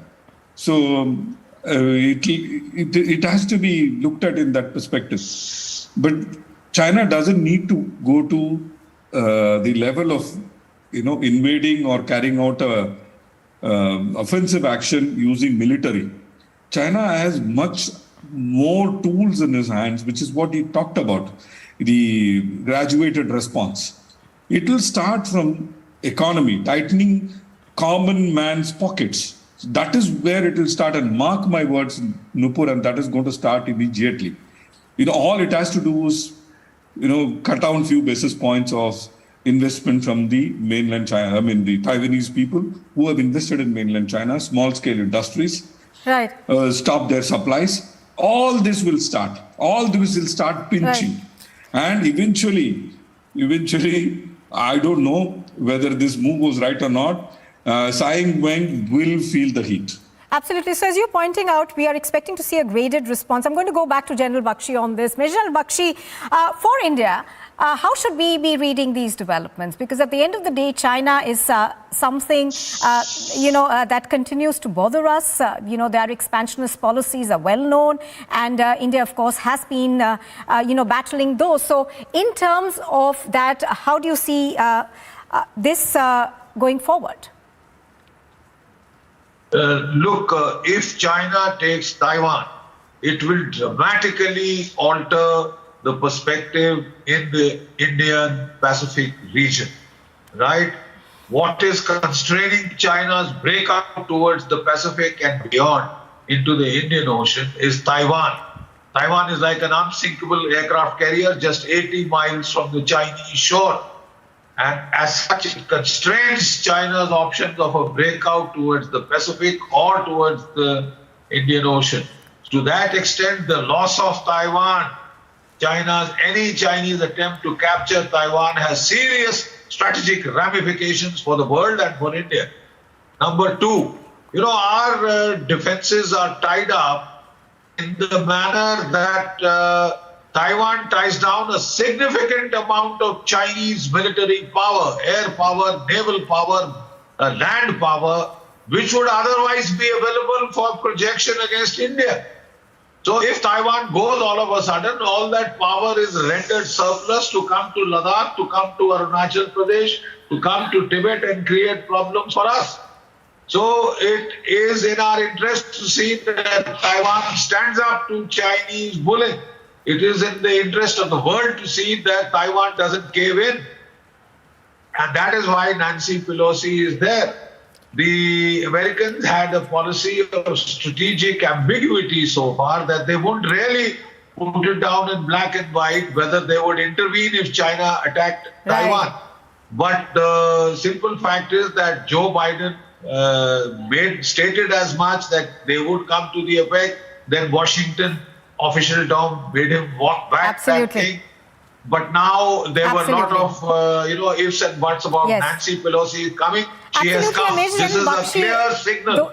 Those are very important points that you bring out. Also, the ambiguity over this visit till the very last moment that she touched down does send sort of dichotomous signals. Do stay with us, all of you. We're going to slip into a very short break. We're going to come back with our coverage.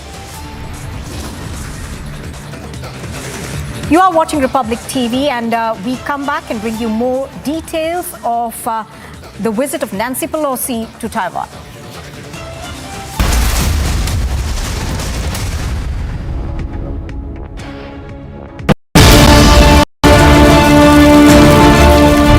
So this is the place he was heading here. This is the heart of Kabul. This is the place where a lot of ministries are located here. The North Sheikhpur, one of the places in Kabul, on the entrance of Al-Qaeda organization, Al-Zawahiri.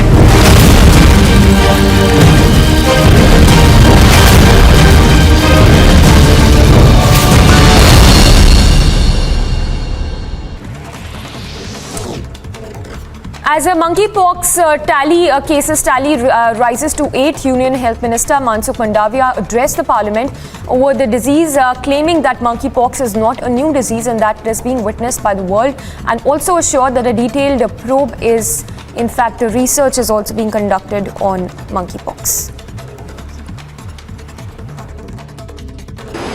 8 case और ये disease deep contact से spread होता है माँ को होता है तो बच्चे को होने की संभावना होती है, हस्बैंड को होता है तो वाइफ को होने की संभावना होती है।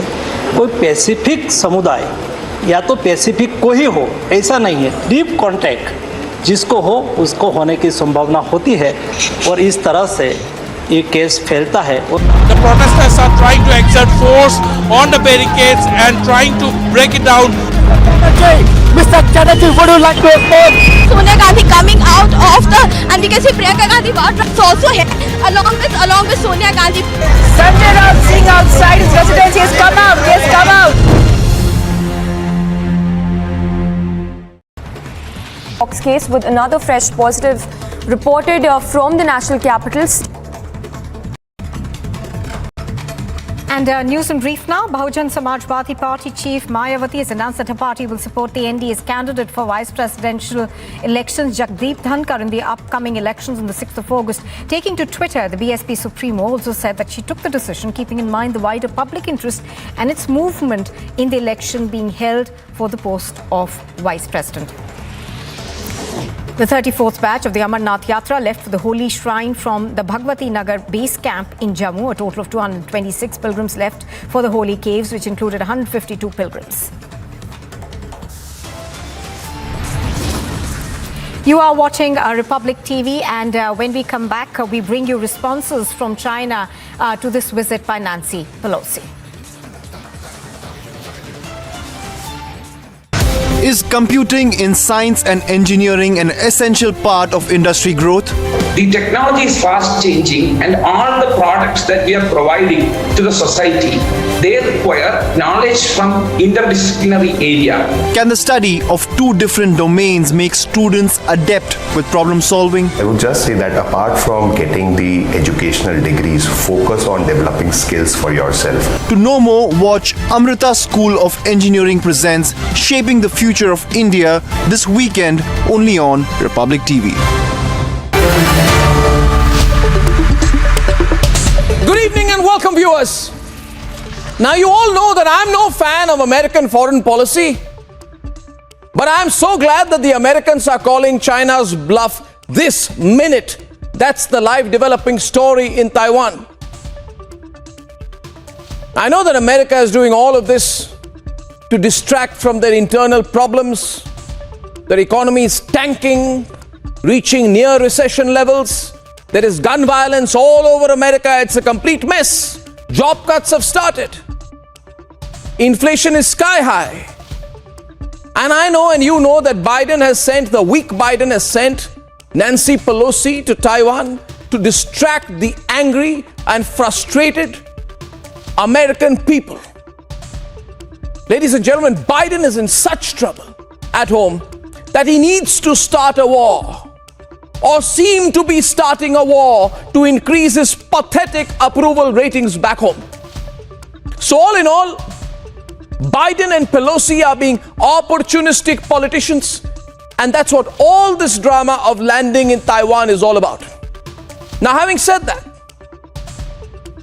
I'm really happy, delighted in fact, that China's bluff is being called. China is a country that tries to rule and run by fear. But what does it have? It has nothing. It has an army that gets a bloody nose and is defeated when they try and infringe on our sovereignty like we gave them in Ladakh. From this body only, I have won 21 international medals, including that of Asian Games, World Championships, and the first ever medal in the Paralympics. That means somewhere I have contributed in getting my national flag to fly high in the global arena.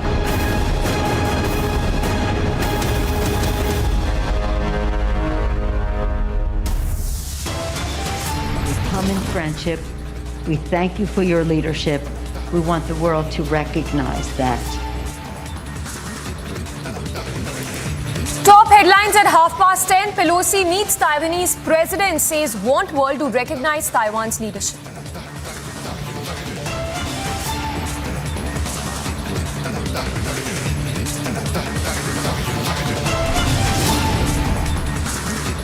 Taiwan digs its heels in, says will do whatever it takes for self-defense.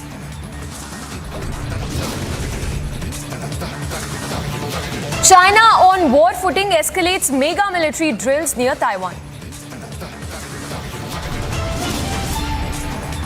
Taiwan fires big charge, accuses China of breaching the territory as Pelosi visits Taiwan.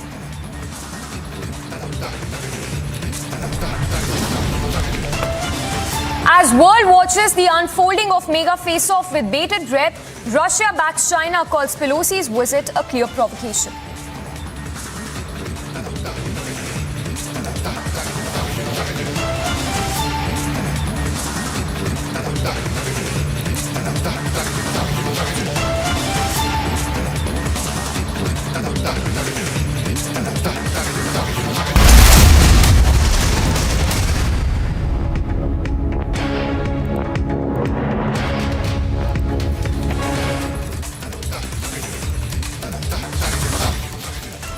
Good morning, viewers. Thanks for tuning in. I'm Samiksha Srivastava. We are live and breaking, tracking the big story this morning.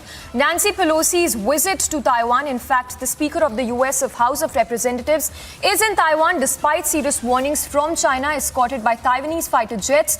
Pelosi's plane touched down in Taipei yesterday, so tracking all the latest. In fact, just a short while back, Pelosi also met Taiwanese president as well and sent out a very strong message saying that the world wants the world to recognize Taiwan's leadership.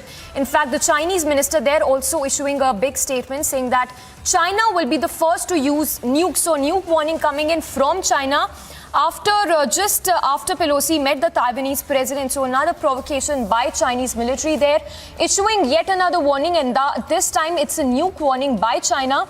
That is the latest, in fact, coming in. We have some sound bites as well. Let's listen in to them.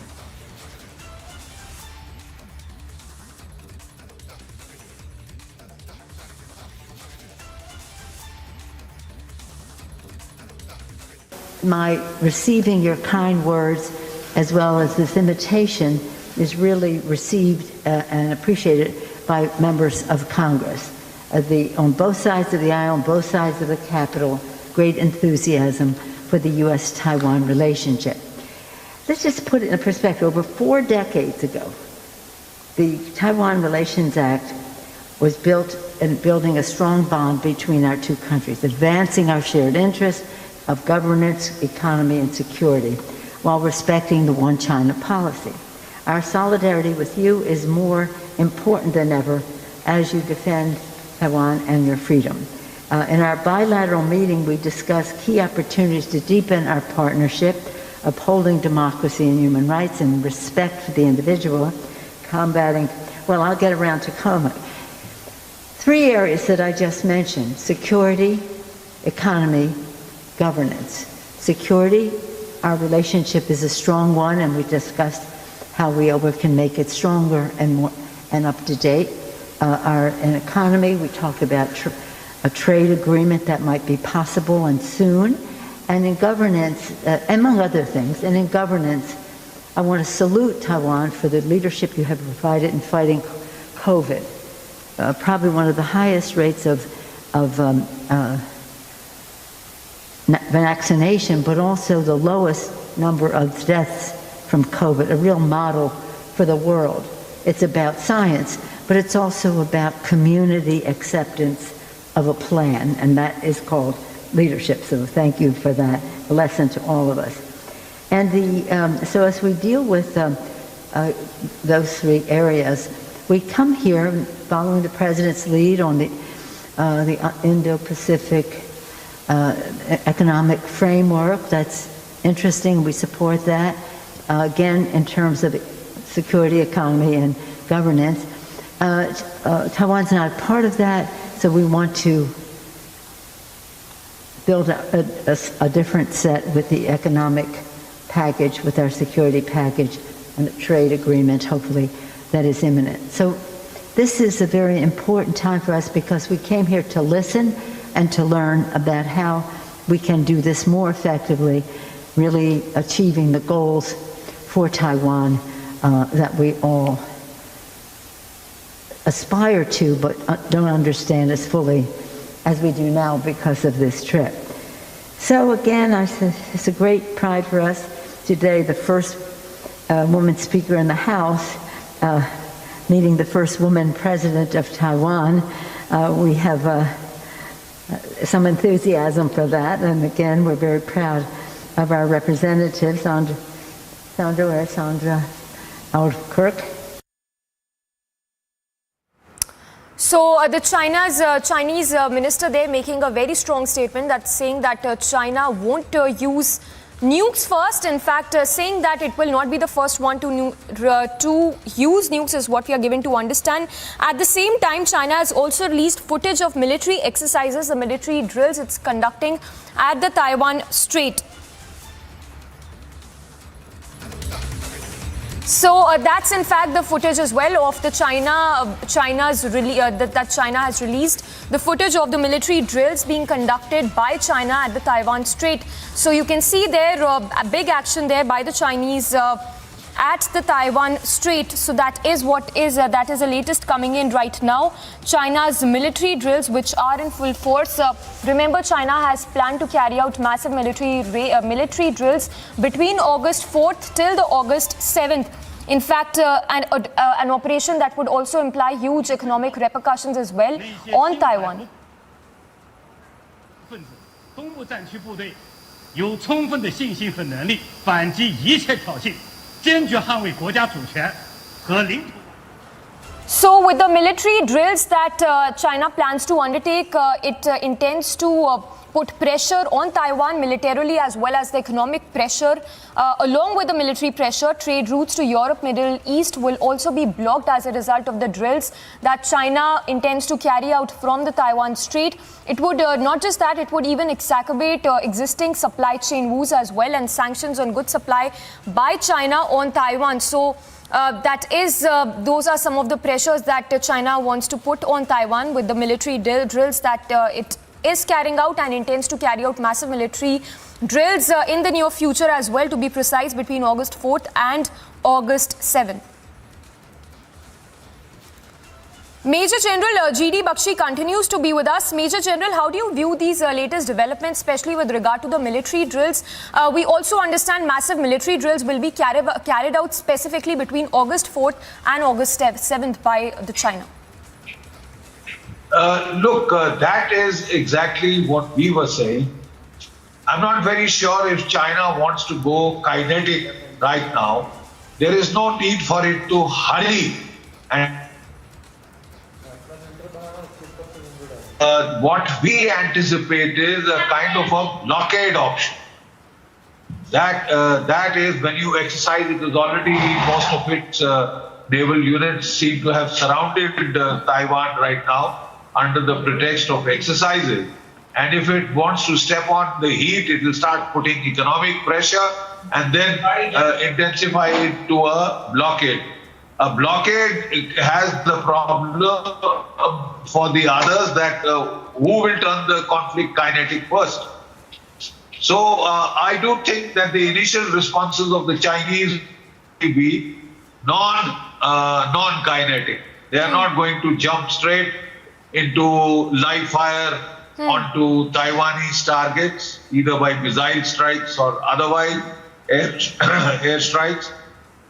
It would be graduated pressure, and the Chinese, if they have to go for any higher option, anything kinetic, may like to do it on their own terms and timings, rather than be pushed by the Nancy Pelosi visit to straight away hurry up and give a very knee-jerk kind of a response.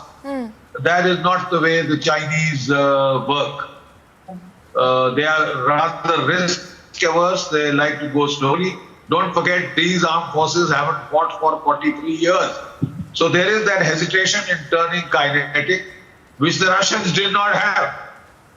They just went into, when they threatened, when people ignored their threat, they just turned kinetic and went into Ukraine.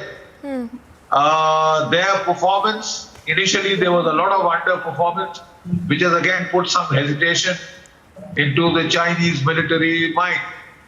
But at the end of the day, loss of face is very serious for the Oriental, especially the Chinese.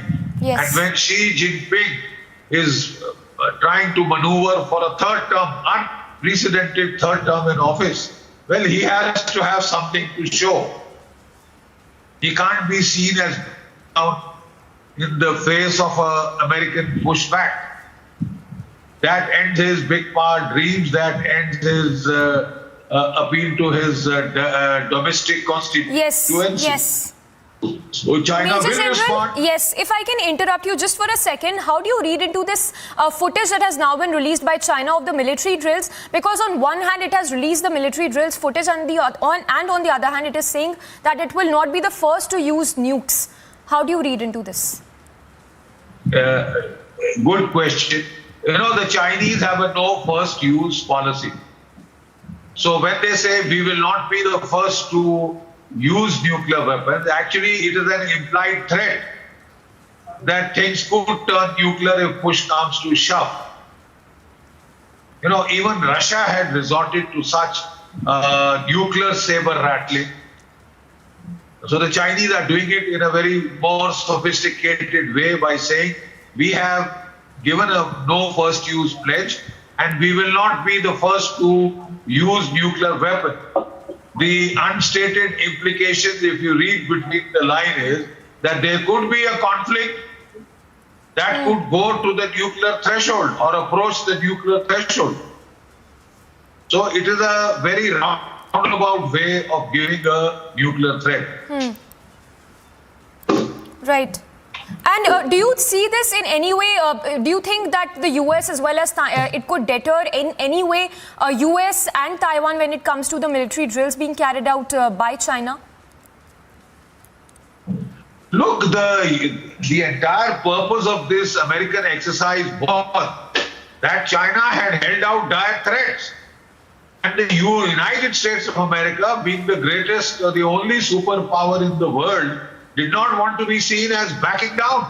In the face of threats, it would create a new equation altogether, where it would be quite apparent that America has backed down in the face of a direct Chinese threat. So they went ahead with the Nancy Pelosi visit, albeit with precautions. Very, very certain precautions. There were even a concern that the Chinese would try and shoot down Nancy Pelosi's plane. So they, came in via the eastern direction, away from China, and then they escorted it with about 8 F-15s from Japan, as also, they had their refuelers, etc., for them to come so far and go back, etc. I suppose even on the way out, they would like to escort Nancy Pelosi back and not leave it to chance. But will China turn kinetic right away? I don't think so. If they are planning to do, like I said, what is their range of options?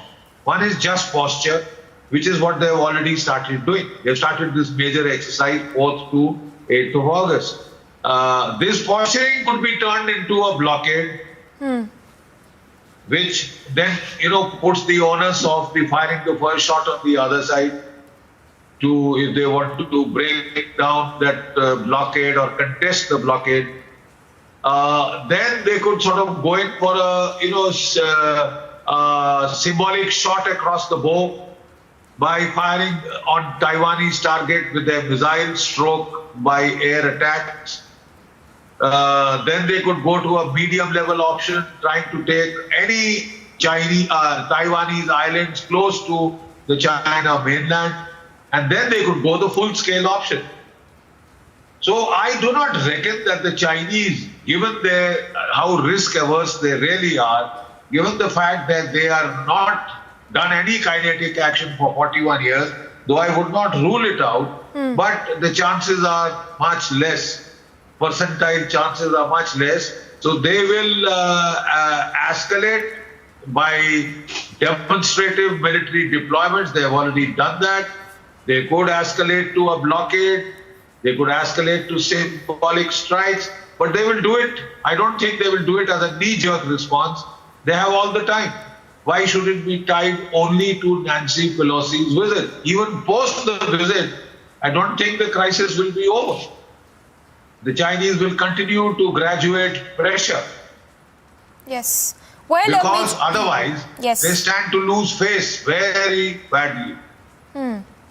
Major General, stay with us. Slipping into a very short break. On the other side, we'll come back to you in just a bit, and just stay with us just to take our viewers through the visuals that we are playing on our screens. This is a fresh footage of Chinese drills which are being carried out, the military exercise being carried out by the Chinese forces there.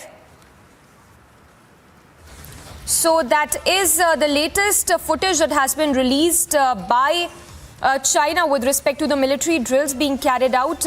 It intends to send out a very strong message. In fact, what we are given to understand is that China has warned airlines operating in Asia to avoid flying in areas around Taiwan where it is conducting military exercises in response to US House Speaker Nancy Pelosi's visit to the island nation. In fact, an official notice has also been sent on Tuesday's Hong Kong time, designating 6 areas of airspace as danger zones, according to carriers who received the message as well. So China there sending out a very stern warning and asking airlines operating in Asia to avoid flying in these zones above the Taiwan Strait, as the military drills that are being carried out by China on the Taiwan Strait. Slipping into a very short break. On the other side, we'll continue with our live coverage as China goes ballistic when it comes to its aggression on Taiwan, conducting military drills above the Taiwan Strait. Is computing in science and engineering an essential part of industry growth? The technology is fast changing, and all the products that we are providing to the society, they require knowledge from interdisciplinary area. Can the study of 2 different domains make students adept with problem solving? I would just say that apart from getting the educational degrees, focus on developing skills for yourself. To know more, watch Amrita School of Engineering presents Shaping the Future of India this weekend only on Republic TV. मैं भी ये चाहता हूँ, हमेशा दिल में सोता हूँ शाम को, मेरे को दर्द होता है कलेजे के अंदर कि चाइना आए तो आज भी मैं खाने के लिए तैयार हूँ। युद्ध भूमि में दुश्मन से जब हम लड़ा करते थे, तूफानों को मोड़ दिया करते थे। अभी जितना बॉर्डर पर मारते हैं उतना तो हम रोड पे छोड़ दिया करते थे।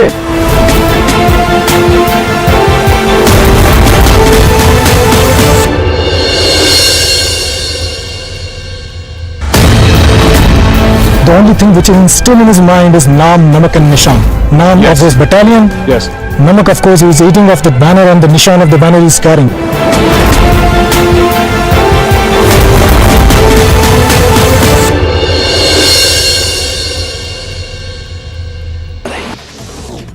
After Rajasthan reported 2 suspected cases of monkeypox, the state health minister said that 2 persons with symptoms have already been referred to Jaipur from Bharatpur and Kishangarh, and that their samples have also been sent to the National Institute of Virology in Pune. However, no monkeypox cases have been confirmed from Rajasthan. A quick roundup of all that's making news. The US House Speaker Nancy Pelosi addressed the Taiwanese parliament, stressing on 3 agendas of the meet. Pelosi said that US delegation was looking forward to working together with Taiwan on security, economy and governance. Hailing her efforts, Pelosi also added that the entire world should recognize Taiwan's President Tsai's leadership.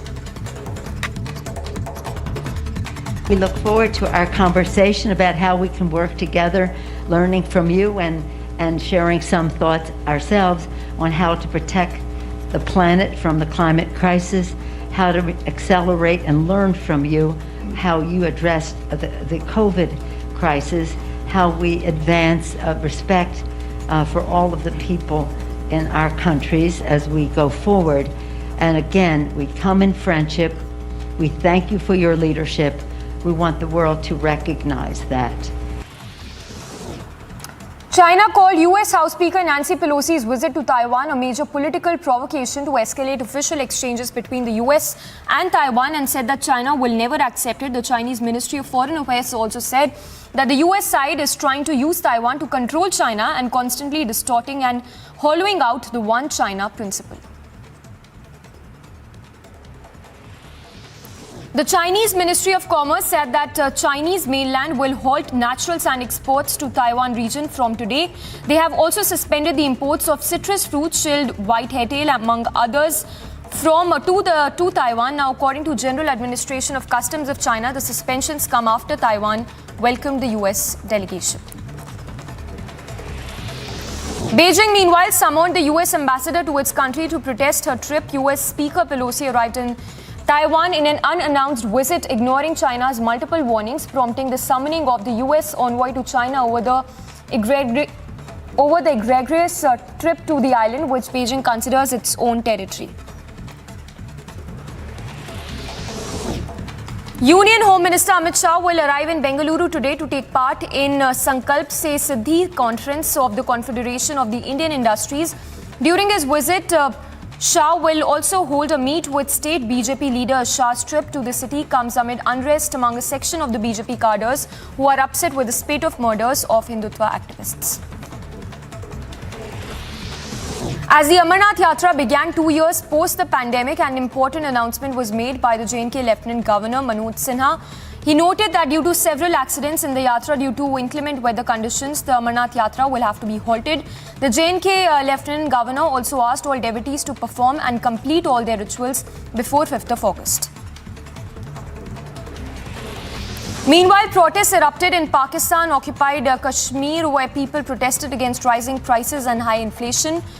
And people even thought that they were made to pay hefty electricity bills. Protesters also raised concerns that they were made to pay more amount of service charges and taxes than was due. इससे पहले भी बिलात आते रहे हैं, लेकिन इस दफ़ा जो बिल जारी किए महकमा बरक़ियात की जानिब से, उसके अंदर फ्यूल एडजस्टमेंट चार्जेस के नाम पे एक बहुत बड़ी जो अमाउंट है वो हर बिल के अंदर ऐड की गई है। और जुल्म की इंतहा देखें कि एक तो पहले आप फ्यूल एडजस्टमेंट चार्जेस डाल रहे हैं, उसके बाद आप उन चार्जेस के ऊपर टैक्स दोबारा डाल रहे हैं। वो इतने बड़े आपके अमाउंट बन गए हैं कि अगर किसी का 10,000 बिल है तो उसके अंदर 4,500 से 5,000 रुपया जो है वो फ्यूल एडजस्टमेंट चार्जेस की मद में एक नया जो है वो गुंडा टैक्स शामिल कर दिया गया है, जो एक आम आदमी की दस्तरस से बाहर है। और उस वजह से इस वक्त आपको पूरे आज़ाद कश्मीर के अंदर जो है लोग एहतजाज करते हुए नजर Expelled Haryana Congress leader Kuldeep Bishnoi hinted at joining the BJP. He declared that he would resign from the Haryana Assembly very soon. कार्यकर्ता मेरा 4,500 कार्यकर्ता हरियाणा के क्यों? क्योंकि पैसों से टूट दिए बेचारे 26 साल, उसके बावजूद भी भाई साहब आपके साथ खड़े, आपके साथ खड़े, तो मन में तकलीफ होती है कि जो आदमी बेचारा इतना दुखी हो रहा है, इतना पिघला है, उसके बावजूद भी मेरे साथ खड़ा है, तो मेरा भी धर्म बनता है कि उनके लिए कुछ करूँ। तो आज मैं आपसे परमिशन मांगने आया कि मैं इस्तीफा दे दूँगा। Coming up more on the other side, Chinese aggression on Taiwan amid Nancy Pelosi's Taiwan visit right after this very short break.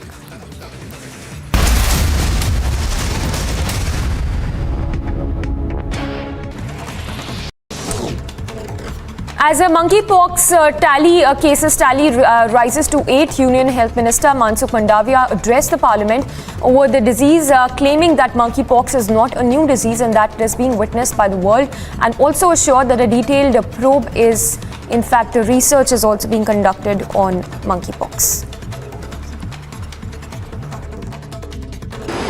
8 case और 8 डिसीज डीप कॉन्टैक्ट से स्प्रेड होता है।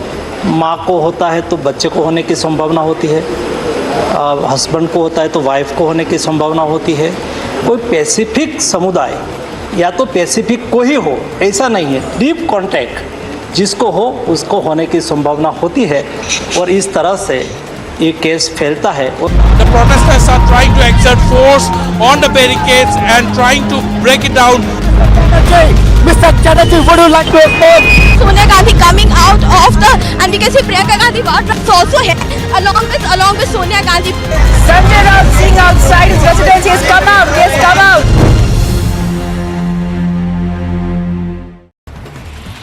Case with another fresh positive reported from the national capital. CEO of Serum Institute of India, Adar Poonawalla, met Union Health Minister Mansukh Mandaviya. After the meet, Poonawalla said that research and preparations are being conducted for a monkeypox vaccine.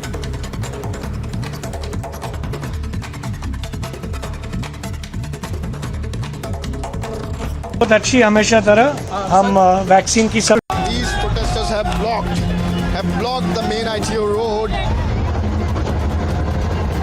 Nancy Pelosi lands, and she's coming down now. Nancy Pelosi.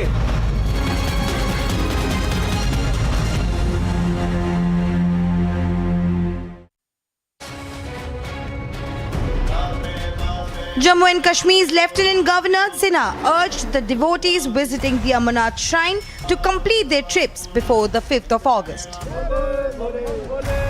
While stating that the yatras to the shrine were planned till the 11th of August, he warned of the bad weather conditions in the state in the coming days. कि देश भर के श्रद्धालुओं से मेरा निवेदन होगा कि जिस तरह से मौसम है, जिस तरह का अनुमान लगाया जा रहा है, मैं सबसे आग्रह करूंगा कि 5 अगस्त तक जो भी श्रद्धालु दर्शन करना चाहें वो दर्शन कर लें। वैसे तो हम लोगों ने 11 अगस्त तक घोषित किया है, लेकिन जो अनुमान लगाया जा रहा है कि आगे आने वाले दिनों में और भी बारिश की संभावना है या मौसम प्रतिकूल रहेगा। The Lieutenant Governor was also a part of the puja performed on the occasion of Nag Panchami in Srinagar. Bureau Report, Republic TV.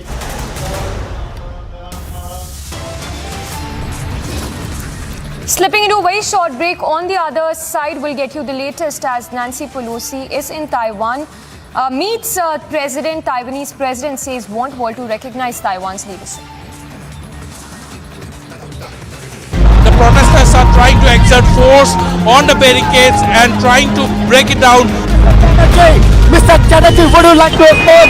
Sonia Gandhi coming out of the, and we can see Priyanka Gandhi is also here, along with Sonia Gandhi. Sanjay Raut Singh outside his residence. He has come out. He has come out. Fox case with another fresh positive reported from the national capital. CEO of Serum Institute of India, Adar Poonawalla, met Union Health Minister Mansukh Mandavia. After the meet, Poonawalla said that research and preparations are being conducted for a monkeypox vaccine.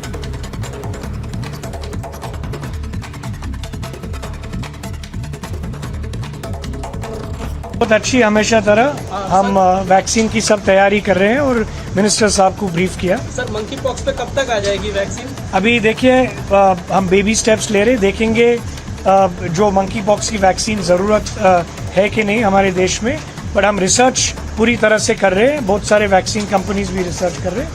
Look at the mountain of cash.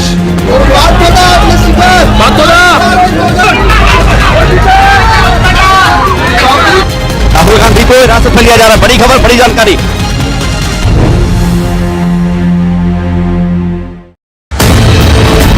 मैं भी ये चाहता हूँ, हमेशा दिल में सोता हूँ शाम को, मेरे को दर्द होता है कलेजे के अंदर कि चाइना आए तो आज भी मैं खाने के लिए तैयार हूँ। युद्ध भूमि में दुश्मन से जब हम लड़ा करते थे, तूफानों को मोड़ दिया करते थे। अभी जितना बॉर्डर पर मारते हैं उतना तो हम रोड पर छोड़ दिया करते थे।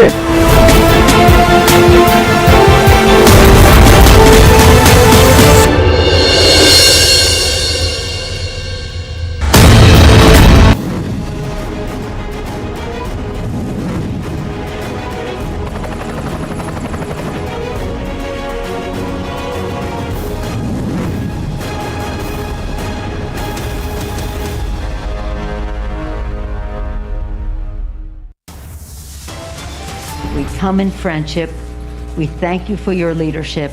We want the world to recognize that. Nancy Pelosi meets the Taiwanese President Tsai Ing-wen, says want the world to recognize Taiwan's leadership.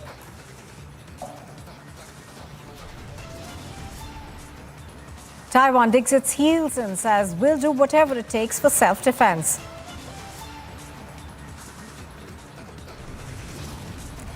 China on war footing escalates mega military drills near Taiwan.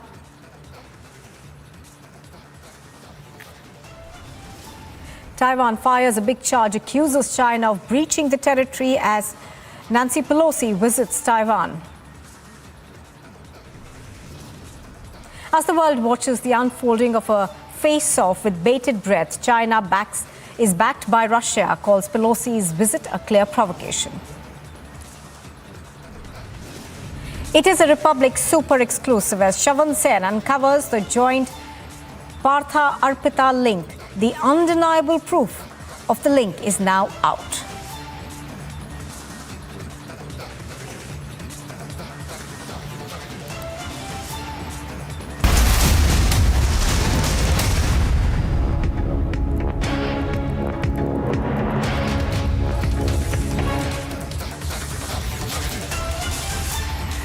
Good morning and thank you for staying with us on Republic TV. This is live and breaking. I'm Geopolitical Suri. Now, in fact, a massive political face-off is brewing over the Tiranga Yatra.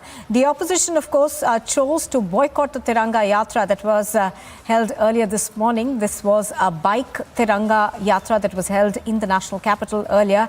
It was held from Red Fort to Parliament, and where we saw several of the BJP leaders, that's MLAs as well as MPs, travelling on bikes. The opposition has chosen to boycott this Tiranga Yatra. Now, this was part of the events that have been held to commemorate India's 75th year of independence. In fact, this was an event that was organised by the Culture Ministry and was flagged off by the Vice President Venkaiah Naidu. We also saw several senior ministers participate in this rally. I think there was several senior ministers, including Meenakshi Lekhi, Smriti Irani, as well as Anurag Thakur. So all of them were part of this rally. And the word that we were getting at that point in time also was that the opposition parties have chosen to boycott this bike rally.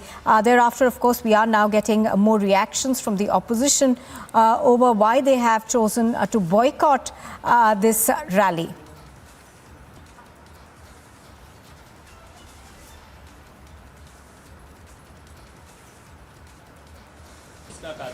देश कौन देशभक्त है सब जानते हैं। कितना देशभक्ति है कि हमारे देश को आज़ाद करने के लिए जो अखबार निकाला गया था आज़ादी की वो जंग के समय, उनके खिलाफ आज जिस घिनौने साजिश हो रहे हैं उसको भी थोड़ा याद करो और उसको भी देखा करो। जिस पत्रिका को सामने रख के हिंदुस्तान की आज़ादी की लड़ाई लड़ी गई थी उसके ऊपर किस तरीके के जुल्म और अन्याय हो रहे हैं ये भी देखा करो।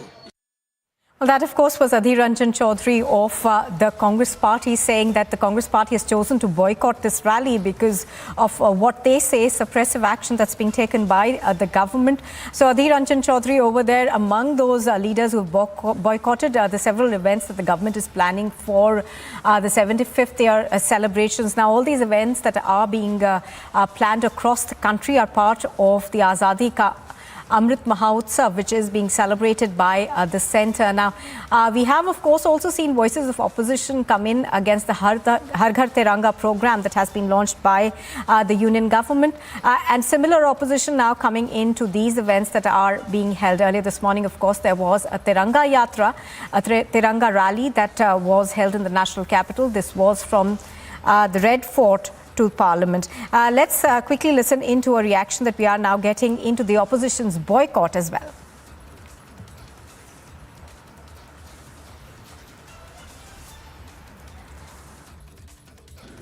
Today, the Ministry of Culture, Government of India had organized a Tiranga bike rally from Red Fort to Parliament. This was meant for all MPs, but it is very unfortunate. As per media reports since morning, only the BJP NDA MPs came to the program and the other MPs from various opposition parties, Congress, Samajwadi, Aam Aadmi Party, NCP, TMC, all of them chose to boycott this program, chose to boycott the Tiranga. The Tiranga does not belong to one party. The Tiranga does not belong to BJP, nor was this program a BJP program. It was clarified by the Parliamentary Affairs Minister and other authorities that this was a program for the entire country for all parliamentarians.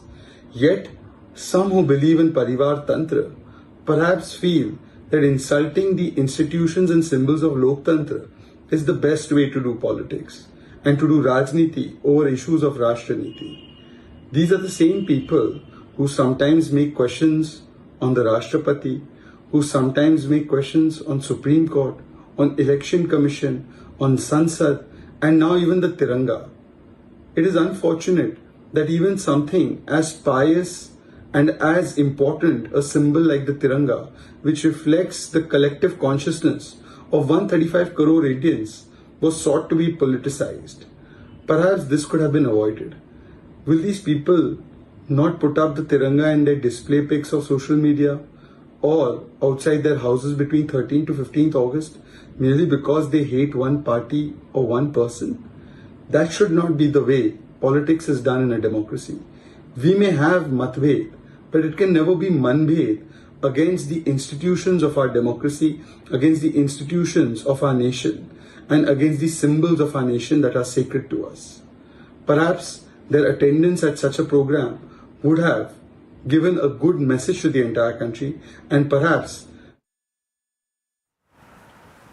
well, those are reactions that we are getting to the boycott of the Tiranga rally. Now, Nancy Pelosi, the Speaker of the U.S. House of Representatives, is in Taiwan despite serious warnings from China. Escorted by Taiwanese fighter jets, Pelosi's plane touched down in Taipei yesterday.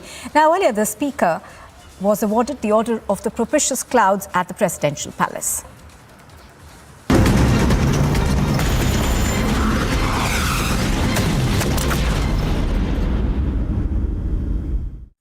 Well, there have, of course, been meetings between the Taiwanese President Tsai Ing-wen and Nancy Pelosi, the Speaker of the U.S. House of Representatives. There was earlier also a joint news conference that was held a short while ago, where Nancy Pelosi, of course, played down the controversy around her visit to China and said that Beijing had not responded similarly when other U.S. legislators had visited earlier. Now, the U.S., of course, says that the kind of response this visit is getting from China may perhaps be overreactive. Do remember that China has announced military drills will continue for the next week, not just in the Taiwanese Straits, but also at other parts. Let's listen in to reactions that we have been getting.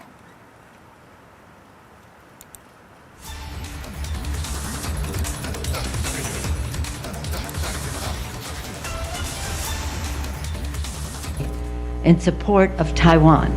When you say that I'm a good friend of Taiwan, I take that as a great compliment, but I receive it on behalf of my colleagues.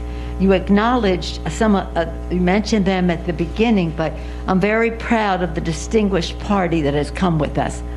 On our visits on congressional delegations, we have three purposes. One is security for our people, global security.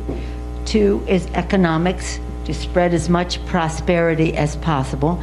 And three is governance. But in doing so, we want to increase interparliamentary cooperation and dialogue.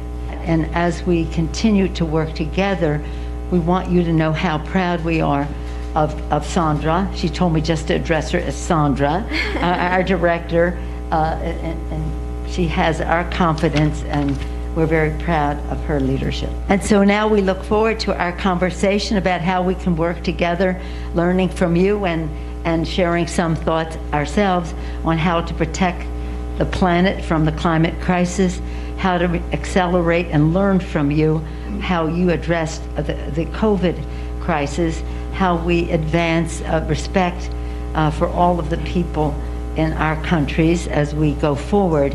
And again, we come in friendship. We thank you for your leadership. We want the world to recognize that.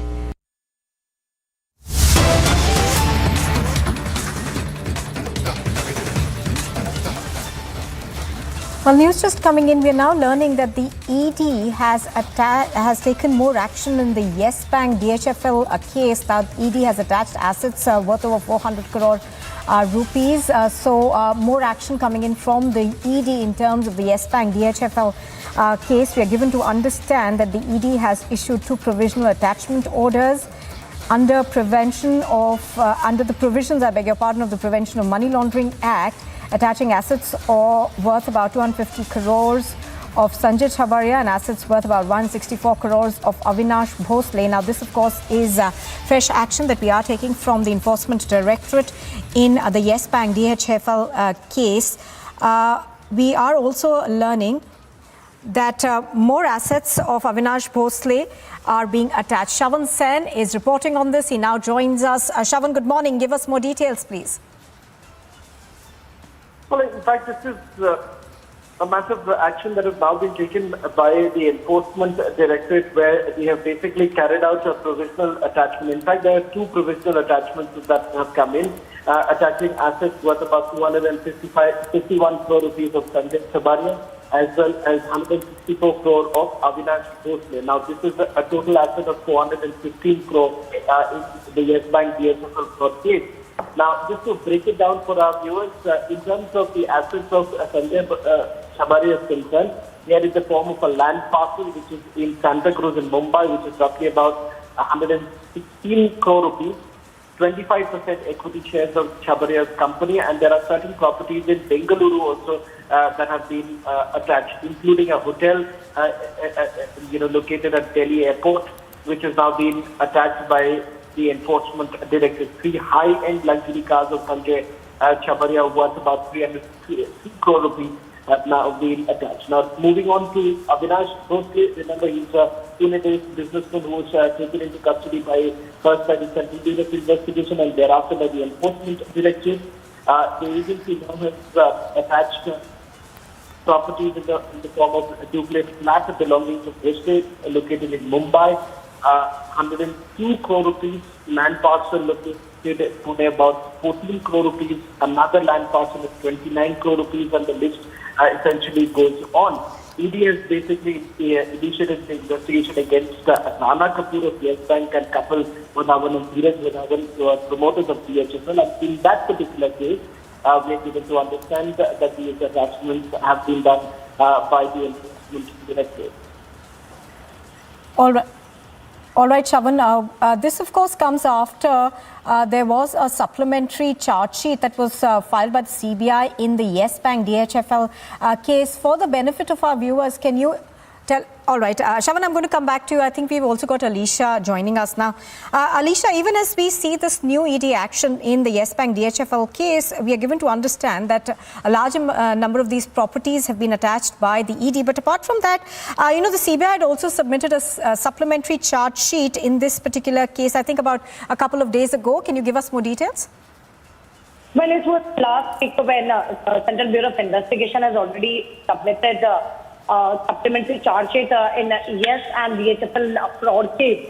But the action that has been initiated by the Director of Enforcement, that they have issued 2 provisional attachments that is dated on 2nd of August 2022 under the provision of the Prevention of Money Laundering Act, where they have attached a search worth rupees 251 crore of Sanjay Chabria and a search worth rupees 164 crore of Avinash Bhosle, and the total a search worth rupees 415 crore in Yes Bank DHFL fraud case. If I read out the statement that has been issued by Enforcement Directorate, which clearly mentioned that the attached search of Sanjay Chabria are in the form of land parcel located in Santa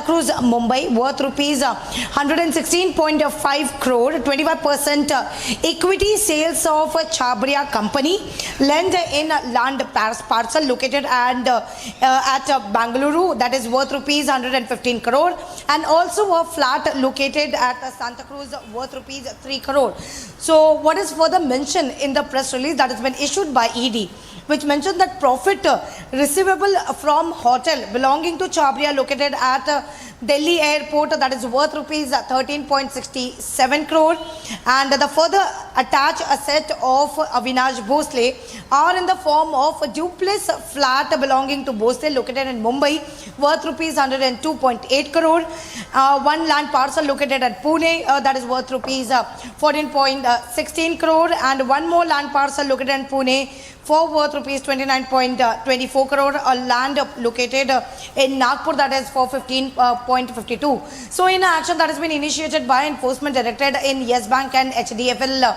fraud case, where on 2nd of August, that is yesterday, where Enforcement Directorate has attached a property of Avinash Bhosle and Avinash Bhosle and Sanjay Chabria, where 251 crore of Sanjay Chabria and 164 crore of Avinash Bhosle, that is in total goes to 415 property asset that has been attached by Enforcement Directorate in Yes Bank and DHFL fraud case. All right, Alicia reporting on that from Mumbai. Thank you for joining us. And here's a quick look at some other top news that we are following this morning. The U.S. House Speaker Nancy Pelosi on Wednesday morning met with Taiwan's President Tsai and reiterated Washington's support to the island country and said that the U.S.'s determination to preserve Taiwan's sovereignty is ironclad during her meeting with Tsai Ing-wen at the presidential office. Pelosi termed Taiwan as flourishing and said that Taipei had proved the world that hope, courage and determination can build peaceful and prosperous future despite challenges. A struggle between autocracy and democracy in the world. We cannot back away from that. And so as China goes and uses its soft power, money and whatever, into many countries in order to get their support at the UN and other bodies, we have to recognize if that has some effectiveness, because it's a lot of money and it's promises that may or may not ever be kept. Now, the U.S. House Speaker Nancy Pelosi has said that she came to Taiwan to seek peace for the region after her visit had irked China and started its diplomatic games. Nancy Pelosi further added that the U.S. delegation came here to listen and learn about the self-governed island and stressed that this visit is in no way in contradiction to long-standing policies of U.S. Came here to send an unequivocal message. America stands with Taiwan. Now, Taiwan's Ministry of National Defense has highlighted that the PLA's move to conduct live-fire exercises in the sea and airspace around Taiwan from the 4th of August to the 7th highlights China's mentality to use force to resolve differences. The ministry further assured that the National Army will definitely stick to its posts and protect national security. Aam Aadmi Party MP Raghav Chadha has given a suspension of business notice in the Rajya Sabha to discuss the imposition of 12% goods and services tax on sarais around Sri Harmandir Sahib, Amritsar, and has demanded a discussion on it. The opposition has appealed to the government to acknowledge the problem of rising inflation affecting the poor in India and to fix it. Following the poisonous gas leak incident in a company in the Brandix area of Andhra Pradesh's Achatapuram, a total of 53 people have been admitted to hospital so far. Hemant, the district medical and health officer, has added that most of the patients have complained about difficulty in breathing, nausea and vomiting that has been caused due to the gas leak. Amidst infighting over the Chief Minister's space, the former Congress Chief Rahul Gandhi has urged the party's Karnataka unit leaders to work unitedly for the upcoming assembly elections in the state in 2023, while also suggesting that they not speak publicly on the issue.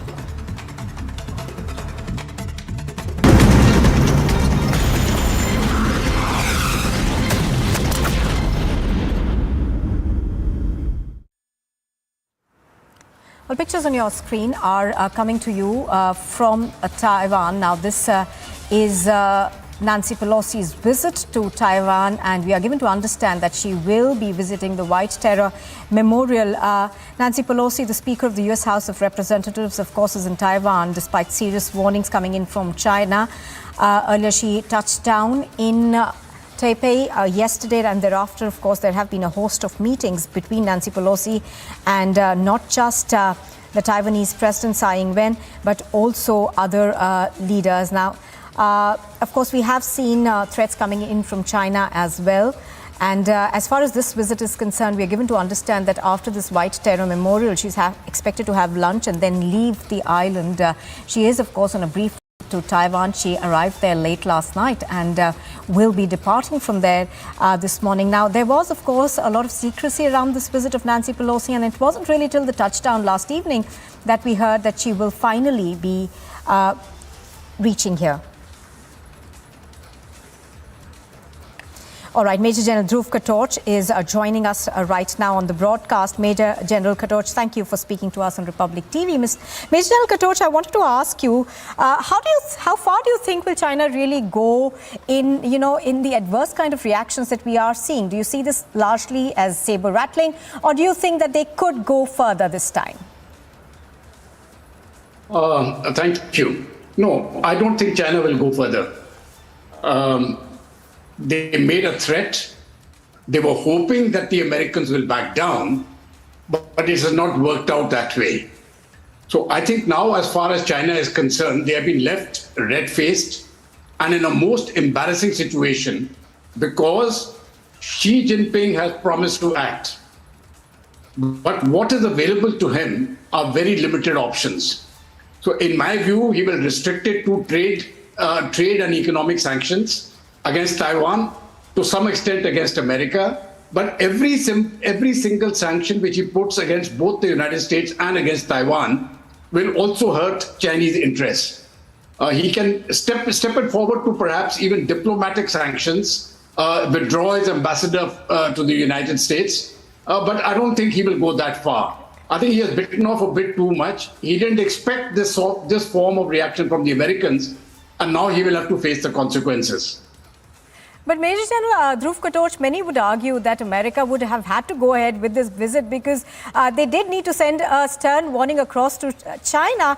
And given, of course, China's internal problems, this was the best time for this visit. Actually, the visit had been planned earlier, and the Chinese have been objecting to it for quite some time. So if the Americans had backed out, it would have sent a very wrong signal to their allies. So I don't think the Americans were in a position to back down. Earlier too, say 25 years earlier, the speaker had visited Taiwan, and even otherwise there have been high-flying, high-profile visits to Taiwan from the United States side.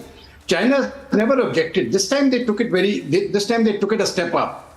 They were under the impression that the Americans will back down. It is to their bad luck that the Americans said, okay, the Chinese are given a threat, let's take them on. The bluff was called, and that was something which I think the Chinese did not expect. If they ratchet up the case and get onto military action, I'm afraid the consequences to China will be far worse than what they have imagined. They will suffer a humiliating military defeat. So in my view, they will not go down that course, and they will do a little bit more saber rattling, but after that, they will stop. Now, Major General Katoch, this visit was also not on Nancy Pelosi's itinerary till, I think, very late in the evening. Yesterday, there was no statement issued from the US. There was talk of this visit, but it wasn't really planned. So do you think that perhaps for the US also, it is testing waters in terms of how far China will really go? I think, yes, the US is also testing waters. But more importantly, you see, once the Chinese gave a threat, I think that was a mistake, because once the Chinese are given a threat, you have left the United States with no option at all but to go ahead with the visit. So I think, in my view, Xi Jinping has played his cards wrong. He has not been advised correctly by his whomsoever advises him in China, and I think he will face the consequences when the third party when the party meets again to elect the leader for the third time. So whether he gets his third term or not, we will see. But I think his prestige will be badly hit after this incident. Right, absolutely. We'll talk about China's internal issues right now in just a minute. But Russia, of course, has backed China and has called Pelosi's visit a clear provocation. Let's listen into reactions that we are getting from Russia on this. Yet again, their desire to prove that they are immune and that they have free reign. They can do whatever they want. I don't see any other reason behind this, behind creating this flashpoint out of nowhere, while we're very well understanding what this means to China.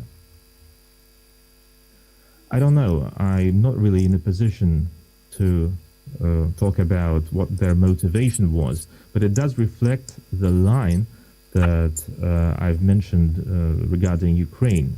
And I have no doubt about it. This is, yet again, their desire to prove that they are immune and that they have free reign. They can do whatever they want. I don't see any other reason behind this, behind creating this flashpoint out of nowhere, while we're very well understanding what this means to China. I don't know. Well, that, of course, has been Russia's response to this visit. Russia, of course, is firmly backing China on this, going on there to say that this is a clear provocation that is coming in from the United States of America. Nancy Pelosi, of course, currently is visiting a memorial, and thereafter we are given to understand that she will have lunch and then perhaps leave for the U.S.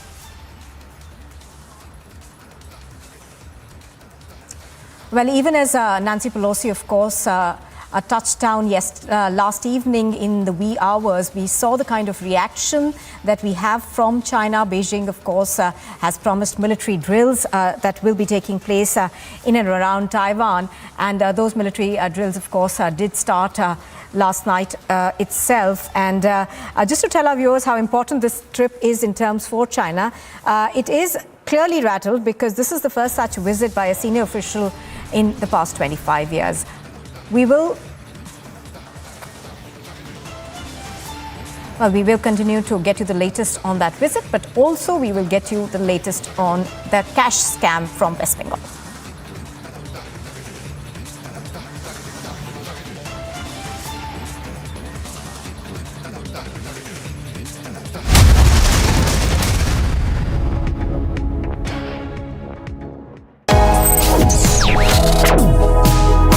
Reading allows us to become familiar with ourselves. We don't read, we won't know what is knowledge. I just find it very interesting to know people's lives, how they went through certain situations, how they dealt with things. So wherever you want to go in life, if you read books along those lines, then that would really help you in growing.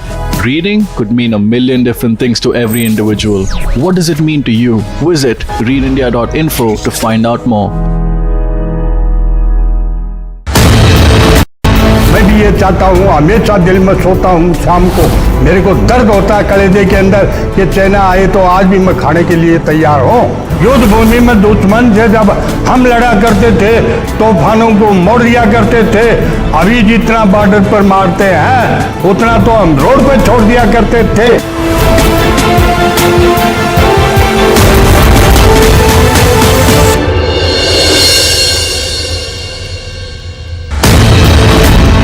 The only thing which is still in his mind is Naam, Namak and Nishan. Naam of his battalion. Yes. Namak, of course, he is eating off the banner and the Nishan of the banner he is carrying.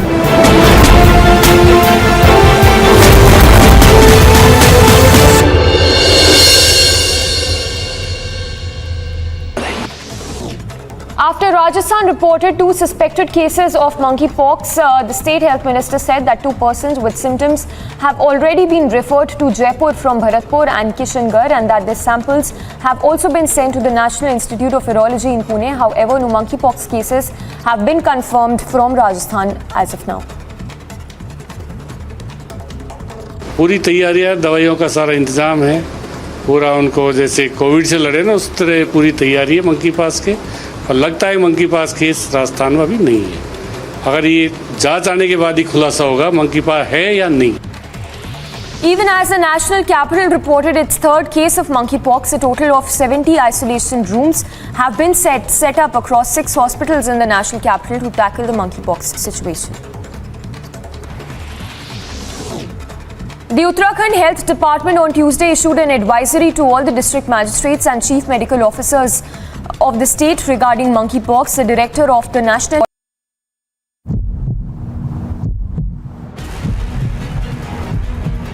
Tiranga bike rally, which is now kick-started from Red Fort of Delhi towards the Vijay Chowk. A clear message being sent out by the people from Delhi to hoist the tricolor from 13th of August till 15th of August. Remember that the people across the country are also celebrating Azadi Ka Amrit Mahotsav, 15 years of independence. Bharat Mata Ki Jai, Vande Mataram. These are the chants with which these people are taking part in this huge Tiranga rally.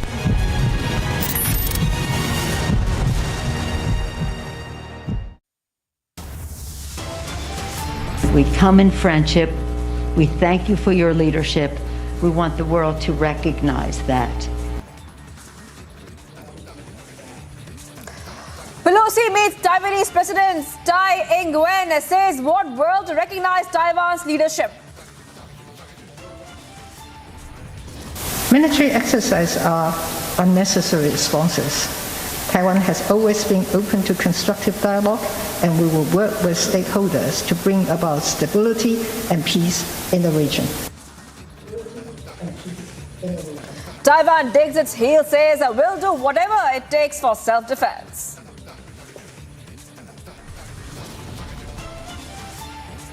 China on war footing escalates mega military drills near Taiwan.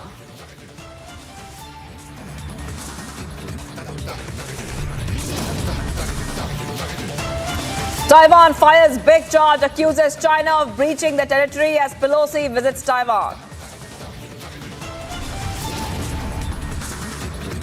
As world watches the unfolding of mega face-off with bated breath, Russia backs China, calls Pelosi's visit a clear provocation.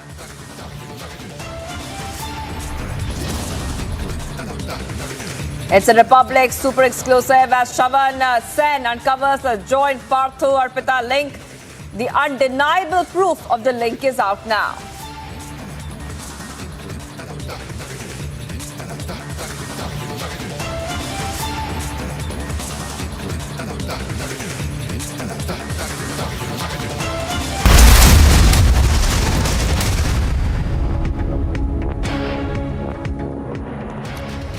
Welcome, you're watching Republic TV. I am Shivangi Shukla and we continue to be live and breaking here.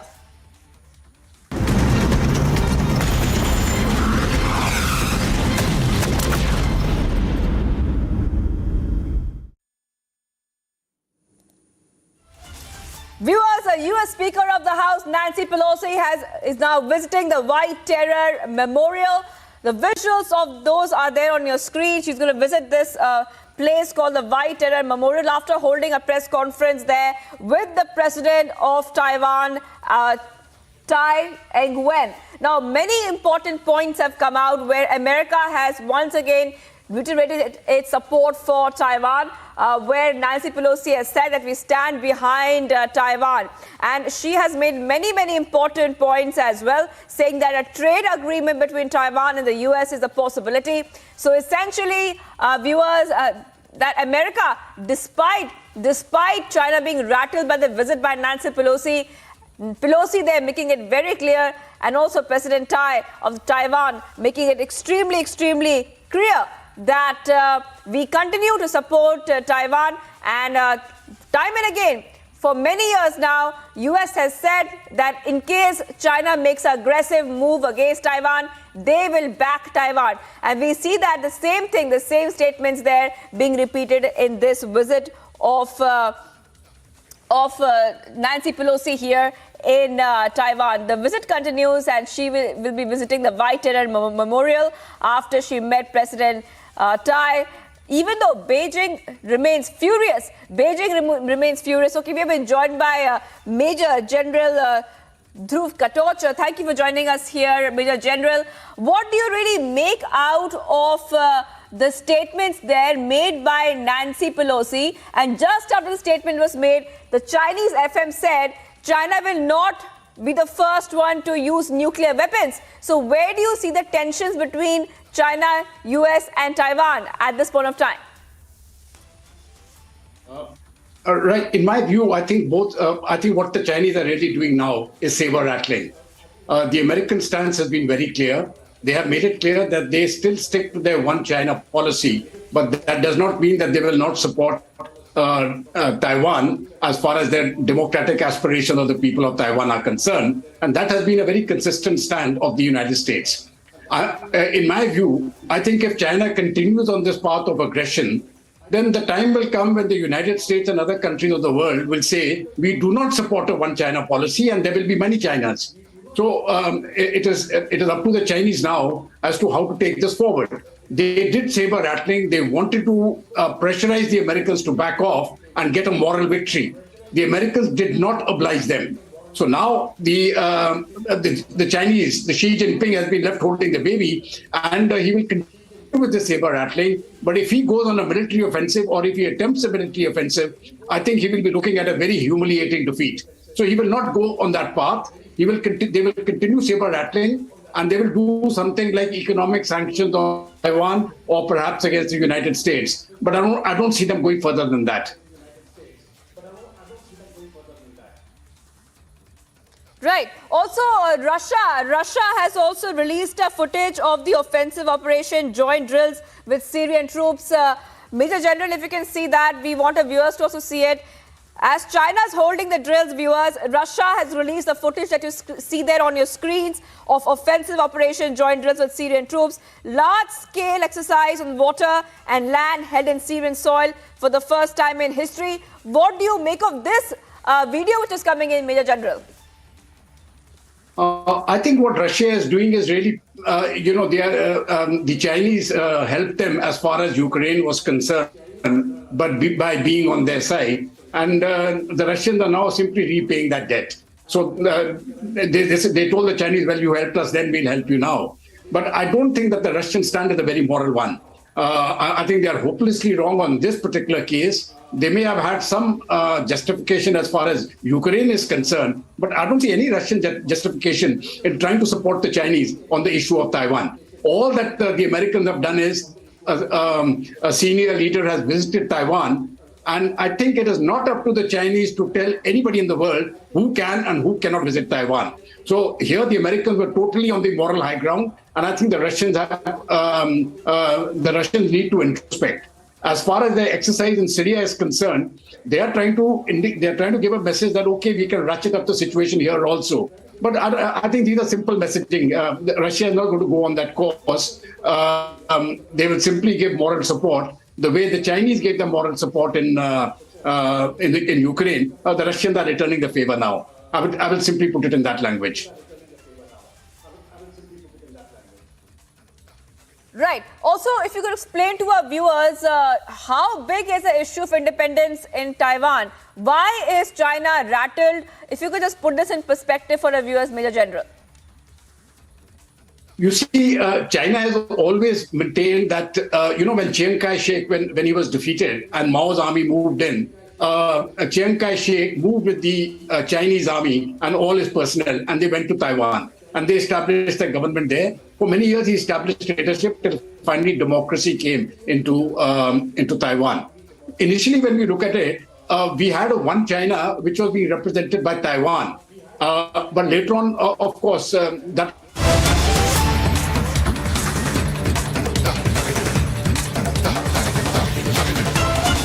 1350 हो गया है। जलालाबाद के हमले के समय 1500 सिख थे। अब उसके बाद लोगों ने ये सोचा कि हम यहाँ नहीं रह सकते। तालिबान के सत्ता में लौटने से 300 लोग और कम हो गए, 300 सिख और कम हो गए हैं। अब केवल वहाँ पे 150 के आसपास। प्लीज हरभजन जी 0 और को 3 मिनट ही टाइम देते।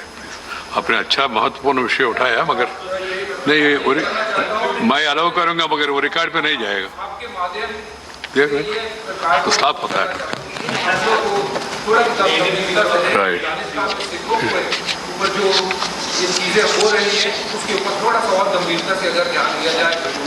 राइट। हरभजन जी हमारा जाने माने क्रिकेटर है, सबको मालूम है। जो इन्होंने विषय उठाया वो महत्वपूर्ण विषय है, तो मेरे ख्याल से विदेश मंत्री उसके ऊपर और ध्यान देंगे। श्री जौहर सरकार, डॉक्टर अमी याज्ञिक। Thank you, sir, for giving me this opportunity to raise a very important issue. Sir, the issue relates to cancer patients.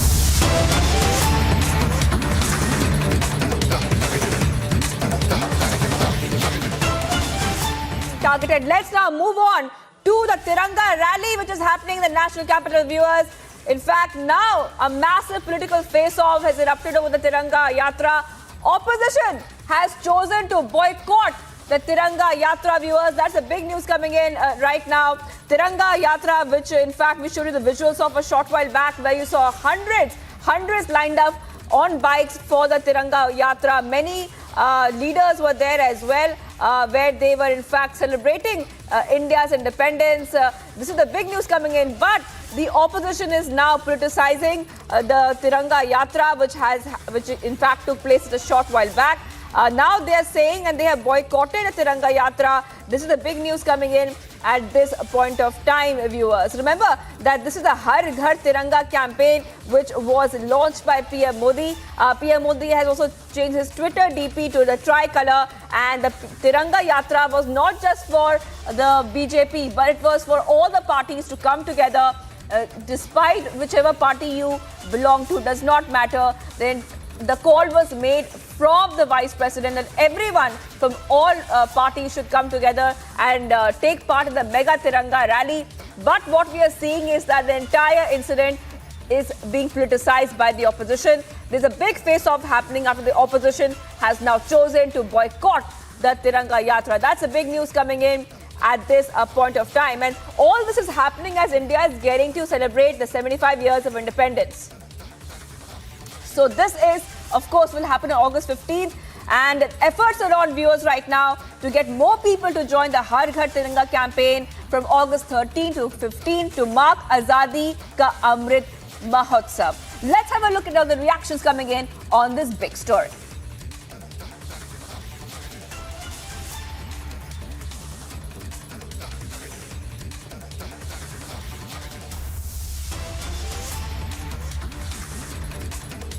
Ma'am, आज प्रोग्राम है, तिरंगा यात्रा निकाली जा रही है, क्या मैसेज आप? मैसेज बहुत साधारण है। प्रधानमंत्री जी ने अमृत महोत्सव की घोषणा की थी 12 मार्च 2021 को, और साथ ही तिरंगा यात्रा, तिरंगा जो हम सबकी प्रेरणा है, और कल बेंगली वेंकैया जी के जन्मदिन से शुरू कर हमारे जितने अनसंग हीरोज़ हैं जिनके बारे में लोगों की जानकारी कम है, वो उन सबको जाने, और जिन्होंने अपना सर्वस्व इस देश की आज़ादी के लिए न्यौछावर किया, वही हमारी प्रेरणा बने, ताकि हम उस प्रेरणा को लेकर आगे आने वाले आज़ादी के अमृत महोत्सव में शामिल होते हुए 25 साल देश के कैसे हो उसके काम में जुट जाएं और पूरे अपने सामर्थ्य को पहचानते हुए आगे बढ़े। मिनिस्ट्री ऑफ कल्चर का इवेंट है, ये मैसेज क्लियर जाना चाहिए, क्योंकि कुछ पार्टी के जो एमपीज हैं उनमें कंफ्यूजन है कि बीजेपी का ये इवेंट है। आप चाहेंगे कि पार्टी अक्रॉस लाइन जो है एमपीज इसमें आए? मैं चाहूँगी कि सांसद अक्रॉस पार्टी लाइन इसमें पहुँचे, क्योंकि तिरंगा किसी एक पार्टी का नहीं, तिरंगा देश का है।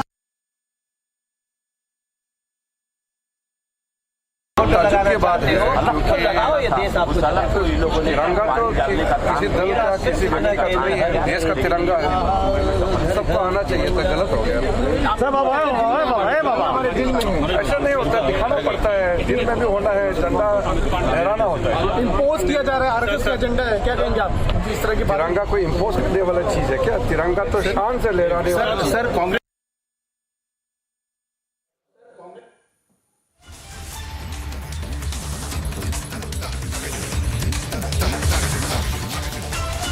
So viewers, you just heard the reactions coming in right over there of the Tiranga Yatra, which was held just a short while back, and the opposition has politicized it. But a mega Tiranga rally had in fact kicked off just a short while back. We continue tracking the story very closely on Republic TV.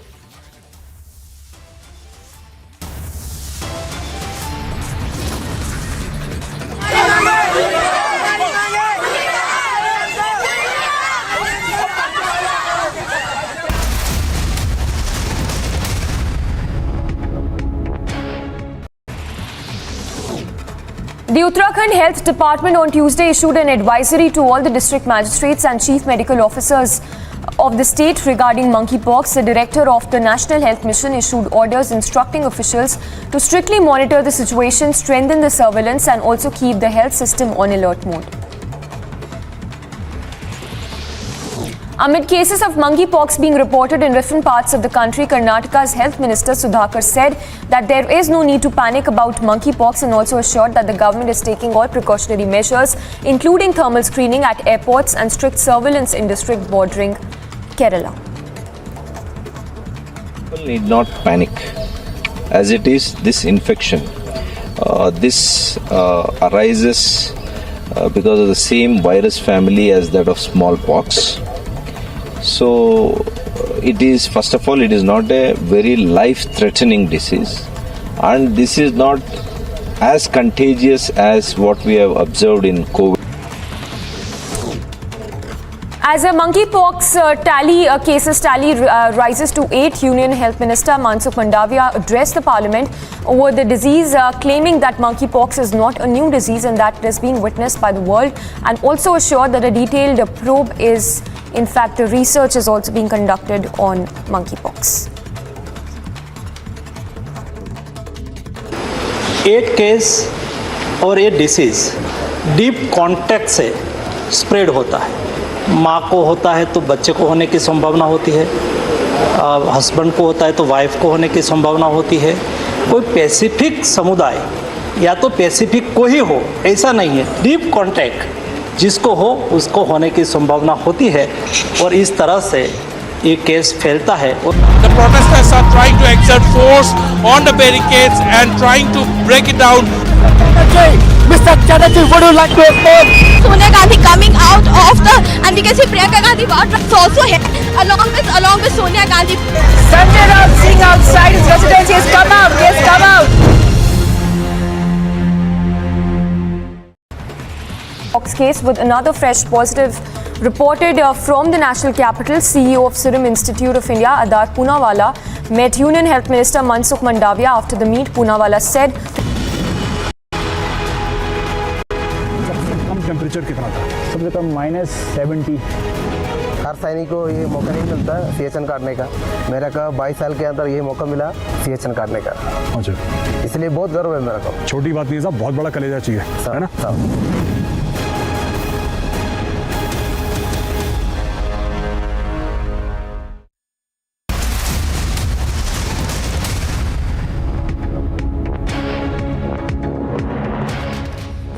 Continue to be live and breaking on Republic TV.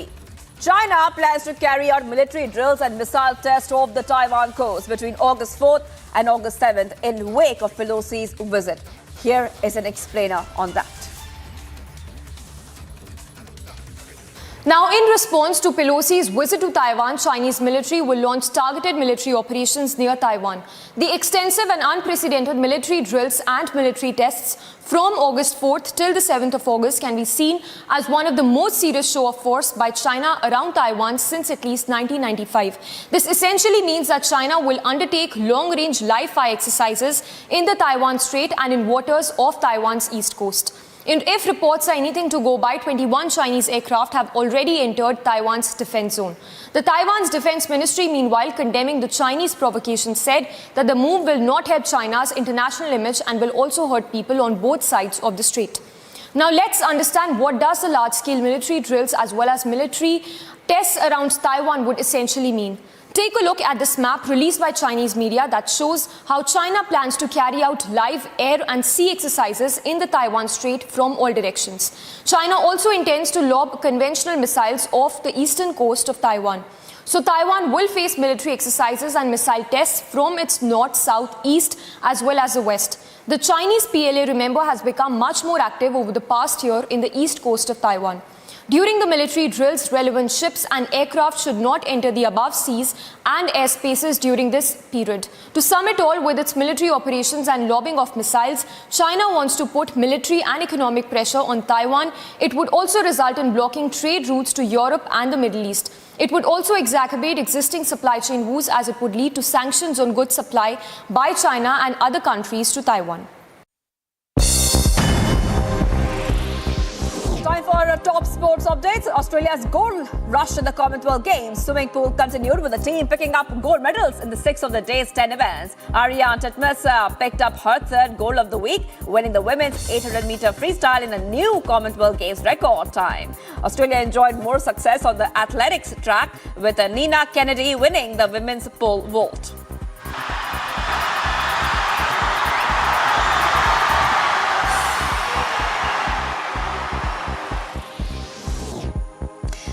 There were more gold medals for Commonwealth Games host England on the 5th day of competition in the gymnasium and judo arena on the 3x3 basketball court.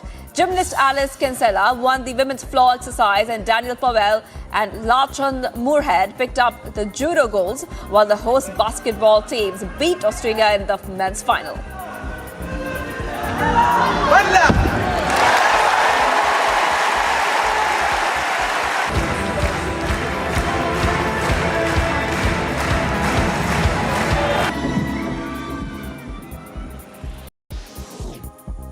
After the Indian badminton mixed team suffered a defeat against Malaysia in the finals and had to settle for the silver medal, the double Olympics medalist PV Sindhu said that she's very important to come back stronger in the game. Indian badminton team claimed the silver medal in the mixed group match of the Commonwealth Games 2022.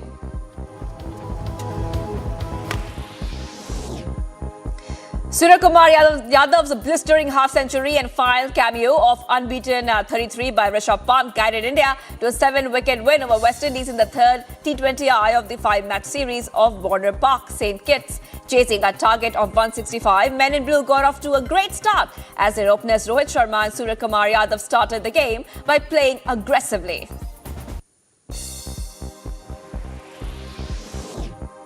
Star India opener Smriti Mandhana has moved up one spot to clinch her career-best third position among batters in the ICC Women's T20I player rankings after a match-winning half-century against Pakistan in the ongoing Commonwealth Games in Birmingham. Mandhana, who was earlier top-ranked batter in ODIs, has been ranked third in the T20Is in the past two.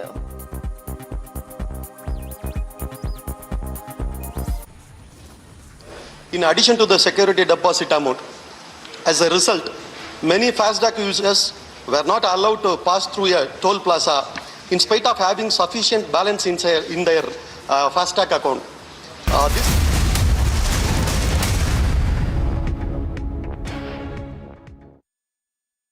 The protesters are trying to exert force on the barricades and trying to break it down. Mr. Chatterjee, would you like to explain? Sonia Gandhi coming out of and we can see Priyanka Gandhi is also here along with Sonia Gandhi. Sanjay Raut Singh outside his residence. He has come out. He has come out. Fox case with another fresh positive reported from the national capital. CEO of Serum Institute of India, Adar Poonawalla, met Union Health Minister Mansukh Mandavia. After the meet, Poonawalla said that research and preparations are being conducted for a monkeypox vaccine.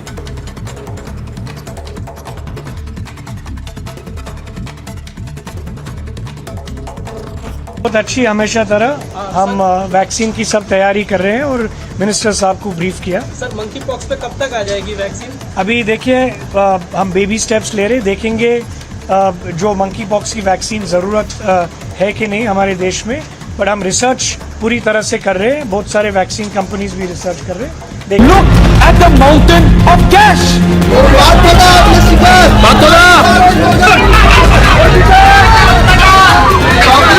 Rahul Gandhi को हिरासत में लिया जा रहा है। बड़ी खबर, बड़ी जानकारी।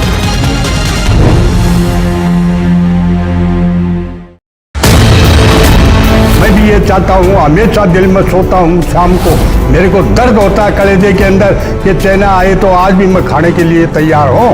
युद्ध भूमि में दुश्मन से जब हम लड़ा करते थे, तूफानों को मोड़ दिया करते थे।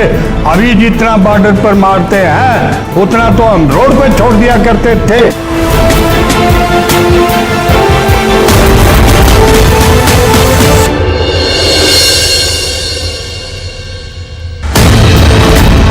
The only thing which is still in his mind is Naam, Namak and Nishan. Naam of his battalion. Yes. Namak, of course, he is eating off the banner and the Nishan of the banner he is carrying.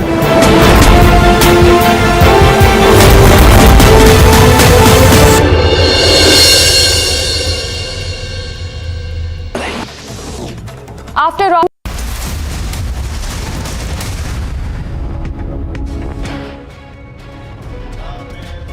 Jammu and Kashmir's Lieutenant Governor Sinha urged the devotees visiting the Amarnath Shrine to complete their trips before the 5th of August. While stating that the yatras to the shrine were planned till the 11th of August, he warned of the bad weather conditions in the state in the coming days. देश भर के श्रद्धालुओं से मेरा निवेदन होगा कि जिस तरह से मौसम है, जिस तरह का अनुमान लगाया जा रहा है, मैं सबसे आग्रह करूंगा कि 5 अगस्त तक जो भी श्रद्धालु दर्शन करना चाहें वो दर्शन कर लें। वैसे तो हम लोगों ने 11 अगस्त तक घोषित किया है, लेकिन जो अनुमान लगाया जा रहा है कि आगे आने वाले दिनों में और भी बारिश की संभावना है या मौसम प्रतिकूल रहेगा। The Lieutenant Governor was also a part of the puja performed on the occasion of Nag Panchami in Srinagar. Bureau Report, Republic TV.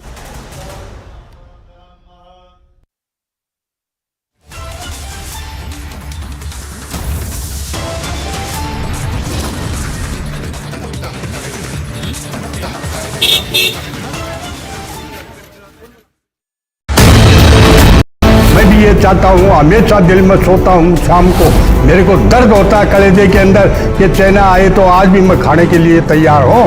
युद्ध भूमि में दुश्मन से जब हम लड़ा करते थे तूफानों को मोड़ दिया करते थे, अभी जितना बॉर्डर पर मारते हैं उतना तो हम रोड पर छोड़ दिया करते थे।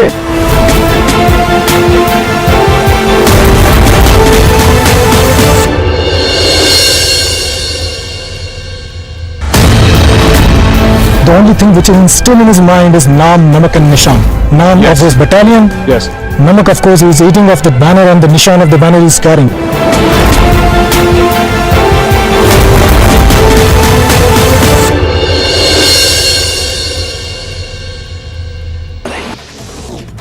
After Rajasthan reported 2 suspected cases of monkeypox, the state health minister said that 2 persons with symptoms have already been referred to Jaipur from Bharatpur and Kishangarh, and that their samples have also been sent to the National Institute of Virology in Pune. However, no monkeypox cases have been confirmed from Rajasthan as of now.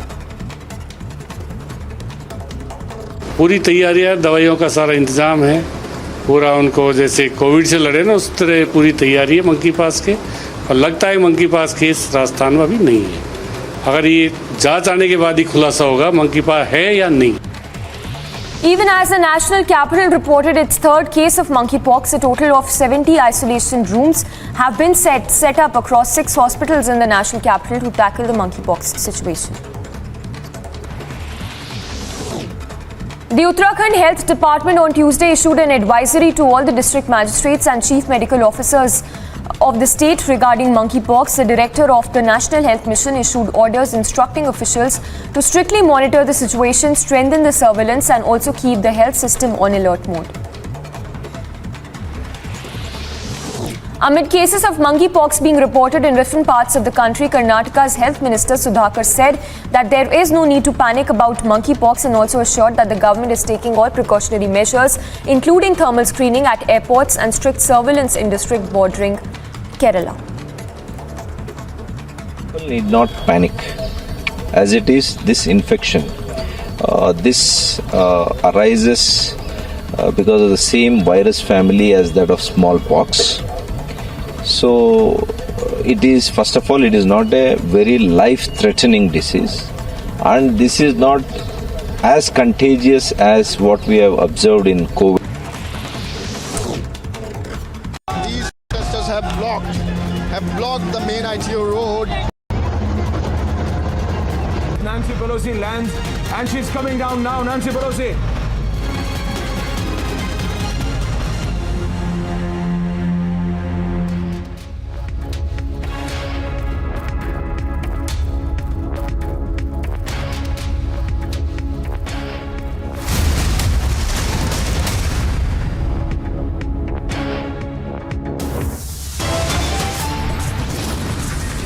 We thank you for your leadership.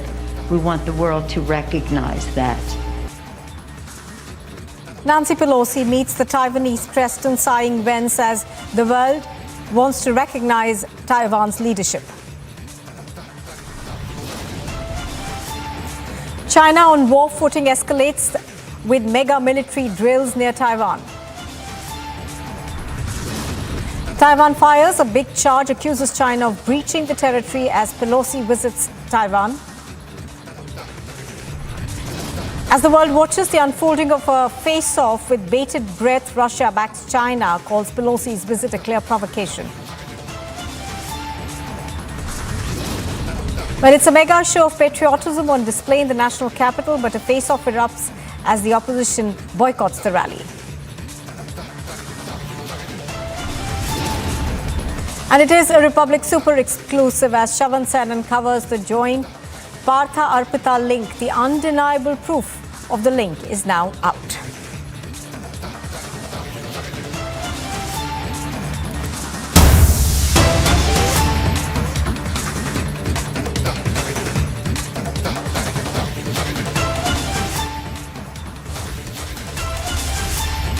And in fact, here's the latest that we are getting in the Bengal cash scam. We are now going to cut across to visuals that we are getting from West Bengal's Birbhum, where ED raids are currently underway at Arpita Mukherjee's residence over there. Do remember that other apartments belonging to Arpita Mukherjee have been raided by the ED, and a huge amount of cash was found in both the apartments. Now, these pictures are of a fresh raid that is being conducted at Arpita Mukherjee's home in Birbhum. Kishale is joining us live from our Bangla newsroom. Kishale, take us through what's happening in Birbhum. Pictures on our screen, of course, are of an ED raid that's currently on. Well, yeah, Nupur, right now what we are showing is that ED teams has reached Birbhum district in West Bengal, and all these teams are right now in different locations, and one of the location is this Opa house, which is named after probably Orpita and Partha. That is the name of that house, and in this house right now the ED team is inside and they're looking for more evidences and probably cash if it is found. We saw how for the first time when they raided different flats of Orpita Mukherjee, when they raided different apartments of Orpita Mukherjee house, stacks of piles of cash were recovered repeatedly. And now, right now, this is the Birbhum Shantiniketan flat apartment house in which Orpita and Partho allegedly they came for vacations, and there were different news reports about how they used to spend long times in this house, in this particular place, because anyways this is a tourist destination, Shantiniketan in West Bengal. They have a big house here and different other houses which are also here in the same district of Birbhum. Right now the ED team, Enforcement Directorate team, is inside this building, inside this particular house, and they are looking for more evidences which can be found within this house as per ED sources. Also, we are learning that within Birbhum district there are several important locations where the ED team is right now looking for other evidences, like right now the ED team is in one of the TM's leaders' house, who also deals with stone crusher business. Also, there are different other locations where the ED team has reached right now in Birbhum. Apart from that, another update is that Partho and Orpita both are right now taken out of the CGO office, ED office, and right now they are heading towards medical checkup, after which they'll be produced in Bengal court today. The ED will probably seek for extension of the custody of Orpita and Partho because the custody ends today, and then the investigation will continue. Right now, ED teams are in different locations in Birbhum right now raiding, and one of that location is Opa building, Opa house of Orpita and Partho, and Orpita and Partho are taken to Joka ESI for medical checkup, after which they will be produced in Bengal court. That's the update. Nupur. Absolutely, as you're pointing out, of course, just to remind our viewers that the ED's custody of Partha as well as Arpita Mukherjee ends today. They will be taken to court later in the day. Of course, Kishale is bringing us the latest on that aspect as well. But pictures on your screen are of the house in Birbhum, which is being raided again. Now, this house in Birbhum essentially draws a clear link between Partha...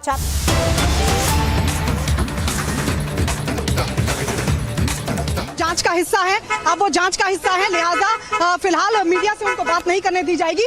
लेकिन ये तस्वीरें हम अपने दर्शकों को दिखा रहे हैं। संजय राउत को मेडिकल के लिए ले जाया जा रहा है। संजय राउत जो रिमांड पर हैं, 4 दिन की रिमांड पर हैं, और 4 दिन की रिमांड पर संजय राउत को 48 आवर्स के बाद उनका मेडिकल जांच होना बहुत जरूरी है, और इसीलिए संजय राउत को मेडिकल के लिए एक बार फिर से ले जाया गया है। ये तस्वीरें देखिए, गाड़ियां आगे बढ़ते हुए, सिक्योरिटी भी है साथ में, और संजय राउत उसी अंदाज में आज एक बार फिर से नजर आए जैसे ही वो दफ्तर से बाहर निकले।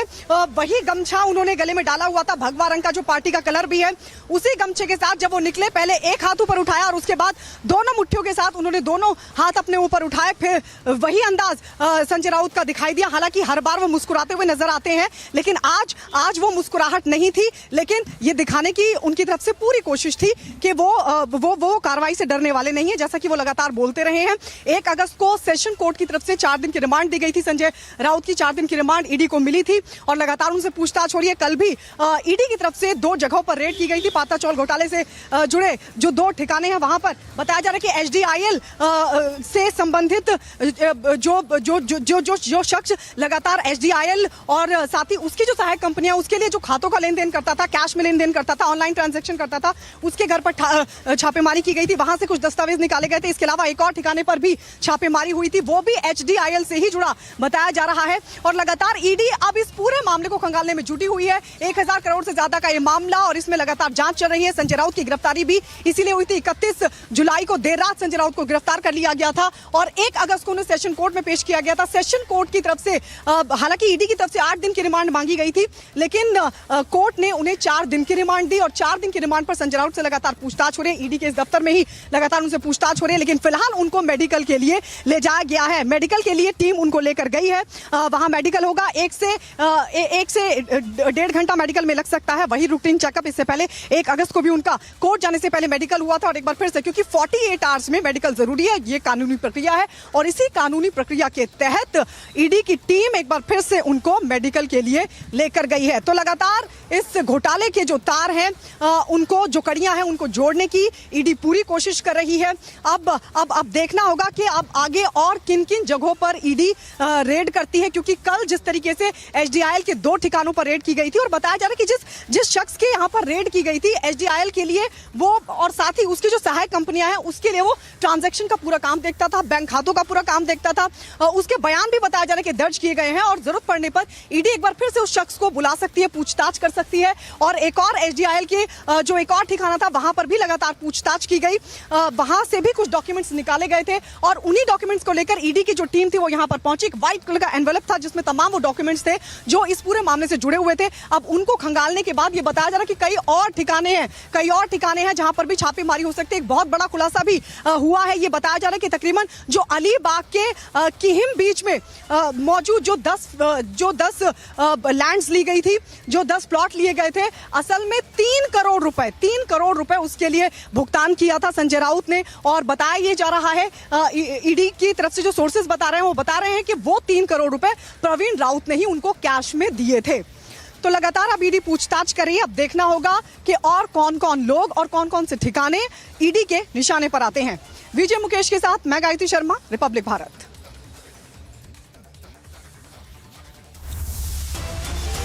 Well, pictures on your screen are of Sanjay Raut being taken for a medical test. This, of course, is procedural. He is currently in the custody of the ED.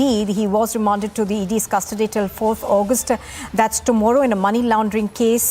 He was, of course, produced by the ED at a special court earlier. Now he's continuously being questioned by the ED in the Patrachal case. Patrachal, of course, was said to be redeveloped by the Maharashtra Housing and Development Authority around 2007 and 8. Now, this construction work is still, of course, continuing, and the residents at that point in time were asked to vacate their homes in 2008.